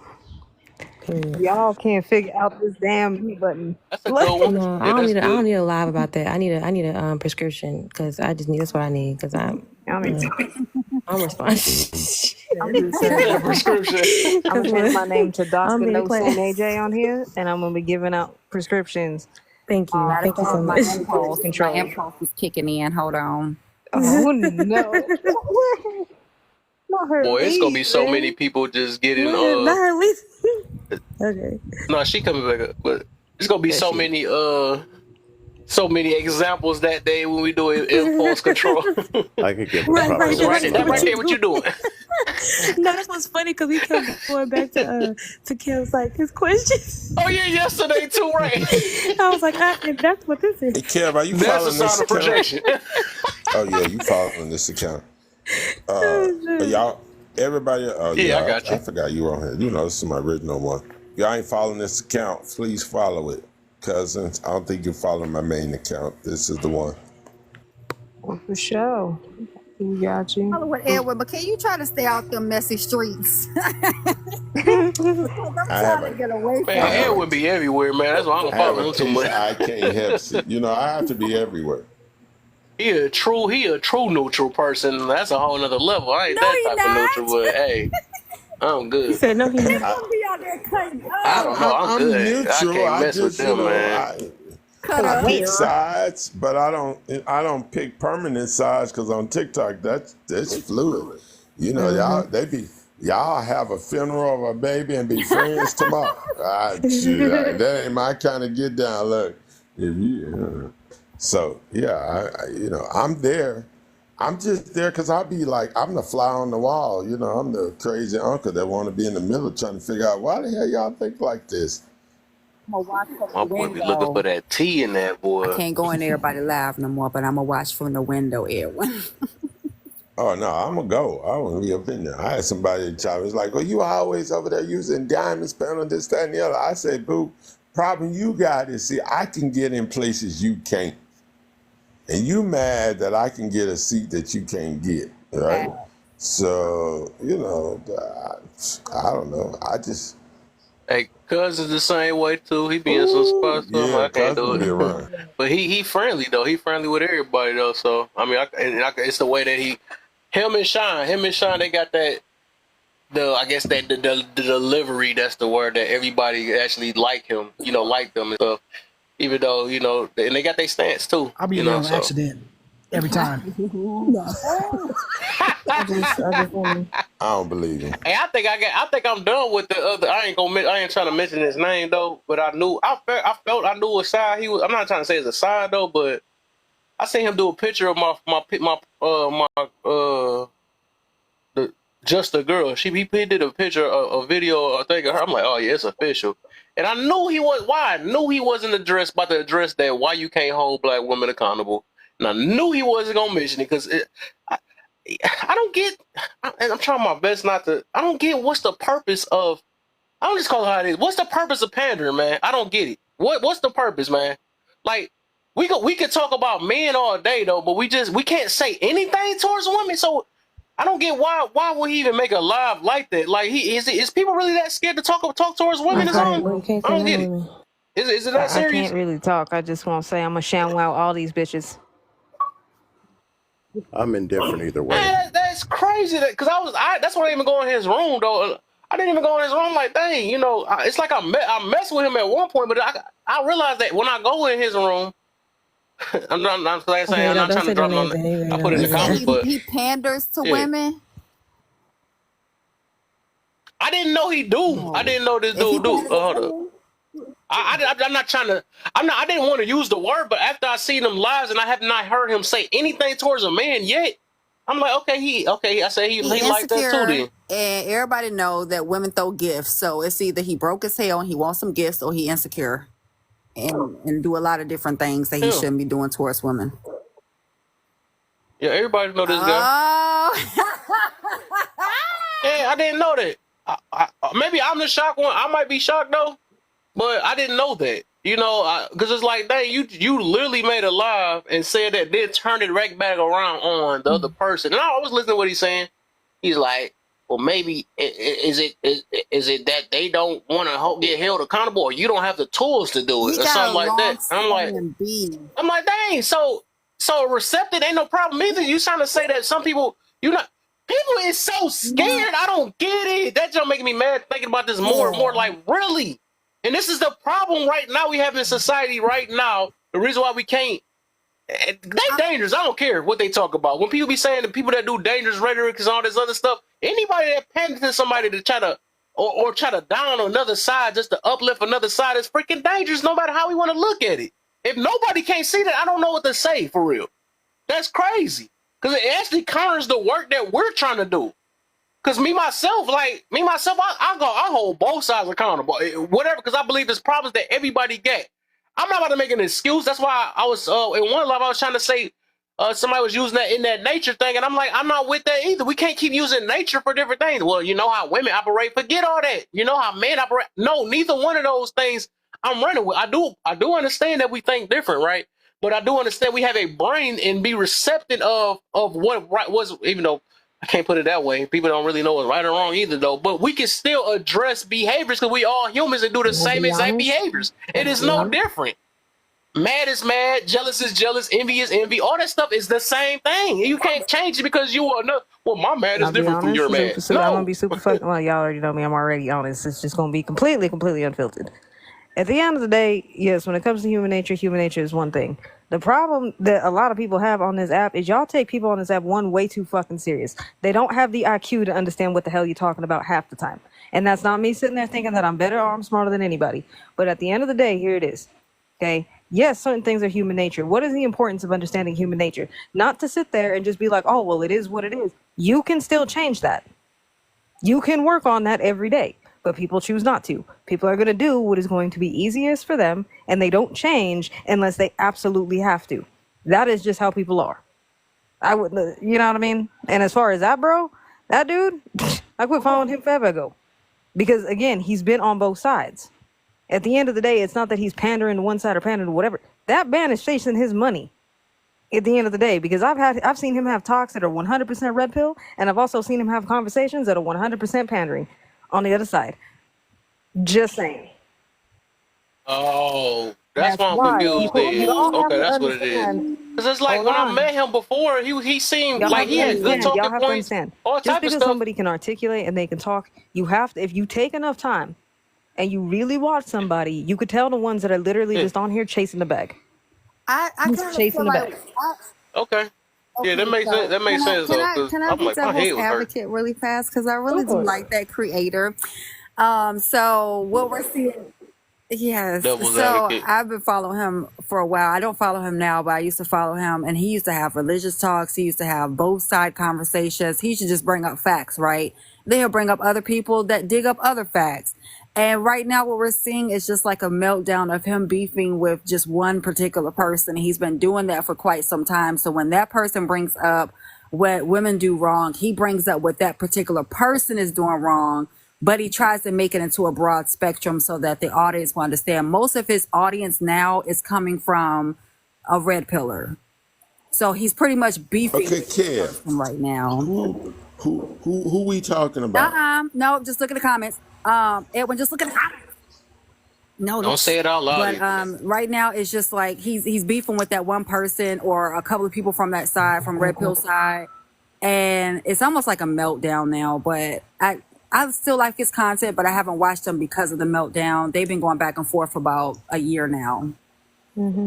Now, what I'm saying is, And the only reason why I got something against it is because he's using one of my peoples that I mess with and I highly support as a backdrop, and then try to use her, right? Because if he had a beef with this other guy, why is you using my one of my peoples as your backdrop? yeah, I that's don't what get you that mean. part That's what though. you mean. That's But whatever. That's the only reason why I'm speaking on that right now, because I'm like, dang, why you gonna use her face and then try to change her wording up and then try to say that maybe she the problem, or something like that. now, She a whole married regardless. woman. Now, regardless So of what, what's the? I mean, okay, what's the contention about what's going on about what this he just put on person? the whole thing. What you mean? Never mind. Like, I'm so no, confused. like I understand what you're saying, but okay. Here's the thing, like, is the points being made invalid? Is that what somebody telling me? Yeah. It's one sided. I'm not saying that. No, I'm not saying that. It's true. It's truth behind it. Okay, It's so true. what's the problem? I think everybody, even the panders, all the panders got some truth behind their stuff, and I actually agree with a lot of things. I just don't agree when it comes to about the whole, when you should have the time that you should hold another side accountable, right? You don't say, you still say that you speak on facts about the other side again, just to not tell the other side that you do play a part too. And that's what people, that's what make it scary or messed Because up it's or not dangerous balanced? Is and that what you're pandering, saying? right? It's one-sided? Because no, just because they don't address that you are the problem or something like that, right? Like a person that's trying not to, like me, say if they're trying about me, right? If they showing a bias towards me, because I wouldn't want people Okay, doing go that for ahead. Go me ahead. either, I'm listening. right? I want somebody to address when I'm wrong, but when it's dangerous to let me keep running around saying and doing different things, and then don't say you want to keep saying it's everybody but me, even though everybody might have did this. But you're not telling me like that you was wrong for cussing this person out also or Oh, so you're snapping back. saying like You if know what I'm you saying? Or get you're a not telling pass because you're yeah, Kev, but I'm on skull drag yeah, everybody else to do the same thing Kev does, you're saying that's not fair. Why? yes, yes. Even though it's still facts, right? But Why you is just that don't not address fair? that what I did, but you I'm keep gonna just come clean, Kev. You know, when you be mm-hmm. back in the day, when you was beefing with Yeah, folks, yeah, whether you was right or wrong, I was Team Kev. It was up and it was stuck, and I told everybody. And they was always like, why you yeah. always like on Kev's side? Because I am. Well, Right. can you tell me? I ain't got to have no reason. I rock with Kev, right or wrong. If I feel it's out of the box, you're not going to even know that I had a conversation with Kev. So I ain't gonna do it in 4K. So as far as you're concerned, I rock when he right and when he wrong. That's all you need to know. Because it Mm-hmm. is what it is. Like I made a choice. I chose you, so to speak, right? Regardless of the situation or circumstances you found yourself in. To me, that was loyal. My loyalty didn't lie when you was right only.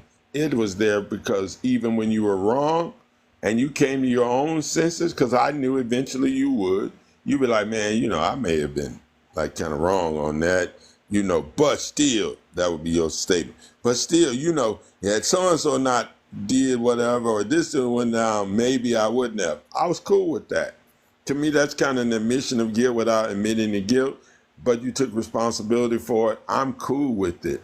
I don't care if people liked it or not, if they thought you took it far enough, if your apology was meaningful enough, if you checked all the boxes and said all the apologies to every single person you should have apologized. Man, miss me with all that. I mean, That part. look, okay.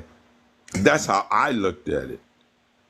Oh no, I don't apologize on here like that. I stand on what I stand on. But I gotta remember what you was talking about though. Maybe because I know it has been some group of people that have left me because I started standing up for my Right, but for when we certain was things way because I back, stopped trying I'm talking way to. back Yeah, here. We've been rocking for a long period of yeah, time. I get you though because I did lose a lot of friends in the Right. midst of it. Yeah, So, I mean, that's yeah, I get you. at some point, at least for me, I don't necessarily agree with the folks that I rock with on here, like implicitly, like they right. So when folks come to me and be like, your friend over there or whoever so-and-so, they was wrong, then two left shoes. I just say, okay, right? Because they're entitled to it. I may even feel that way, but I'm not going to say, yeah, you're right. I feel the same way. Mm-hmm. You don't never hear me say that. And I'd be in some places and spaces where there'd be some mess up on top of mess. And the people that I kind of rock with long term, I rock with them. I allow people to make mistakes, to be not perfect. So for me, my premise is this: I will never let perfect be the enemy of good. And there's some damn good people on here, like you, Kev. Have you been perfect throughout your experience in this campus? Absolutely not. But damn, you still good, Kev. You understand what I'm saying? Like, if I got a clip of somebody. Yeah. Look, I get you on that part though. That's what I'm saying. That's the cool part. Like everybody, I don't agree with everybody. What I'm saying is, I'm talking about the accountability part. Like if a person is wrong, if you love your friend, right? If you love your family or something like that, you're gonna still, even if it hurt their feelings, you gotta tell them like, hey man, you don't need to be drinking, or you need to chill out on your food or something like that, right? Because you But care about sometimes, them. But what they would do is like, no, you eat up, girl, keep eating up, man. You know what I'm saying? They're gonna do stuff like that. Or you're fine how the way you are. That's not cool. That's sometimes the dangerous. change doesn't come about for the riders that are riding on the train. The change has to come from the human that needs to be changed, right? Regardless of the support they have. They got to come to themselves that their position is wrong. If they're in a crowd of people that's saying, like they did, let's take it to the Bible. If you're in a crowd, say, crucify him, because everybody hollering about crucifying, you just wrong. I mean, you have to give an account to that, right? Like, I'm not going, I mean, it is what it is. Your decision is going to have consequences, not mine, even though I see it. And even if I tried to correct your behavior, I may or may not be successful. But I know that ain't my fight. It ain't my business, right? I've learned on this app to mind my business. Initially, my business was support. And now my business is to try to become like Kev. I've started to become a content creator. Now I would like to try my hand at live hosting. I figure I've been around it. I know enough about it. So I'm going to try to do it in my own unique way. It's going to be controversial because I know controversy sells. Currently, right now, I'm doing the political thing. But I got some other things. I'm going to try to create a wave here for me. And it ain't going to be perfect because it's trial and error. I mean, you know, I talk about it. But as they say, it's one thing to talk about, it's a whole nother thing to be about it. Like you just did 15 hours, right? That's a whole long time to have, host, and keep a panel running for what it is that you guys do. That's why I tell people all the time that live hosts really need support because y'all don't eat, y'all don't drink right, but y'all are dedicated to your platform. Hold and on, I think Edwin. they should be compensated for it. Edwin, you lying. Kev eats. Kev eats in front of us. Well, he used to not. Maybe he does now. Okay, Kev, you getting your meal in? That's good. All right. Okay, Kev. Are you drinking plenty of water, Kev? Yep, I got this thing right here. Yeah, I can't see it though, but yeah, the green screen in the way. Speaking of, let me take my. I think I think AJ, you say, cousin, like you about to say something? I ain't gonna lie to you. The marathons you be on, I couldn't do it. I wanted to go to bed early yesterday though. That wasn't me planned. falling off at 6 hours. I think that was the longest one I did. I was like, you know what? Y'all crazy. I can't do this. But for me, my thing is, I'm always like what he was just saying. Like I don't really take breaks or eat so I'm not about to go that long. You know what I mean? Because I feel like when I'm on live, I owe it to everyone to be there. You know what I mean? That's just my own internal thing. But going back to what y'all was talking about, like I think, you know, you don't have to be stupid to be gullible.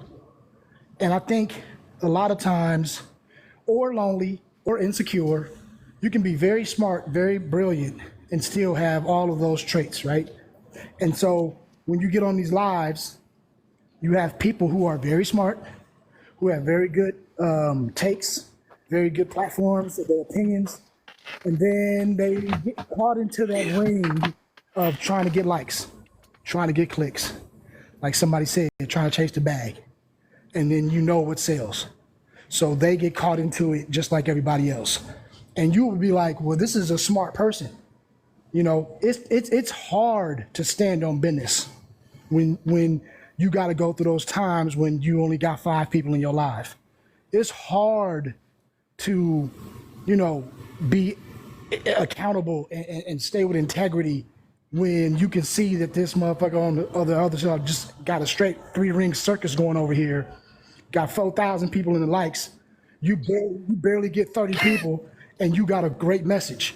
It's hard to stay with that. You know what I mean? And it takes fortitude to do that. And that's why I think a lot of people I think that's why a lot of people fall off and they get into that because they like, you know what? If I can't beat them, join them. And Yeah. unfortunately, there's a lot of guys that I know that have fell off. And like Edwin, I'll be around because I mind my own motherfucking business. You know what I mean? I stay where I am no matter what. And I've gotten flack for not taking sides. You know what I mean? Even though, I'm hard on dudes. You know what I'm saying? Like, that's my thing, is trying to make us better, right? No, didn't he? So I'm going to be harder on us because I feel like we can do better. But at the same time, when I see something wrong the other way, I'm not going to hesitate to speak on it and stay and be fact. So the problem comes when, like you said, it becomes all bias.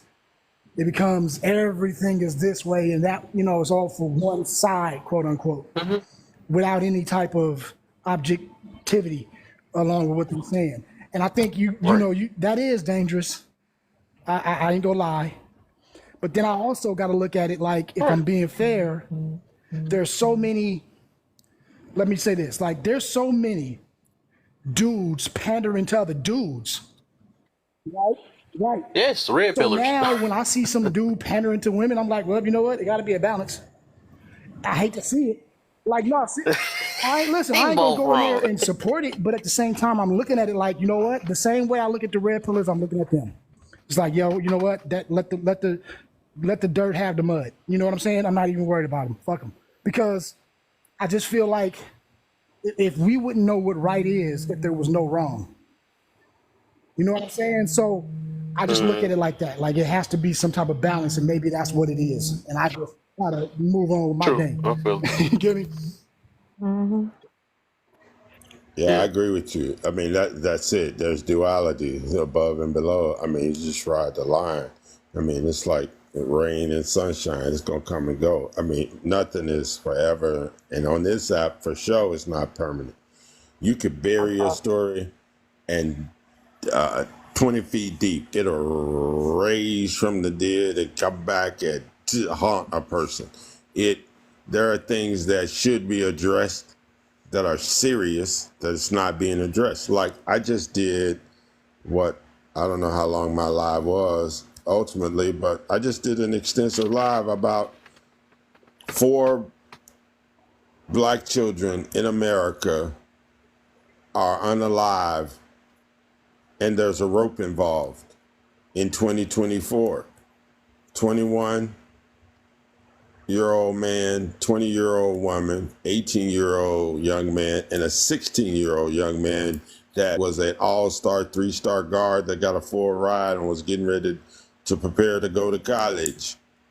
Found themselves on the other end of a apparatus, let's say. That's a problem.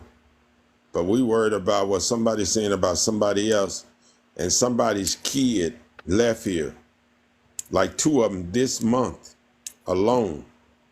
It ain't on the news with all the hyper political things, everything. I mean, it's a report, but we not outraged like George Floyd because it didn't happen in 4K. Something didn't happen That's in a 4K. It's just not being pushed out. And I know Yeah, exactly what exactly. you're talking about because I've been following those stories as well. And it's been a struggle trying to get the correct information because you hardly seen anything. Like, you really have to dig to get any type of update or anything else on a lot of that stuff. So yeah, I 100% agree with Edwin. Like, that I don't know, maybe it's just me. I feel like there's more important conversations to be had. That me personally, I don't care for the red pill versus pander versus whatever. I can care less about the men-women conversation right now. Okay, we're being taken out at the end of the day, and nobody's saying anything. There's a lot of shiesty shit that is going on that nobody is talking about. Nobody's talking about it. So that's just me. I'd rather talk about that. I don't care Yeah, about because this that's red going to pill help shit. somebody. It's going to save somebody's baby, somebody's child, somebody's wife, somebody's girlfriend, somebody's brother, something. Look, keep your head on the swivel. That boy Don't cut. lose focus now. It just got worse. It's Everybody got to getting be selling everybody this. We all talk about if you get pulled over by a police officer, 10 and 2. Crack your window, turn your light on. You know, we all know what to do when we interact in. Well, what happened when you drive in a truck or a couple of them come up on you? Well, that's the thing. I know with that 21-year-old right now, they're trying to say, oh, well, they have footage of him buying the rope. And I was like, I'm sorry, but with the history, and let's talk about black folks, if we are trying to take ourselves out, we are not taking ourselves out that way. Hell no. Okay, That's so too how symbolic. about this as That's a too symbolic. narrative? Exactly. It's a He was a narrative. truck driver. Truck drivers normally have a reason to tie stuff down. That's where I was at. That's That's where a exactly truck that. is. But Yeah. okay, so he bought the apparatus so they didn't even have the courtesy to bring their own. They took his. But that doesn't. Maybe they were watching him when they bought it, followed him, and know he had it, and know they had It's too all much. the stuff they needed. Like, But it's oh too much man, of a this. coincidence. It's too much of a coincidence, like you Mhm. said. When you drive a truck, doesn't matter what it is, whether you drive in a box truck or you drive in anything, even cement truck, anything construction, you're gonna have to tie stuff down. You're gonna have tow straps. You're gonna have rope. You're gonna need all these types of things, right? So the fact that he's going in there to buy that isn't that big of a deal. Can you prove that's the one that's the apparatus? Can you prove that? No? Okay, then. Even if it is, regardless, again, what would be the reason that he would do that in some random place? Just saying. Not to mention, again, when it comes to us black folks, let's be real. Okay? If we're trying to take ourselves out, which does happen quite a bit in our communities, again, something else people don't talk about. Happens a lot. We don't take ourselves out that way. We don't. We don't. Stop pushing that narrative that we will, because we won't. And they want to push that narrative so they can get away with it. That's my problem with that rhetoric. It don't even make sense. I agree with you. Let me answer Andre 4K's question. He says, "Are we answering the Oh, he next left though. questions?" Yeah, he fell off the Okay. panel. He good. So yeah, I mean, we really just kind of dived into it without actually recapping the thing. Like, Oh, I haven't even is answered there? the question. Let me just say, is there a general way to properly love people? Yeah, Well, thanks, be sweetie. transparently honest with them, like what we're doing now. Look, let's stop talking about the nonsense and let's talk about the real sense, the real business. What question Our are we on? survival. Number one. Number two, what are signs that people are coping with their pain and trauma?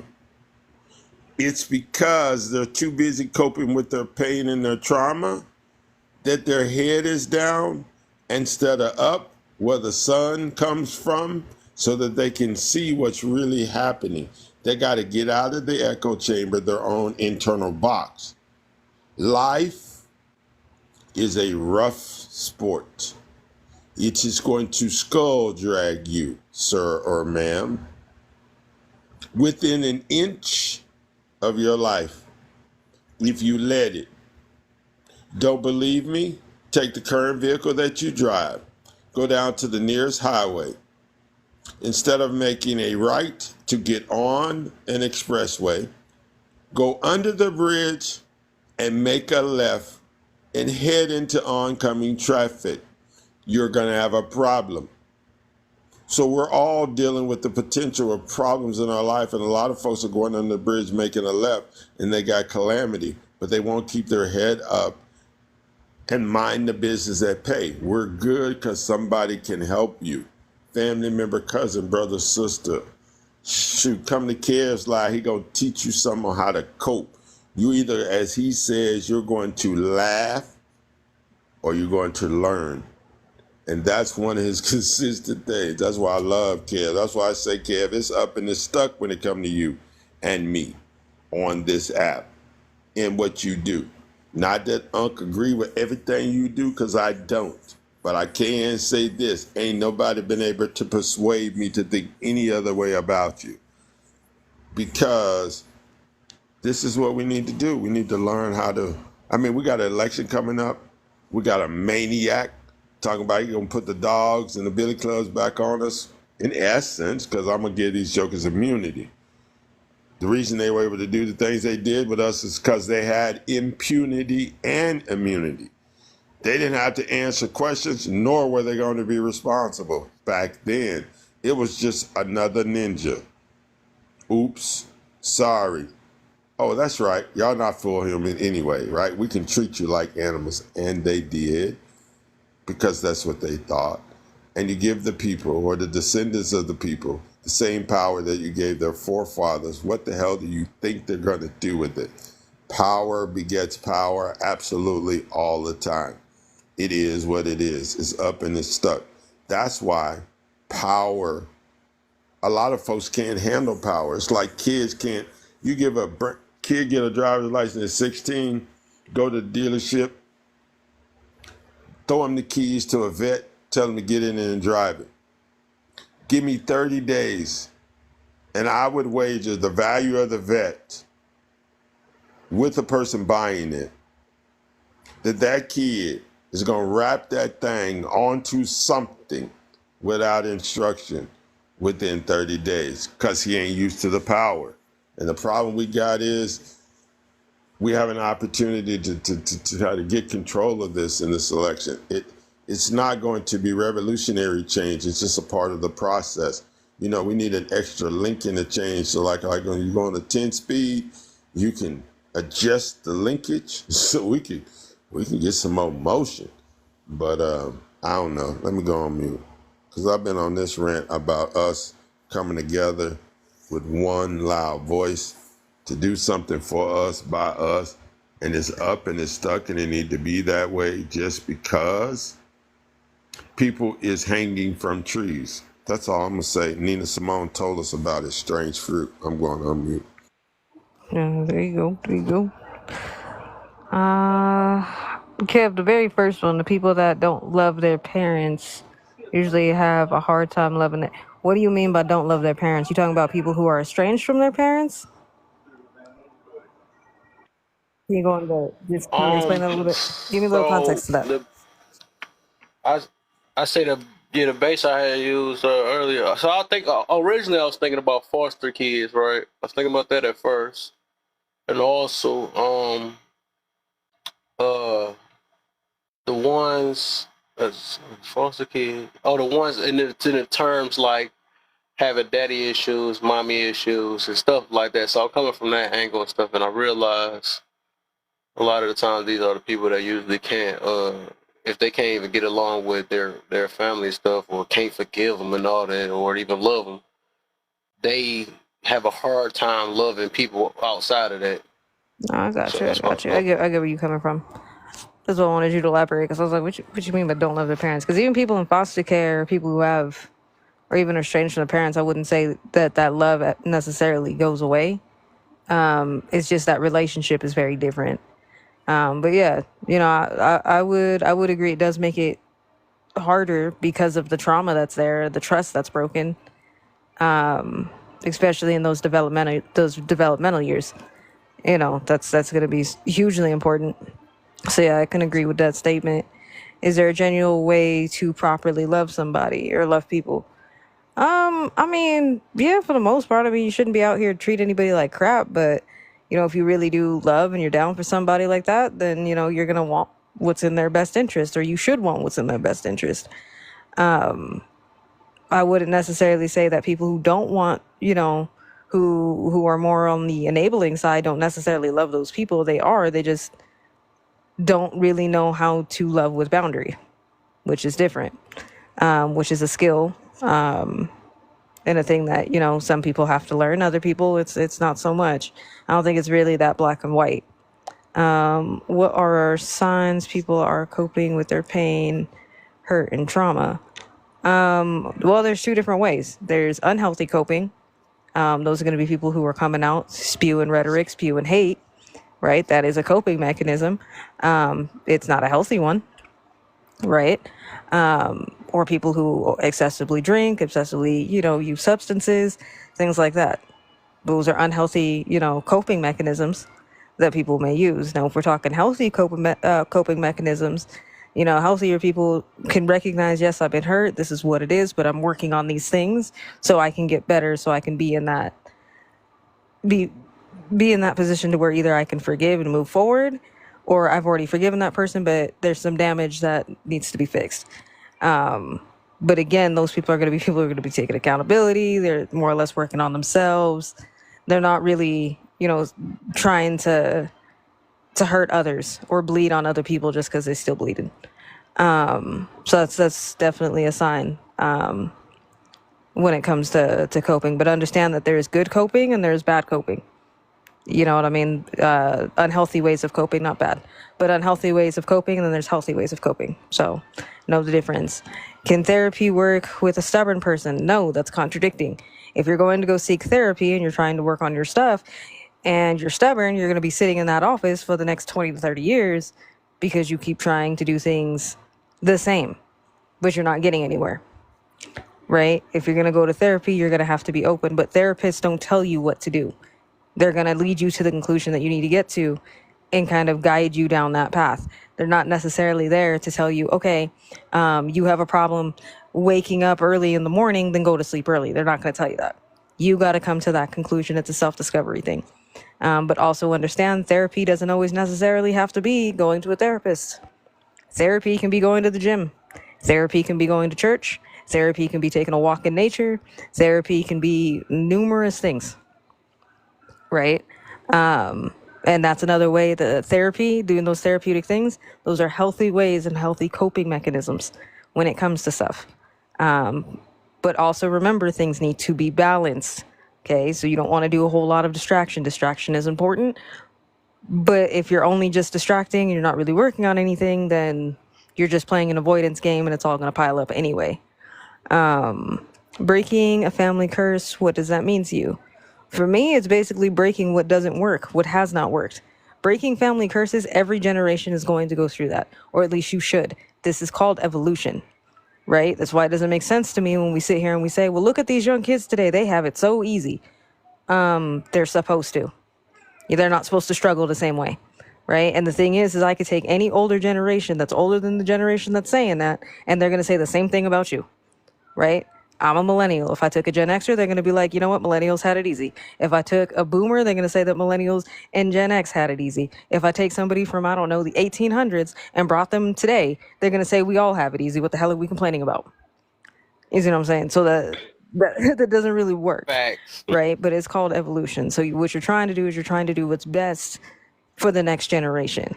Right? That's what breaking a family curse is. So if that means, okay, cool, I'm going to be the first person in my family to go to college. You're doing that for what reason? It's more than just, oh, I wanted to be the first person to go to college. You're doing that because you're probably trying to set up the next generation. At least that's the way you should be thinking. How do I set up the next generation, whether you have kids or you don't, right?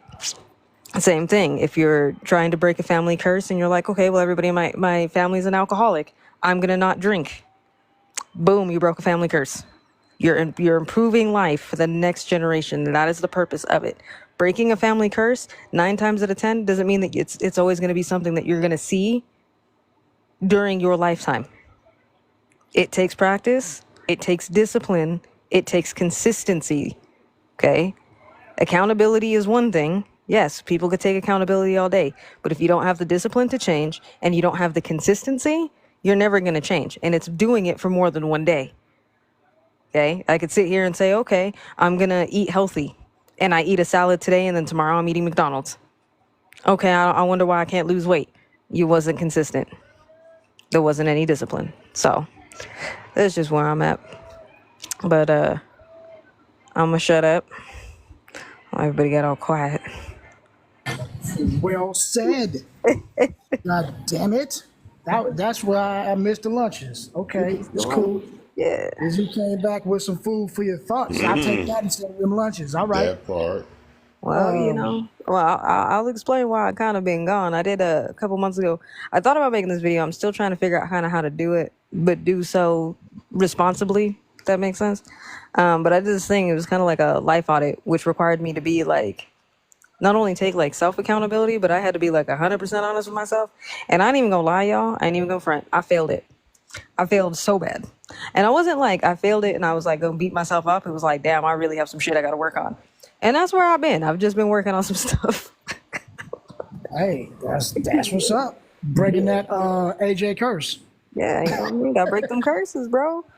You know, but also, you know, when it comes to family curses too, we also have to be conscientious of the stuff that we are also putting in, right? That may have to be broken later, right? So like when we think about trauma, we think about, you know, things people have gone through, you know, the big word trauma. Oh my God, trauma this, trauma that. You have to understand that when you go through trauma, you're gonna develop things called survival skills, right? You're gonna find coping skills that are meant for survival, but those things are not meant to be long term, right? Eventually those break down and they stop working for you, right? I'll give you an example, right? I have a bunch of trauma. I ain't gonna lie about that. Not gonna trauma dump on here. Just gonna use me as an example. I have a shit ton of trauma. I have tremendous trust issues.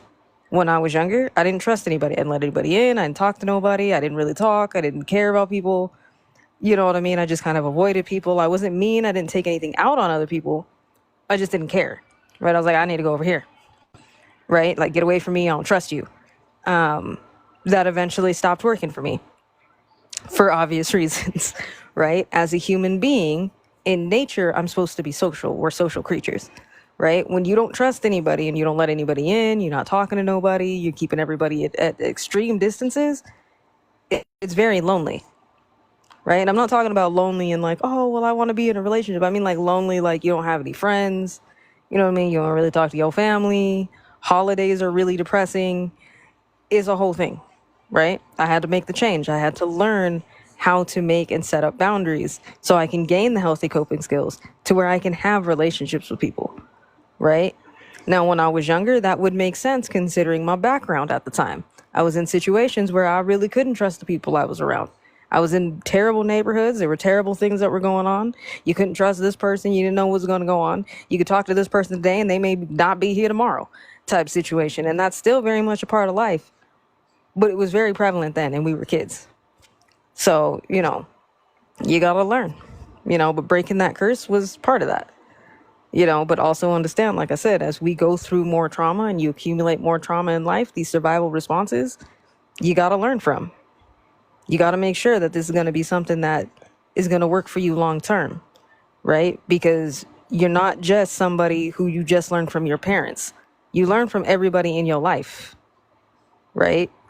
My parents didn't just teach me everything. Like, yes, they taught me a lot, but so did my uncles. So did my aunts. So did my friends. So did my environment. So, but anyway, I'm gonna get off my soapbox. Shut up. But yeah. I'll do this. So since we've been going through the list, I'm gonna go since where we at right now and go back up. Because I think for me, the family curse thing is just bad habits. So it's exactly what AJ was talking about. Can't refute anything that she said. I would just say that, you know, breaking family curses is just breaking the bad habits, setting new healthy habits. Pretty simple as that. Anything that you found that didn't work out, you know, you change it so that it'll start working better. And as far as the therapy working to a stubborn person, hell to the no. You can't. If stubborn means you're going to be refuting everything that you're supposed to do. So that's just counterintuitive. That ain't up there. That's opposites. That ain't going to work. As far as like, you know, like the coping, I think that we have to realize that everything in life is a cope. There's just healthy coping and unhealthy coping. We are coping with everything. That's what living is. So if we really want to think about it. But how to recognize when there is unhealthy coping, to me, and I, you know, like I said, this is just my observation, but one thing that I've seen to see that's in common with those who are coping in an unhealthy manner is extremes. There is no balance. I think AJ even spoke about balance.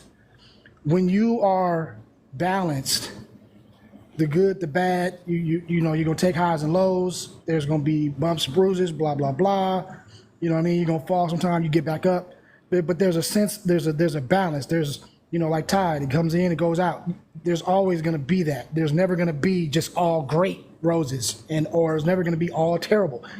It's gonna be the ups and downs. The balance comes when you can take that on the chin and keep moving in the same manner, more or less.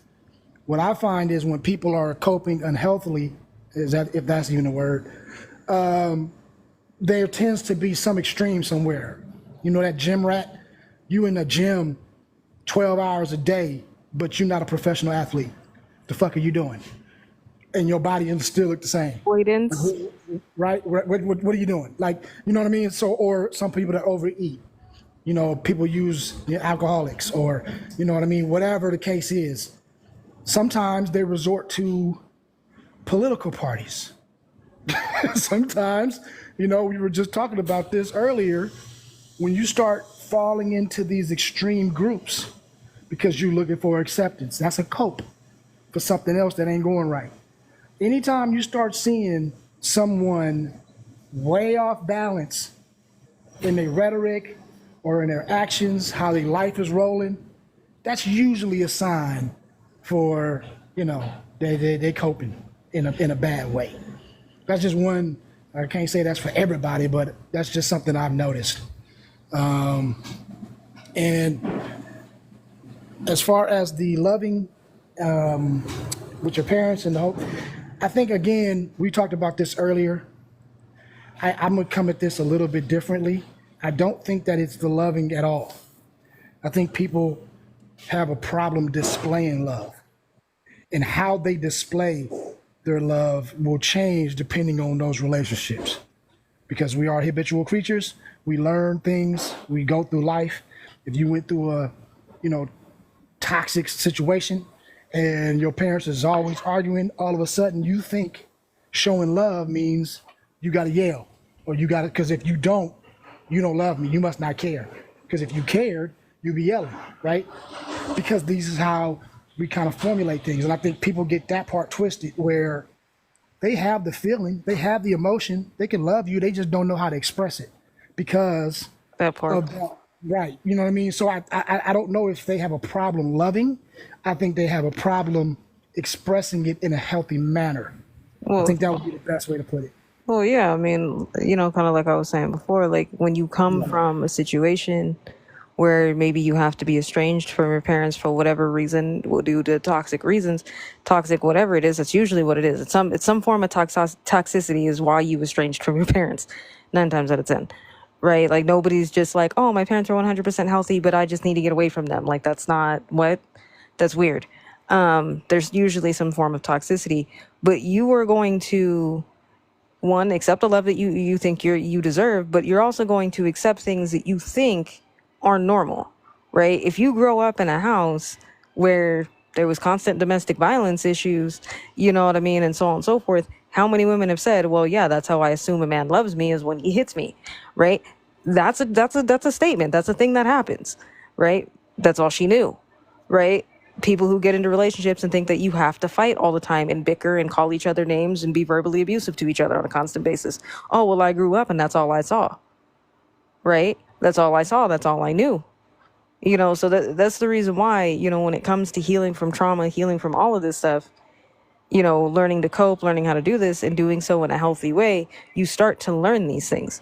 You start to learn, hey, you know what, am I in these relationships? Am I constantly in certain relationships, right? A lot of the conversations that are on here are surrounded around relationships. Well, why don't you pick better? That person can't pick better because they don't know better. Or they don't think that they deserve better. Right? Right. If you don't think you deserve better or you don't know better, I can't expect you to pick better. You know what, AJ? This is you just said a word, because I was talking to this dude the other day, and he was, you know, on that same shit, right?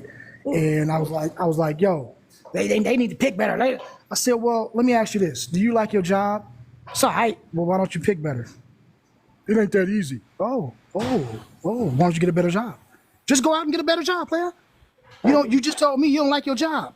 Why don't you didn't pick better? Why don't you just go get a better job? He was like, no, it's different. That's different. It's just a, I said, no, it's not. It's a circumstance. You don't know what people are going through in their mind and their mentality. It's easy for us as people who don't have the problem to say pick better. Sometimes, now I'm not going to say that they don't need to pick better. I think when people make bad choices, that yeah, it's obvious. Yeah, we need to pick better. But how do you do that? If you're gonna tell somebody that with no grounds or no solution behind it, then you just bitching and you just talking shit to me. I got You know an what I mean? answer. I can answer that question, cousin. Go ahead, I'm Edwin. glad you asking them Come people on, that. come I on, got man. an answer. The picker is broke. You can't pick better until you fix the picker. Mm-hmm. So There the we go. problem people got is they're trying to pick with the same picker. Yep. That's what I was saying. First, you gotta know what you need. You have to have the right pre-equipment, prerequisite, pre-information in Mm-hmm. order to articulate it. Like, okay, cousin, you do restaurant, is that right? Yes. Okay.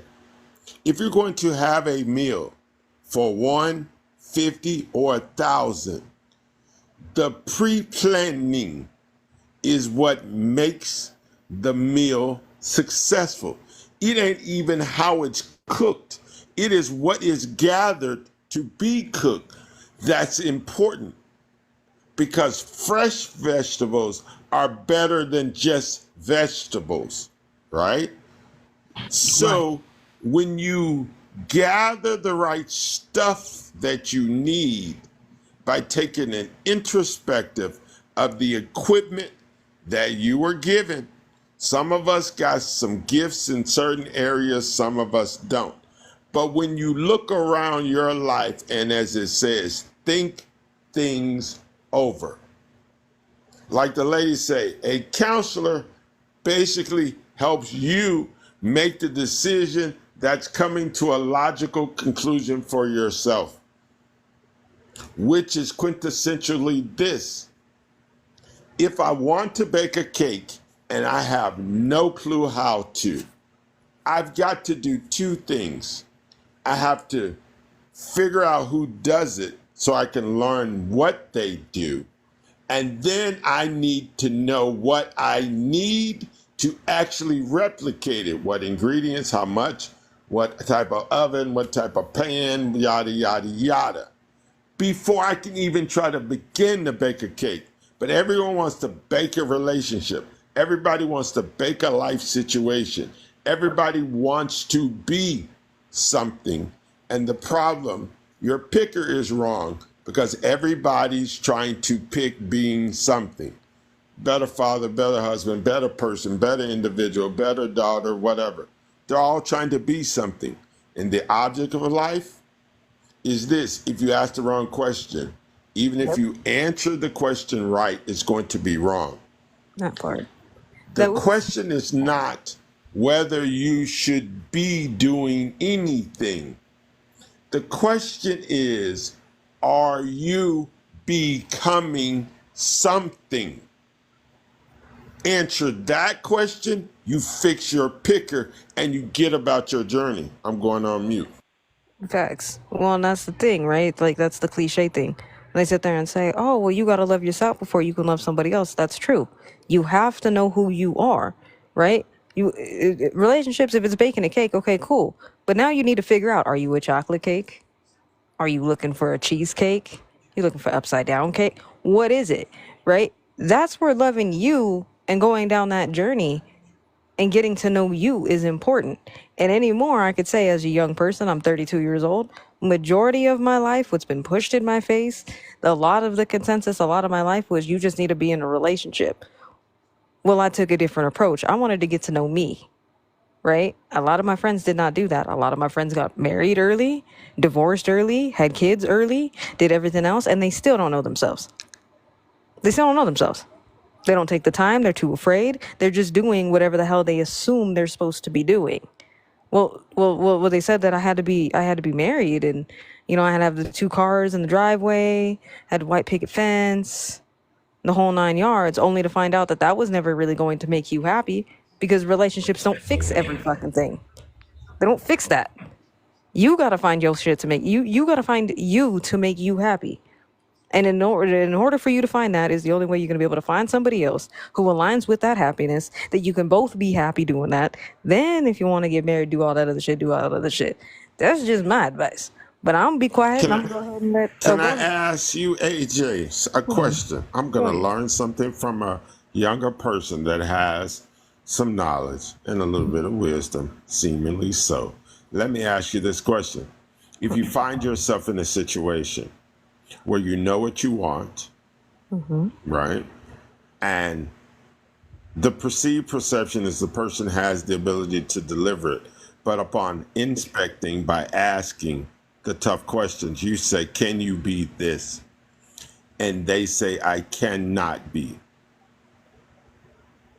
But they want to continue in the same manner and or form. What do you do?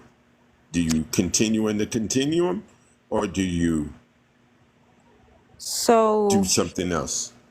So if it's something that I'm looking for, right? Like for the most part, I've kind of chucked down what I'm looking for in my next relationships. So on and so forth, I understand that that's going to change as I get older.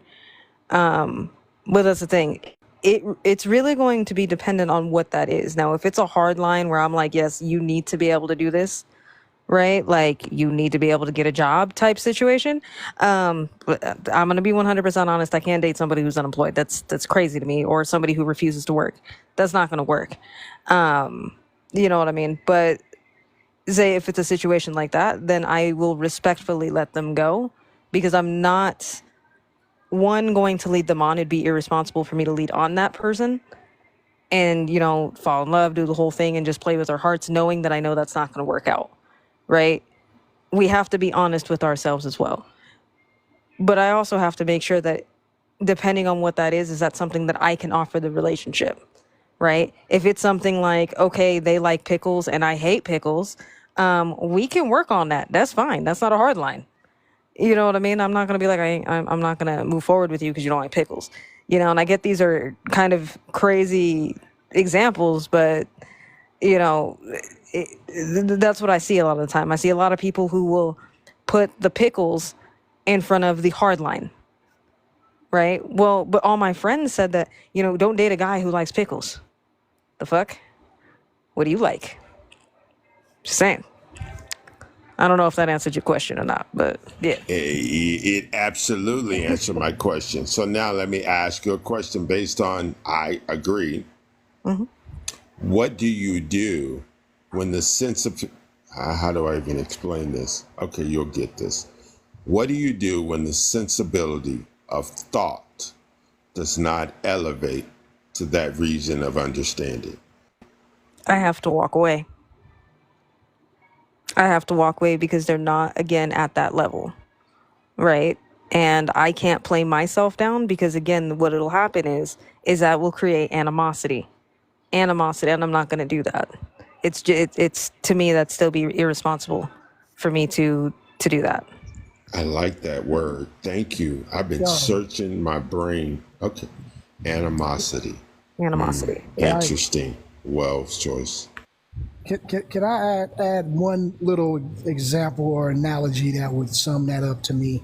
Yeah. I think like this is a great example of someone. I'm gonna tie AJ's answer with Edwin's previous example to my example, which was the restaurant and the whole food thing. So let's wrap it up. So you want a fresh meal. You want to go ahead and cook a fresh meal. That is your objective for tonight. But you go to the liquor store to buy ingredients. What do you think you're going to get? Some bullshit. So you go into the liquor store and you looking around and you like, man, they ain't got no fresh, they don't have the ingredients, right? So if you are going by AJ, you're gonna go and say, you know what? I need to go to a different store. Cool. So, but now most people, they in the liquor store, so they're either gonna say, you know what? I need to make it work. I'm just gonna buy whatever's in here. I'm gonna buy this canned shit. I'm gonna buy this, and I'm gonna make this happen. Or they're gonna say, well, you know what? The grocery store is too far away. I can't get there. So I'm just gonna go to McDonald's because it's right on the corner. And then you end up settling. You end up going, and so now your objective of a fresh meal is out of the way. You don't even go. You just no effort. I'm not gonna do it. I'm not gonna go because you have sacrificed your standard that you stated, right? And then after you eat that McDonald's, now that you're sitting in the house and you bloated and farting and shit, now you mad. And then you say it's McDonald's fault. Then it's the liquor store's fault. Then it's the man's fault for having the liquor store in the place and not having the grocery store right there. Then it's all your family trauma. Then it's this, that, and the third. When all you had to do was take your happy ass down to the grocery store and get the ingredients. Basically. So that is one of the things. And when she said, no, I'm not even going to the grocery store. I mean, I'm not even going to the liquor store. Or I'm going to get fresh food. I'm going to find out where I need to go to get the ingredients, and I'm going there to the source. So don't sacrifice your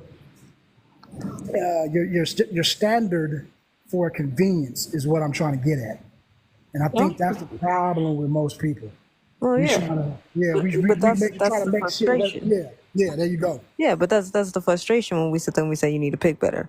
Okay, obviously, sweetheart, Prince Charming is not going to be in the back of the club waiting for you, right? We all know that he's not in the back of the club, right? And then y'all get with that dude and find out he works at the gas station, and he was just showing out that night. Happens all the time, right? That's a story as old as time. It's as old as time, right? You gotta go. If you're looking for good people, if you're looking for a particular person, you're gonna have to go to where that person would be, right? So if I'm looking for somebody who's more involved in the church, I'm not gonna find that person at the club.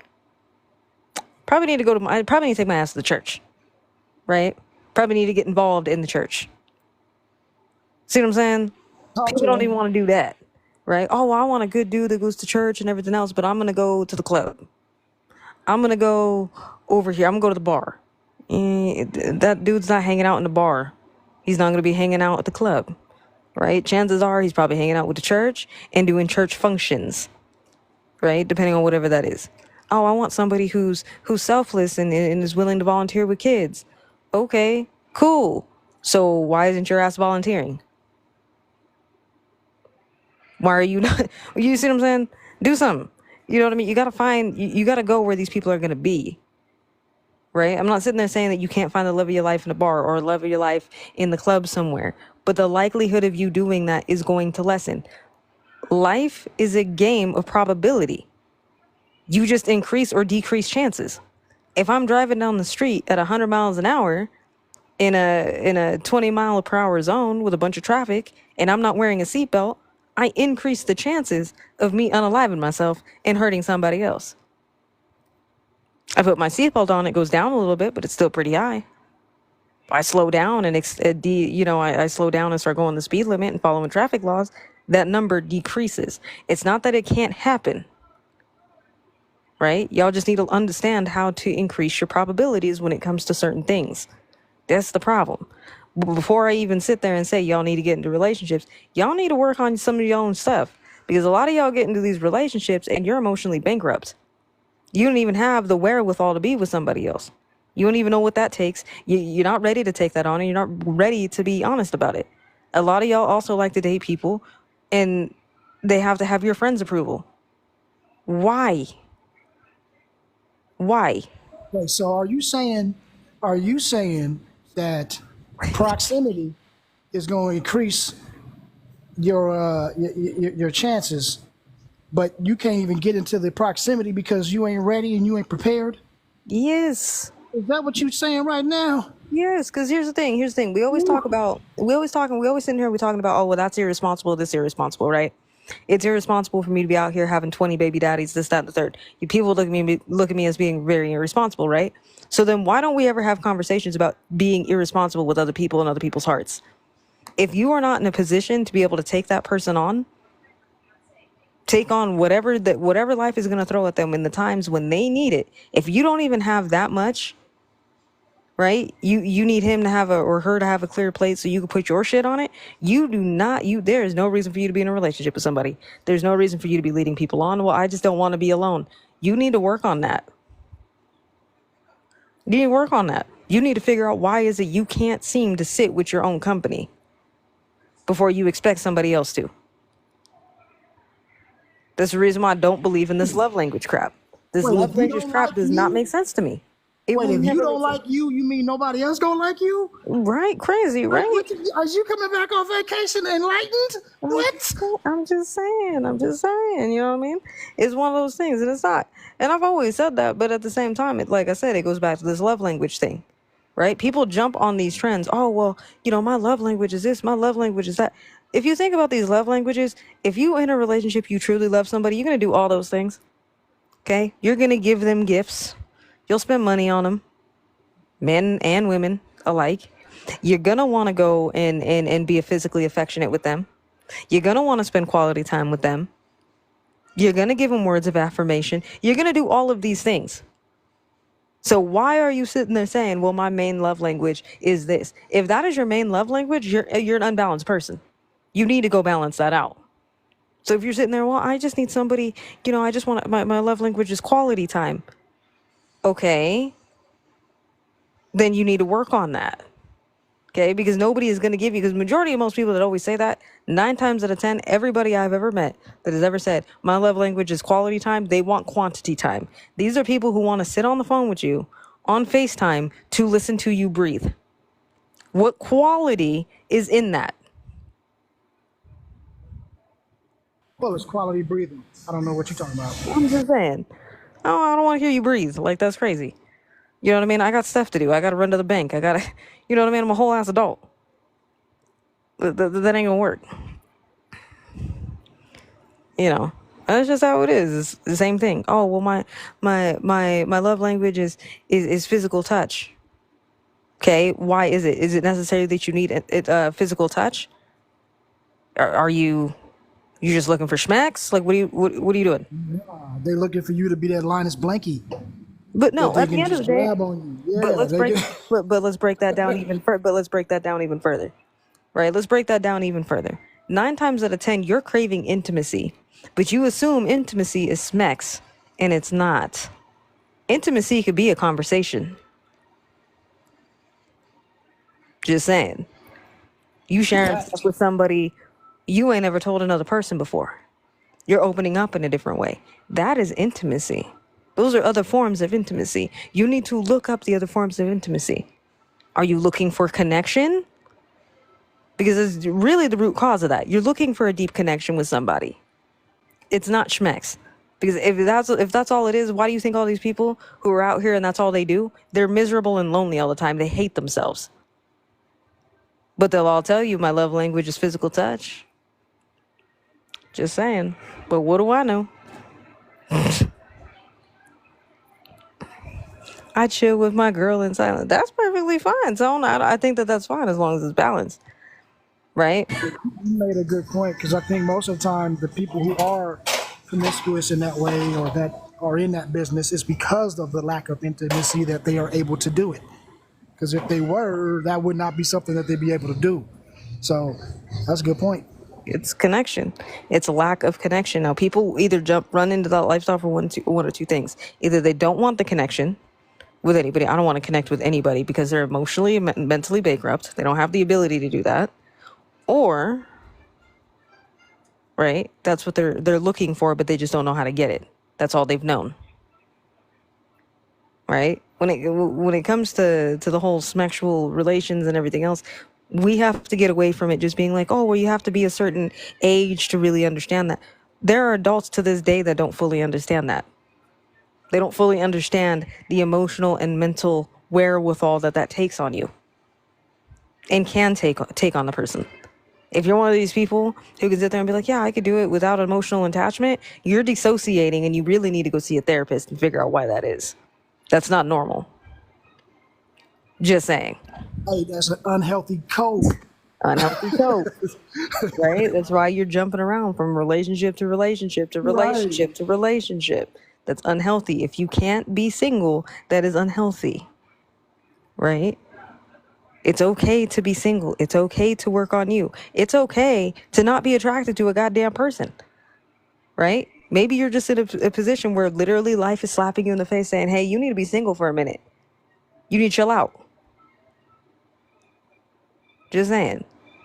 And you know what? It's okay to admit Okay. you're not okay and that you are coping. Because I have a lot of cats that I know I talk to, and they'll be like, yo, ain't nothing wrong. They try to justify the shit to the end of the day.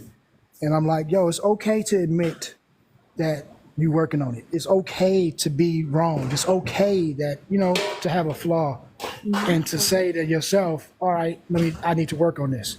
It's fine. It don't make you less than a person to admit that you have a flaw. A lot of people, they don't understand that. They gotta ride the, ride the horse till it unalives, because they just don't unalive on that hill. And I'm like, yo, It's because just it's because everybody has the idea that they have to be Superman and Superwoman, right? Parents are notorious for that. People with kids are notorious for it, right? Especially moms, right? Especially moms. Oh, I gotta be the perfect mom. I gotta do that. It's okay to be human. It's okay to admit you're human. It's okay to admit that your kids got on your fucking nerves. It's okay. That happens. I don't know a parent whose kids don't get on their fucking nerves from time to time. Okay? It's okay to need a break. All of these things are okay. They don't make you a bad person, right? Now we'll get it away from parents and we'll go, even just one-on-one individual level. Yes, we all want to be superheroes. We all want to be perfect. But understand that you're perfectly flawed, and that's okay. Perfect for me is not going to look the same for perfect for cousin. Perfect for cousin ain't going to look the same perfect for Kev.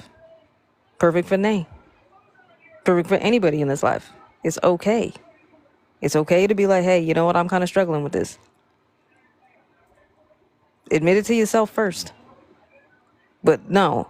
Instead, y'all keep looking for validation with other people. You need other people to validate the way that you feel, in which you keep missing the lesson. That's why you keep going in the same cycle. Life has the ability to keep throwing you in a loop until you learn the lesson. There's only so many times you will run into that wall before you realize the door was 2 inches to the left. Just saying. Well, I'm perfectly unperfect, so that's what. Yeah, that's what it is. And I didn't hit it to the left; I hit it to the right, but it was all right. Well, to the left, to the right, whichever one. It healed. I'm good. Yeah, It's just a little knot. Still not, But I'm just saying, because I feel like people kind of forget that, and that's the part that hurts my soul, man. I'm just like, it's okay to admit that you need help sometimes. It's okay to admit, hey, you know what? I'm not okay, but I don't even want to talk about it. That's perfectly fine. Just like it's okay to just be like, yo, I'm going through something right now, and I'm just not I don't have the ability to talk about it. That's okay. Man, do you realize how liberating it is? I don't know if people understand how freeing it is to let someone know that you're fucked up. Like, especially when you're held up to a certain, pinnacle. There's a lot of us who, parents or friends or whatever, they putting the burden of fucking legacy on you. You know what I mean? You hear a lot of guys talking about how the world is on their shoulders and this and that and the third. You get this pressure, which is true in certain respects. Most but people, it's like, yeah, but like when you take that mantle on and you're constantly trying to impress, you're constantly trying to be there for everybody, and everybody is expecting you to be perfect, and then you are trying to be that expectation, knowing that you can't. When you finally look at everybody in their face, like, look, stop talking to me, I'm fucked up.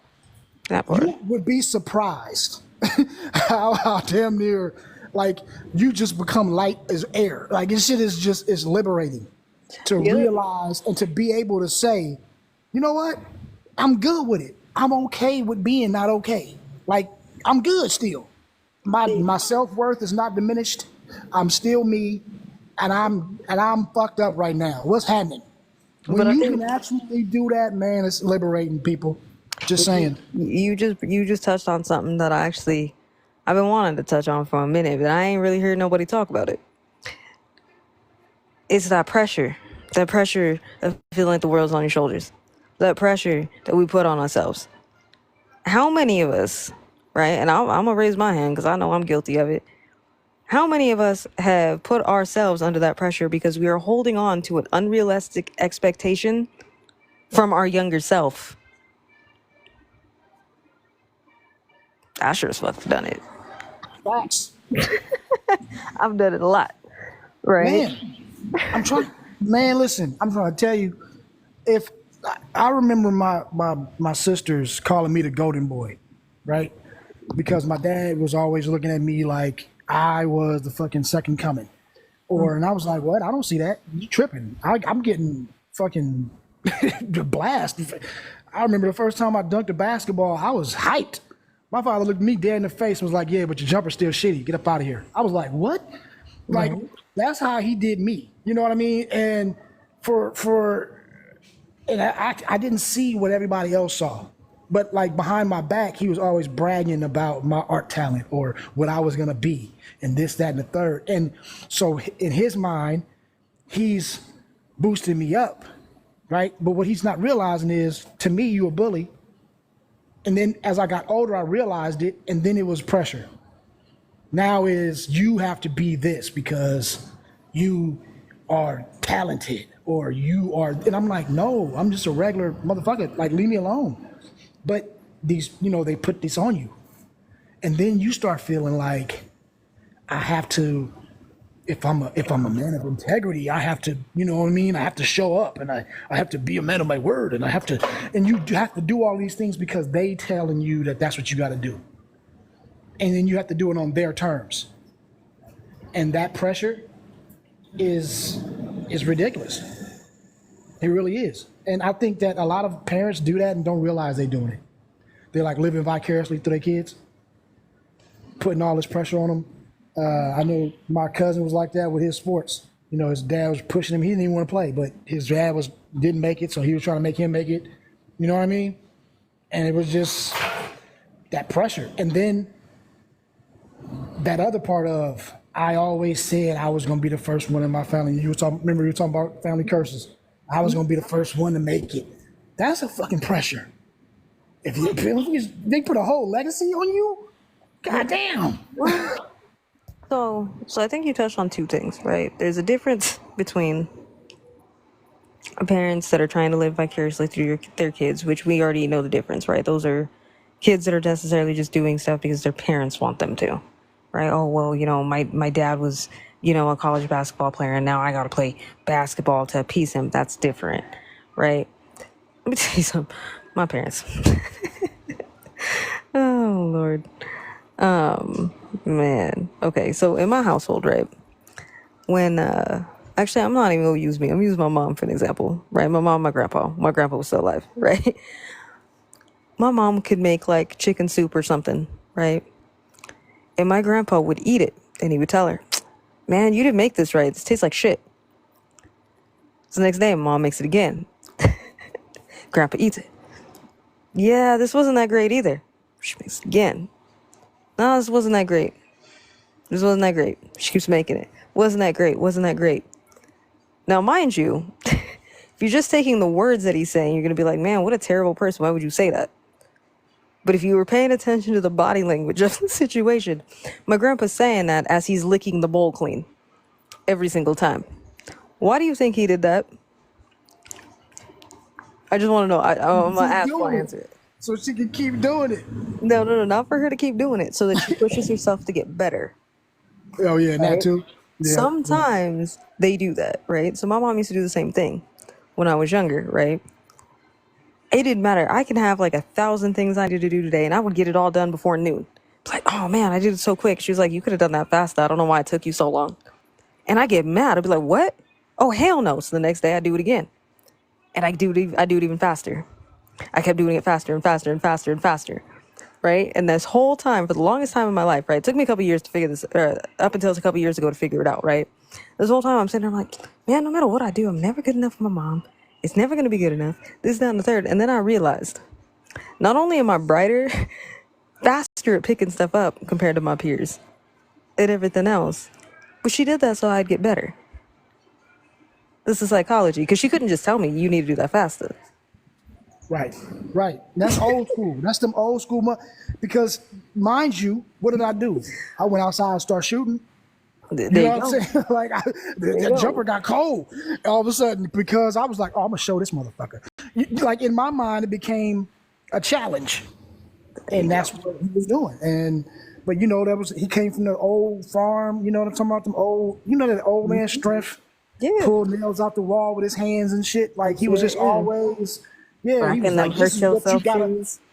Yeah. So here you are, a little kid, there unaliving yourself, trying to keep up with him. That's what. But what happened? We got hands. You know what I mean? Like we learned, we were strong as oxes. That's like the thing. That's like the thing, right? Yeah. So when people are sitting there and they're like, man, it takes me all day to clean my house, it blows my mind because I can clean my entire house in 15 minutes, right? And why? Because I'm in the discipline of getting up every day and cleaning before I leave the house, right? I don't leave the house unless my house is clean. So I'm like, okay, cool. I can do this in about 15 minutes and I can dip, right? These little things I never thought about. Because you just tidying up. You not see that's the thing. All you No, gotta do is tidy. no. I can deep clean my Right? entire house in about 15 minutes. You see that right there? Yeah, you that's talent. I ain't I'm gonna just lie. saying. But Now, it was because of that, man. Because I used to have to. So when I was growing up, I didn't get an allowance. Right? Allowance is cute. Okay, I'm not gonna lie. I'm not one of those people who believes in allowance. I think allowances are cute.